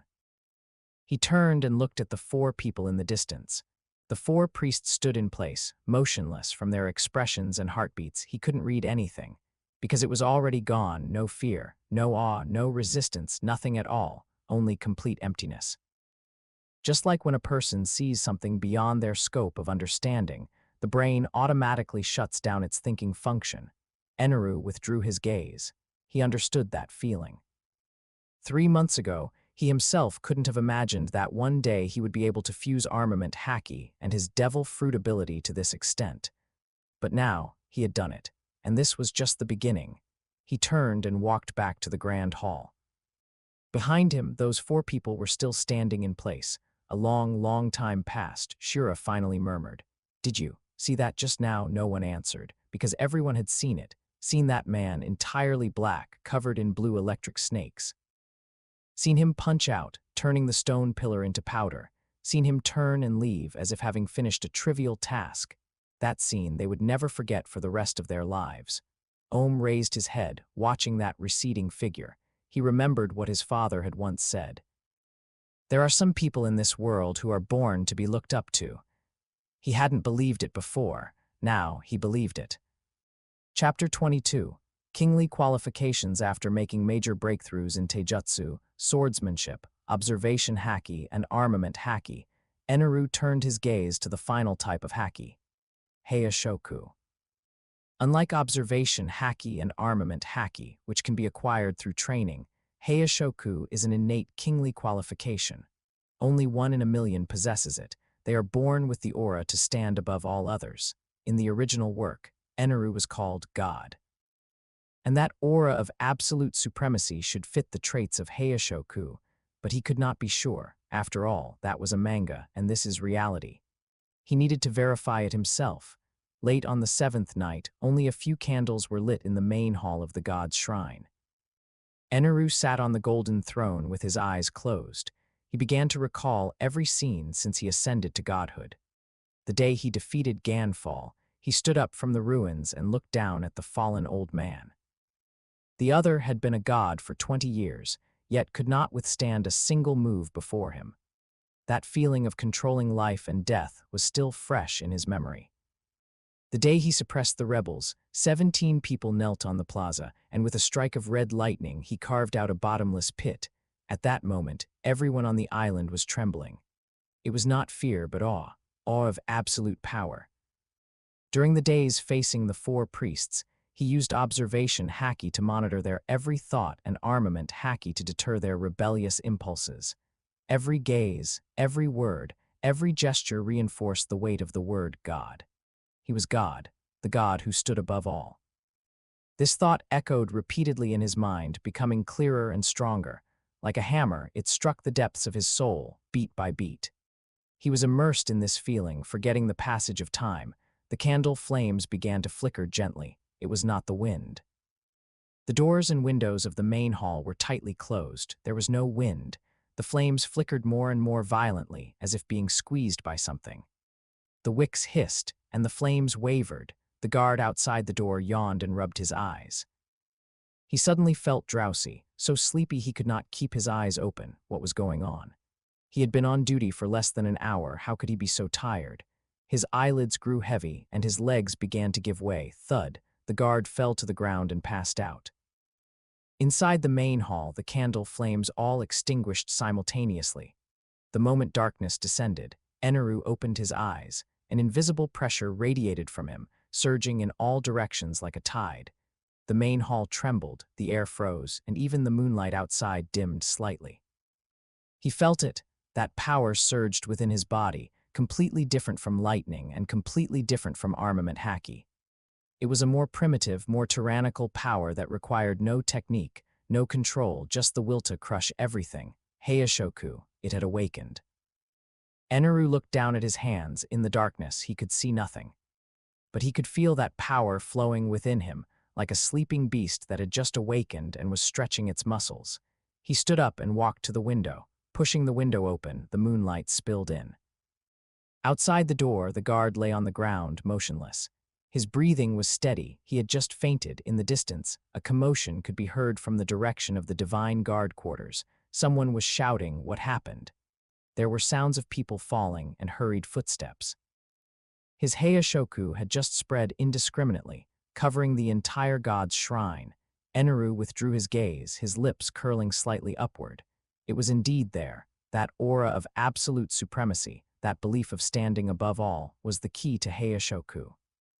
He closed the window and walked back to the golden throne. He sat down. He closed his eyes. 3 days after the awakening of Heishoku, the 4 priests came for an audience. Shiro walked in front, followed by Jidatsu, Satori, and Ohm. The 4 people crossed the main hall and stopped 10 steps away from the golden throne. "Greetings, my lord." Eneru leaned back on his throne, watching them. He was in a good mood today. After the awakening of Heishoku, he felt like a different person. It was a hard feeling to describe, like he was already standing high up, and now he was even higher. It was not a height of position, but a strength of aura. "Speak." Shiro was about to report on the situation of the past few days. Before he could speak, an invisible pressure suddenly radiated from Eneru. Shiro's vision went black, and he collapsed directly to the ground. Jidatsu and Satori did not even have time to react before they fell as well. Ohm held on for 1 more second, but it was only a second. He widened his eyes, his face full of disbelief, then his eyelids rolled back and he fell down too. The 4 of them lay neatly on the floor of the main hall, motionless. Eneru looked at this scene and remained silent for 3 seconds. It happened again. For the past few days, he had been trying to control Heishoku, but the results were not ideal. Sometimes, when his emotions fluctuated a bit, Heishoku would automatically release. He clearly had not intended to release it just now. He was just in a pleasant mood, but he still could not control it. He stood up and walked over to the 4 of them. Their breathing was steady. They had just fainted. They would probably wake up in about a quarter of an hour. Eneru rubbed his temples. This would not do. If his subordinates were fainting every day, how could they get any work done? He needed to learn to control this power as soon as possible. In the following days, he began to practice controlling Heishoku in earnest. The first method, suppression. When his emotions fluctuated, he would forcibly suppress the urge to release it. Like using a lid to press down on boiling water, preventing the steam from escaping. On the first day, he suppressed it 20 times. Each time was painful. That power seemed to have a will of its own, desperately trying to break out. He gritted his teeth and forced it down, pressing until the veins on his forehead bulged and his muscles tensed up. The result? Mediocre. He succeeded in suppressing it, but the price was a headache. After each suppression, his temples throbbed as if someone were hitting them with a hammer. On the second day, he continued. The third day, the fourth day, the fifth day. After a week, the headaches were getting worse, but the control of Heishoku had not improved significantly. Sometimes the suppression succeeded, sometimes it failed, and when it failed, the people around him would fall over again. He realized there was a problem with this approach. Suppression was not the answer. Heishoku was not a mistake. It was a power that needed to be guided. Suppression only made it more rebellious, more eager to break out. He needed a new approach. On the 6th day, he began to try guiding it. He imagined Heishoku as a form of energy that could be guided by his will, just like guiding lightning. He sat cross-legged in the center of the main hall and closed his eyes. First, he felt the existence of that power. It lurked deep within his body, like a sleeping beast. It was usually very quiet, but it would wake up when his emotions fluctuated. He did not try to suppress it, but instead tried to touch it with his consciousness, gently, like touching a wary beast with his hand. The power moved but did not burst out. He continued to touch it. He guided it to flow in a certain direction. The power followed his consciousness and slowly flowed toward his right hand. He opened his eyes and raised his right hand. With a thought, Heishoku surged from his palm and was released forward. 10 meters in front of him was a stone pillar. The moment Heishoku hit the stone pillar, A tiny crack appeared on its surface. Although very faint, it was indeed physical damage caused by Heishoku. Eneru stared at the crack, his lips curling slightly upward, guiding it. It worked. In the following days, he practiced this guidance continuously. After the 100th attempt, he was already able to condense Heishoku within his body without leaking it. No matter how his emotions fluctuated, that power would not automatically burst out, unless he released it actively. After the 300th attempt, he began to practice controlling the direction. Indiscriminate diffusion was the most basic form of release.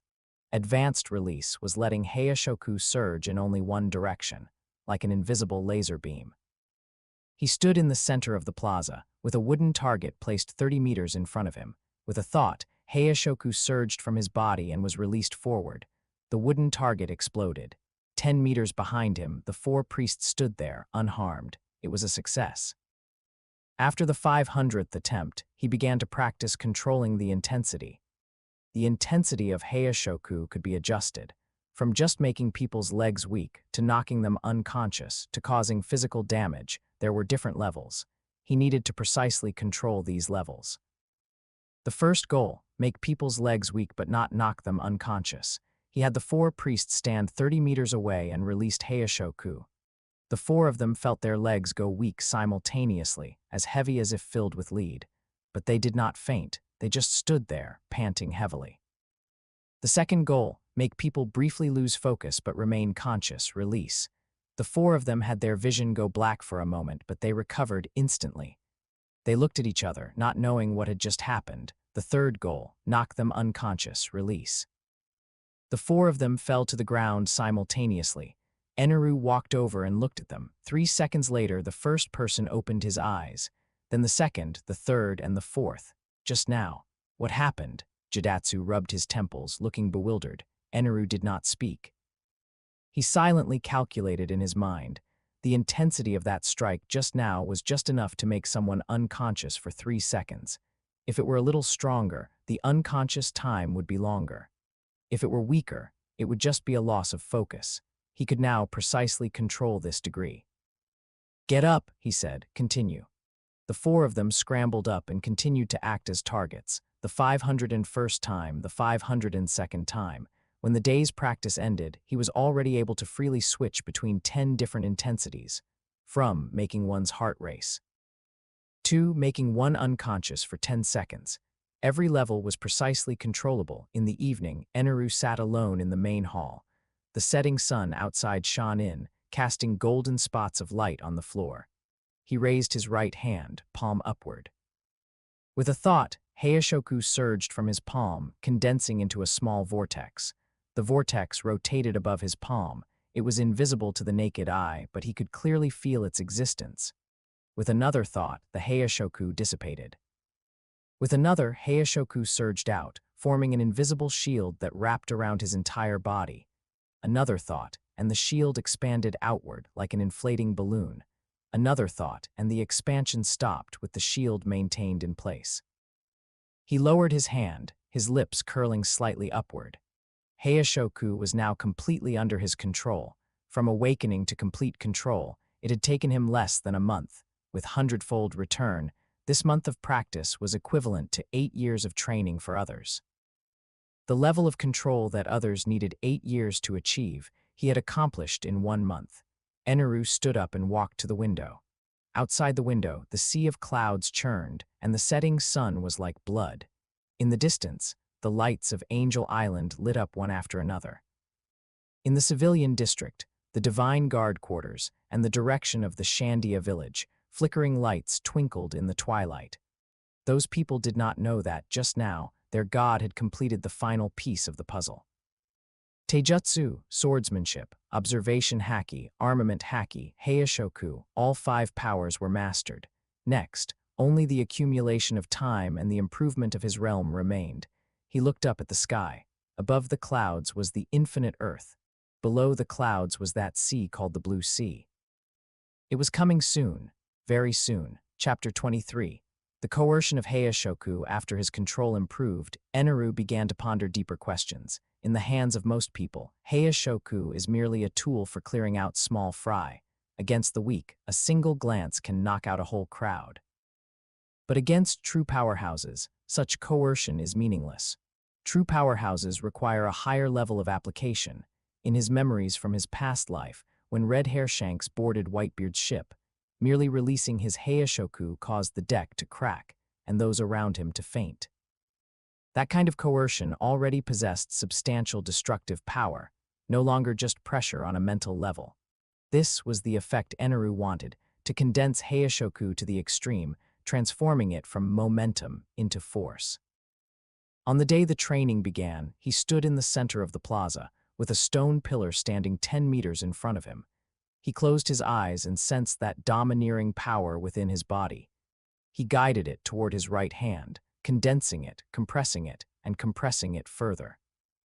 Then he released it toward the stone pillar. Nothing happened. The stone pillar remained motionless. Not even a speck of dust fell. Eneru opened his eyes and stared at the stone pillar. No, this isn't how it's released. Simple release just causes diffusion. The power scatters in all directions and cannot form any destructive force. To generate a physical impact, Heishoku must be condensed into a single line, slashing out like a blade. He closed his eyes again. This time, he didn't rush to release it, but instead had the Heishoku repeatedly compressed within his body. That power was like compressed gas, getting tighter and denser, almost on the verge of exploding, then, aiming at the stone pillar, release. An invisible shockwave surged from his palm and struck the stone pillar. A tiny crack appeared on the surface of the stone pillar. Eneru stared at the crack, the corners of his mouth curling up slightly. It worked. Although it was only as thin as a strand of hair, it was indeed physical destruction. In the days that followed, he kept repeating this process. Compress, release. Compress, release.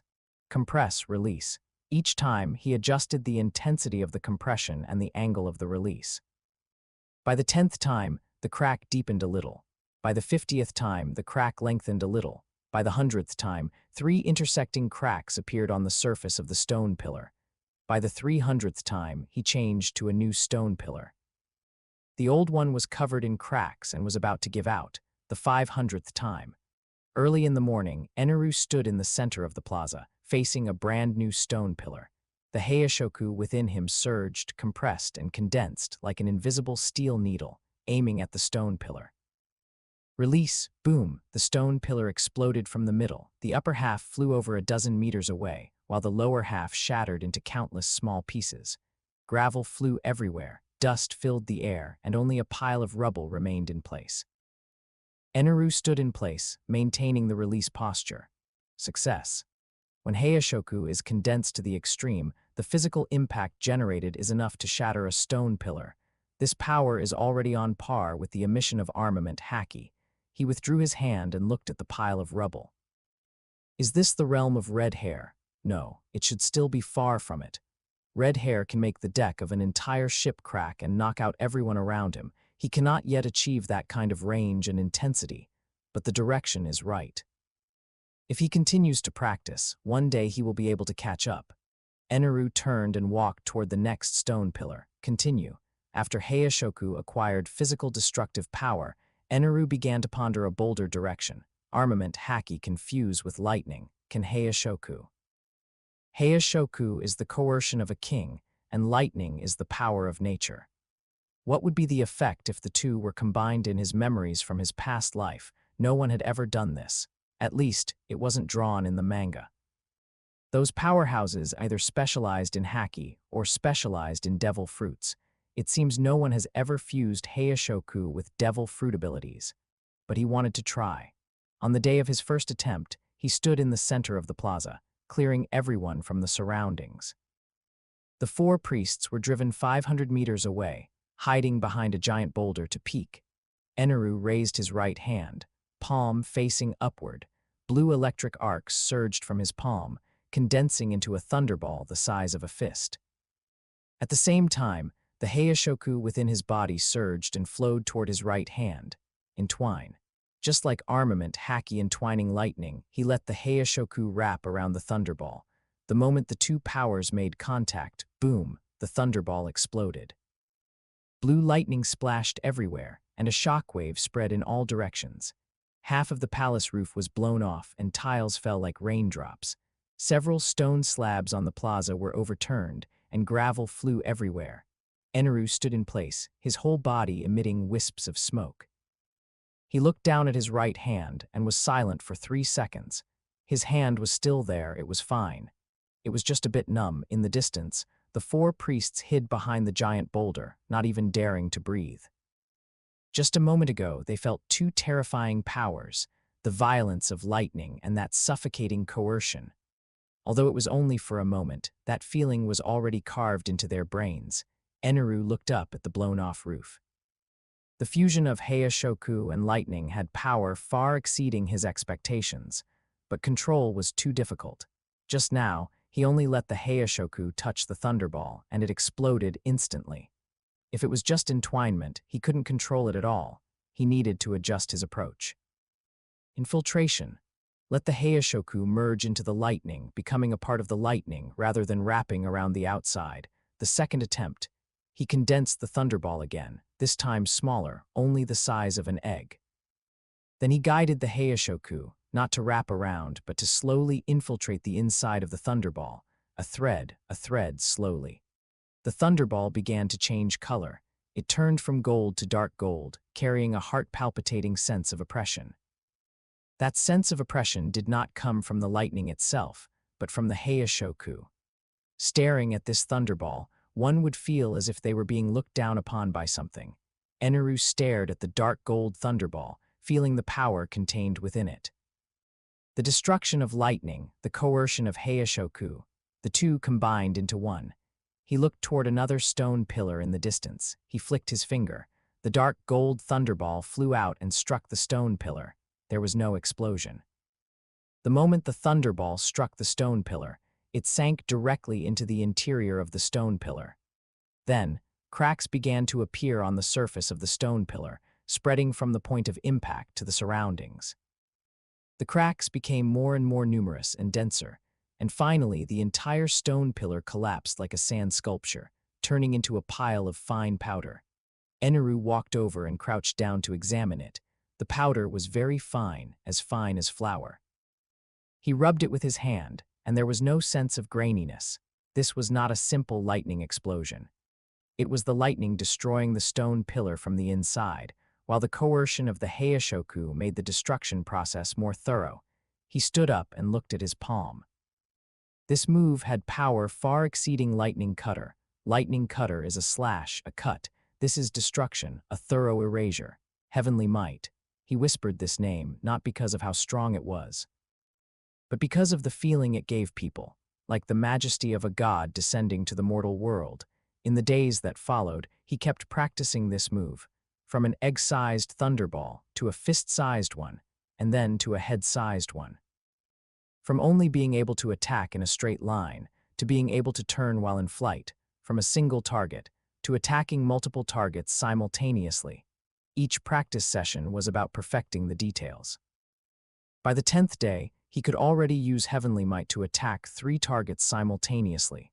By the 20th day, the flight speed of Heavenly Might had doubled. By the 30th day, the power of Heavenly Might had doubled again. That evening, he stood at the edge of the plaza and released Heavenly Might toward a cliff 300 meters away. The dark gold thunderball flew out, crossed 300 meters of space, and struck the cliff. Rumble, the entire cliff collapsed. Tens of tons of rock rolled into the sea of clouds, kicking up clouds of dust and smoke. In the distance, the 4 priests stood 500 meters away, looking at the collapsed cliff, speechless for a long time. After a long time, Shira muttered, "That kind of power is no longer something humans should possess." Jadatsu nodded, his voice hoarse. He hasn't been human for a long time.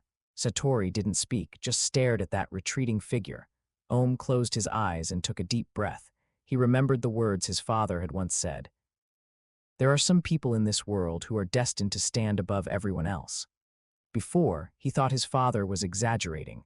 Now he understood that his father had understated it. It's not just standing above everyone else. It is standing above everything, God. This word before was just a title. Now it is a fact. Chapter 24. Heishoku Mastery, Voltage Breakthrough a year and a half later. In the main hall of God's shrine, Eneru sat upright upon the golden throne. There were no lights in the hall, and the lighting was dim. Outside the windows, the sea of clouds churned, and occasionally, sunlight spilled through the gaps, casting mottled light and shadows on the floor. The 4 priests stood 10 steps away, heads bowed, not daring to even breathe loudly. It wasn't deliberate suppression, it was an instinctive fear. That aura, that sense of pressure, had become a part of Eneru's very being. He didn't need to deliberately release it, nor did he need any fluctuation in emotion. He simply sat there, naturally radiating a faint sense of oppression, like a mountain, like an ocean. Like the thunder hanging above one's head, Shura secretly lifted his eyelids to take a glance, then quickly lowered them again. A year and a half ago, when Eneru stood there, he was a storm cloud, and the pressure came from lightning. A year and a half later, sitting there, Eneru was nothing, yet he left people without even the courage to look him in the eye. This was the effect of a permanently active Heishoku. No need to release it, no need for an outburst. Just by being near him, one would involuntarily feel awe. Speak. Eneru spoke, his voice calm. Shura took a deep breath and began to report. Everything on the island is normal. The Divine Guard's training is proceeding as scheduled, the civilians are living peacefully, and the Shandia village has become much more well-behaved. Warsa and Whipper occasionally come to Angel Island, but they are very well-behaved and dare not pull any tricks. After listening, Eneru nodded. You may withdraw. The 4 of them bowed and retreated from the main hall. Once they were outside the perimeter of God's shrine, Jidatsu let out a long sigh. It's like this every time we go in, he said in a low voice. He clearly didn't do anything, but I just feel like I can't breathe. Satori nodded, empathizing. Before I go in now, I have to take deep breaths for a long time, otherwise I'm afraid I'll just end up kneeling while walking. Shura looked at Ohm. What about you? How do you feel? Ohm was silent for a moment before slowly speaking. Did you guys notice something? What? When he was listening to the report just now, he didn't look at us once from start to finish. The 3 of them were stunned. Recalling the scene just now, it was indeed true. Eneru had been leaning back on the throne, his gaze fixed outside the window, never once glancing at them. But don't you feel, Ohm continued, that even though he wasn't looking, it felt like he was staring at us the whole time? The 3 of them fell silent, because they had the same feeling. That feeling of being watched was even more intense than actually being stared at. Even though those eyes were looking out the window, they always felt that their every move had been seen through. Heishoku, Ohm said. He has practiced to the point where he can attach Heishoku to his observation Haki, keeping the surrounding area under its shroud. The 3 of them gasped. Shrouding the surroundings. Doesn't that mean that from the moment they stepped into the main hall, they had been within the range of his Heishoku, that faint sense of pressure, that involuntary awe? It wasn't their own issue, but the influence of Heishoku. Let's go, Shura said, turning to leave. Thinking about it is useless. Either way, we'll never escape his grasp in this lifetime. The 3 of them followed silently. Inside the main hall, Eneru remained seated on the throne. He had seen the reactions of the 4 of them just now. Every subtle expression of those 4, from entering the hall to exiting, every acceleration of their heartbeats, every change in their breathing, was clearly revealed in his perception. This was the true use of a permanently active Heishoku. Fusing Heishoku with observation, Haki made the pressure a normalized means of perception. Anyone who approached him would automatically enter the coverage range of his Heishoku. That faint sense of pressure would cause the opponent to unconsciously reveal flaws, accelerated heartbeats, tensed muscles, emotional fluctuations. And all these flaws would be captured by his observation Haki. He stood up and walked to the window. Pushing open the window, the scent of the churning sea of clouds rushed toward him. Closing his eyes, he let his perception spread in all directions. The entire Sky Island was within his view. In the civilian area of Angel Island, over 800 people were busy with their own tasks. His Heishoku swept over them gently. No one noticed, but everyone's movements slowed by half a beat. It wasn't fear, but an instinctive awe. Just like the reaction of an animal encountering a natural predator. At the Divine Guard station, over 100 people were training. The moment his Heishoku swept past, everyone shivered simultaneously. then looked at each other, not knowing what had happened. In the direction of the Shandia village, there were over 400 Shandians. When his Heishoku swept past, Whipper, who had been talking, suddenly stopped and looked around with a frown. He felt something, but couldn't quite say what it was. Eneru opened his eyes, the corners of his mouth slightly upturned. Heishoku mastery. From only being able to indiscriminately knock out people around him at first, to now being able to precisely control the coverage range and intensity, shrouding the entire island in a faint pressure. This kind of progress, under the blessing of the hundredfold return, took only a fraction of the time it would take others. He turned and walked back to the golden throne, sat down and closed his eyes. The cultivation continued. After mastering Heishoku, Eneru turned his attention back to his fruit ability, the Rumble fruit. In the original story, Eneru's limit was 200 million volts. A discharge of 200 million volts was enough to destroy a small island, but it was far from enough to face true powerhouses. He needed to break through this limit. The method to break through was simple: continuously increase the voltage. But behind this simplicity lay immense risk. The higher the voltage, the stronger the current, and the greater the load on his body. For an ordinary person's body, let alone withstanding high voltage, even a slightly stronger current could be fatal. Although he could elementalize, elementalization was not invincible. High-intensity currents would still damage his body. He needed the assistance of Armament Haki. The first stage of the attempt, 300 million volts. Eneru stood in the center of the main hall, and golden arcs of electricity began to surge around him. Subscribe for more amazing novel audiobooks. Don't forget to like, comment, and share Infinite Novel Audio. The current grew stronger and denser, going from as thin as a hair to as thick as a finger, and from as thick as a finger to as thick as an arm. Golden lightning danced and hissed across his body, illuminating the entire main hall. 300 million volts achieved. It felt okay. His body was a bit numb, but his armament Haki protected his internal organs, so he wasn't injured. The second stage of the attempt, 500 million volts. The arcs were denser and brighter, and the color changed from gold to bright gold. The air was ionized, emitting sizzling, scorching sounds. The temperature in the hall began to rise, and the stone floor grew faintly hot. 500 million volts achieved. The feeling of numbness intensified, like countless tiny needles moving under his skin. He operated his armament Haki at full power to protect every vital point. He gritted his teeth and endured it. The third stage of the attempt, 1 billion volts. This was the limit from the original story. No, it had already surpassed the limit of the original story. The color of the arcs changed from bright gold to dark gold, carrying a hint of an eerie glow. The current was no longer just jumping. It was coiling and moving across his body as if it had a life of its own. The entire main hall was trembling, and the sea of clouds outside the window was illuminated brightly by the lightning. 1 billion volts achieved. This time, it felt different. The high-voltage current pierced through the protection of his armament Haki, directly impacting his internal body. His muscles were spasming, his bones were trembling, and his nerves burned with a stinging pain as if scorched by fire. That pain was more intense than any previous training session. But he did not stop. He operated his armament Haki at full power to protect his vitals, heart, brain, lungs. He let the current scour the other parts. The effect of the hundredfold return began to manifest.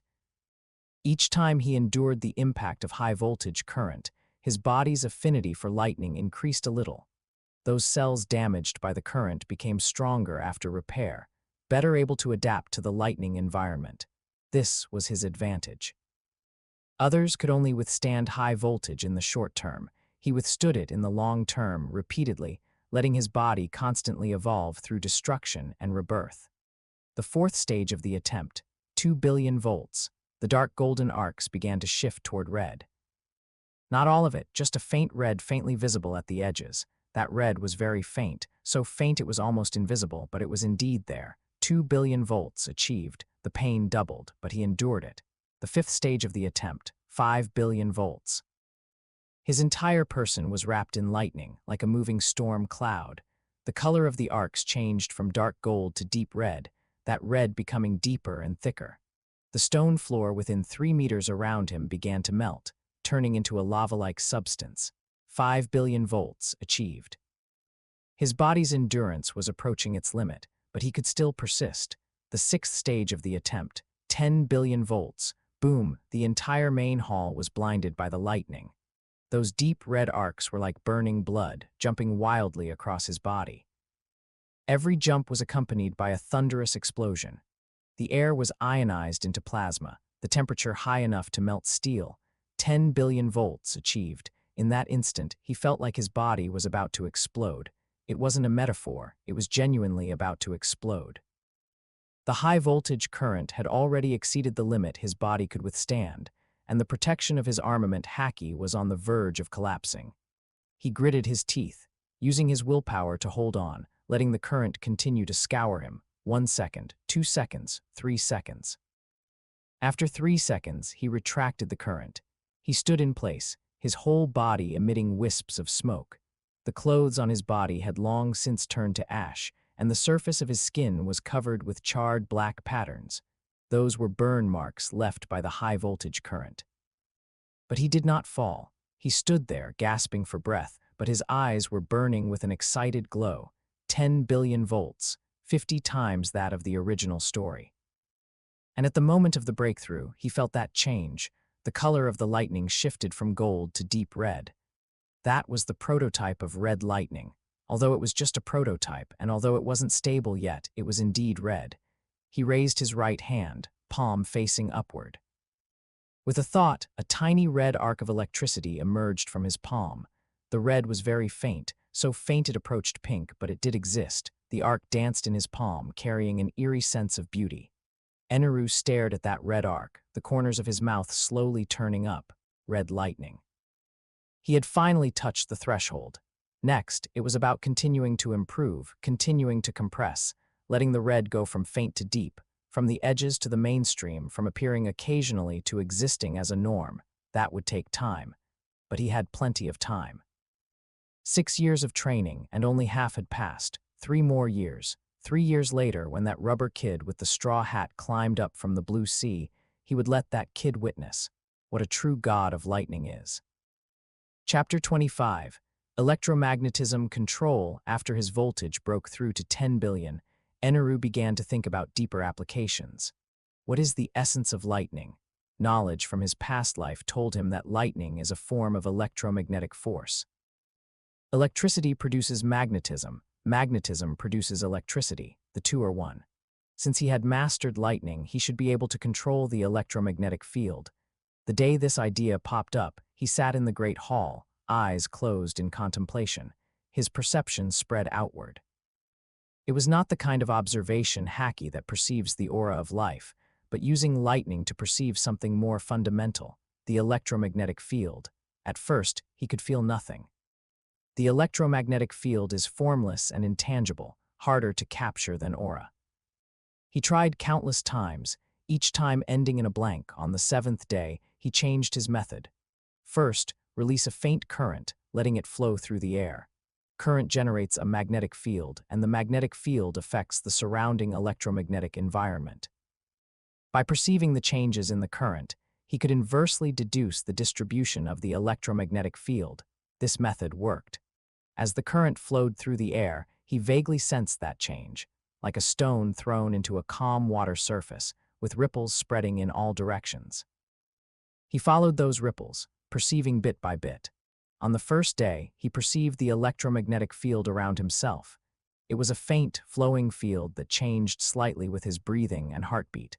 By the second day, the perception range had expanded to the entire great hall. Those stone pillars, the golden throne, the doors and windows, all had their own electromagnetic properties. Metal had the strongest electromagnetic field, stone the second, and wood the weakest. On the third day, the range expanded to the perimeter of God's shrine. The stone slabs on the plaza, the weapons at the waists of the patrolling guards, the electromagnetic fields of those metal objects appeared clearly. On the 7th day, the entire Angel Island was within his perception. At that moment, the world he saw changed completely. The world in the eyes of ordinary people is light, shadow, color, and form. The world in the eyes of observation Haki is aura, heartbeat, and emotion. The world in the eyes of the electromagnetic field is another sight entirely. Every piece of metal has its own magnetic field, strong or weak, stable or fluctuating. Every wire, though there were no wires on Sky Island, but those natural conductors, those ores containing metal components, were all emitting their own electromagnetic signals. Even more wondrously, living organisms also have electromagnetic fields within them. Heartbeats generate bioelectricity, and electricity generates a magnetic field. Brain activity generates brain waves, and brain waves are also a type of electromagnetic wave. Those faint electromagnetic signals, usually impossible to detect, were as clear as fireflies in the dark night under the perception of the electromagnetic field. Eneru was immersed in this brand new perception. He saw the heartbeats of the people in the civilian district, each contraction accompanied by a faint electromagnetic pulse. He saw the swords at the waists of the Divine Guard, those metals vibrating slightly. He saw. In the direction of the Shandia village, the shells used by the Shandians for lighting. Those shells contained special minerals and were also emitting electromagnetic signals. The whole world, in his eyes, turned into an ocean of electromagnetic fields. He began to try to use electromagnetic force to influence this world. The first step, telekinesis. He stared at a stone the size of a fist, using his will to guide the electromagnetic force to wrap around it. Electromagnetic force is invisible, but when he condensed enough electromagnetic fields, that stone trembled slightly. He continued to strengthen it. The stone slowly rose, hovering in midair. With a thought, the stone moved to the left, again to the right. Again, forward, backward, rotating, accelerating, emergency stop. A stone, dancing in the air as if it had a life of its own. The corners of Eneru's mouth curled up, telekinesis successful. The second step, interfering with the nervous system. He stared at a bird flying past the window, using his will to guide the electromagnetic field to interfere with its neural signals. The bird suddenly stiffened in the air and fell straight down. Just as it was about to hit the ground, it suddenly recovered, flapping its wings and flying away. Success! Neural signals within living organisms are also electrical signals and will be interfered with by external electromagnetic fields. Strong electromagnetic fields can paralyze nerves, disrupt the brain, and even cause unconsciousness. The third step, electromagnetic pulse. He condensed a large amount of electromagnetic energy and released it instantly. An invisible pulse spread in all directions, sweeping across the entire great hall. All metal objects in the hall trembled simultaneously, emitting a buzzing resonance. If there were electronic devices, they would all be paralyzed at this moment. Unfortunately, Sky Island had none. The fourth step, absolute defense. He caused the electromagnetic field to form a high-speed rotating field around his body. Any metal object approaching would be repelled by the electromagnetic force. He had Shura throw a sword at him. The sword flew to within 3 feet of him, then suddenly hit an invisible wall, bounced back at an even faster speed, grazed Shura's face, and nailed itself into the pillar behind him. Shura froze in place, cold sweat streaming down. Eneru looked at the sword and nodded. Electromagnetic defense also successful. In the following days, he practiced these applications continuously. Telekinesis went from stones to boulders, from one to many. On the 10th day, he crushed a 3-meter-high boulder into powder from a distance. Under the pressure of the electromagnetic force, the boulder was gripped by an invisible hand, cracking bit by bit, finally turning into a pile of fine sand. The 4 priests stood in the distance, watching, their faces pale. They finally understood this person's power had already exceeded their cognition. It wasn't just becoming stronger, it was a different dimension. They were still thinking about how to practice swordsmanship, how to practice martial arts, how to improve Haki. This person had already begun to control the fundamental forces of the world. How could they compare? What could they use to compare? Shura silently put away his sword and turned to leave. No more practice today. Thunder's sovereign, after mastering the electromagnetic field, Eneru began to try a bolder direction. Since he could use the electromagnetic field to perceive and influence the surroundings, could he use it to change the surroundings, let the environment itself become his domain? That morning, he stood on the plaza in front of the god's shrine Great Hall. Closing his eyes, his perception was fully open. The electromagnetic field spread outward, covering the entire Angel Island. The electromagnetic properties of those buildings, the electromagnetic distribution of the ground, the free charges in the air all appeared clearly. He began to adjust. Releasing more electromagnetic energy, the field's strength gradually increased. Static electricity began to permeate the air. Those invisible charges flowed in the air, making a faint buzzing sound. Hair floated up slightly, and clothes fluttered. Arcs of electricity began to appear on the ground. Tiny golden electric snakes emerged from the cracks in the stone slabs, traveled across the surface, dissipated, and then emerged again, more and more, denser and denser. The metal parts on the buildings began to tremble.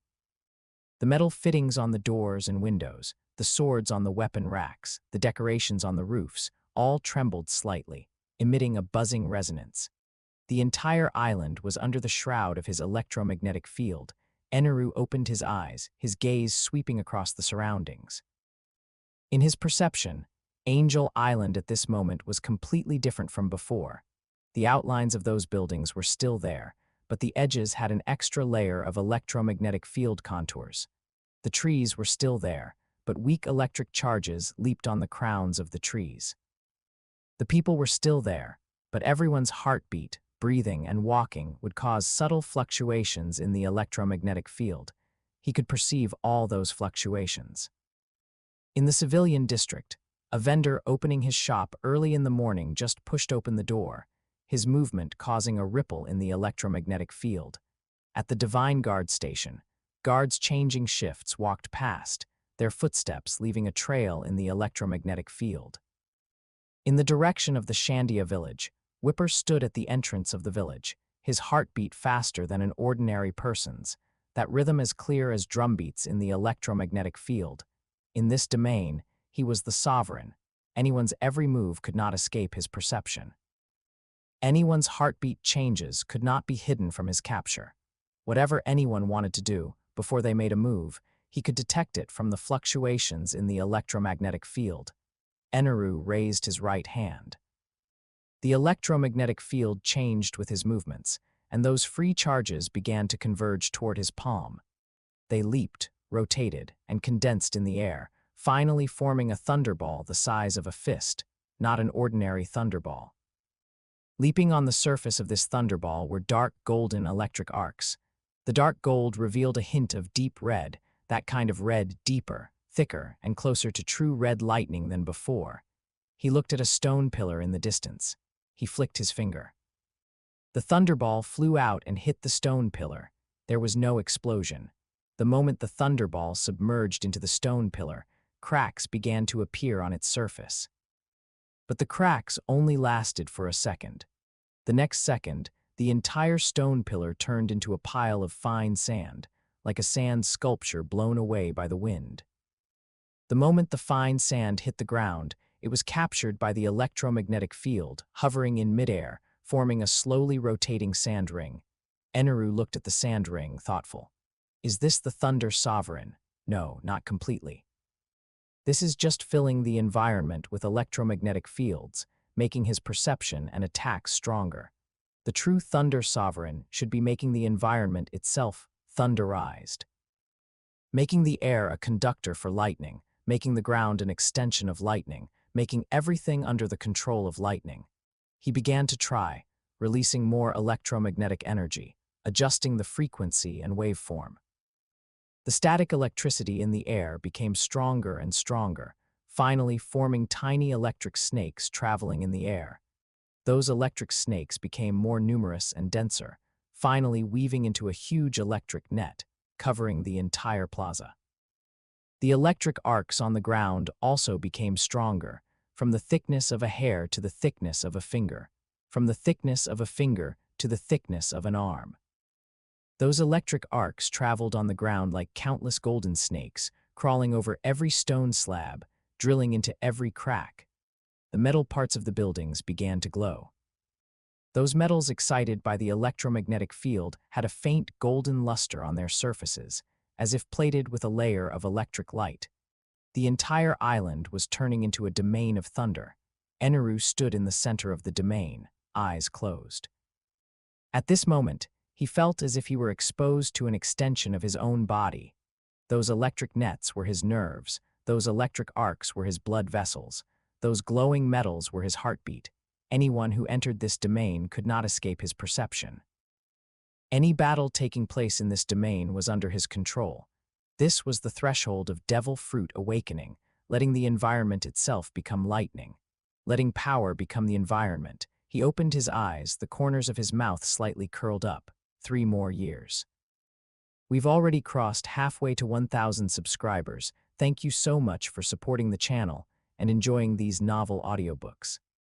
Every subscribe, like, comment, and share helps us grow faster and bring you even more epic stories.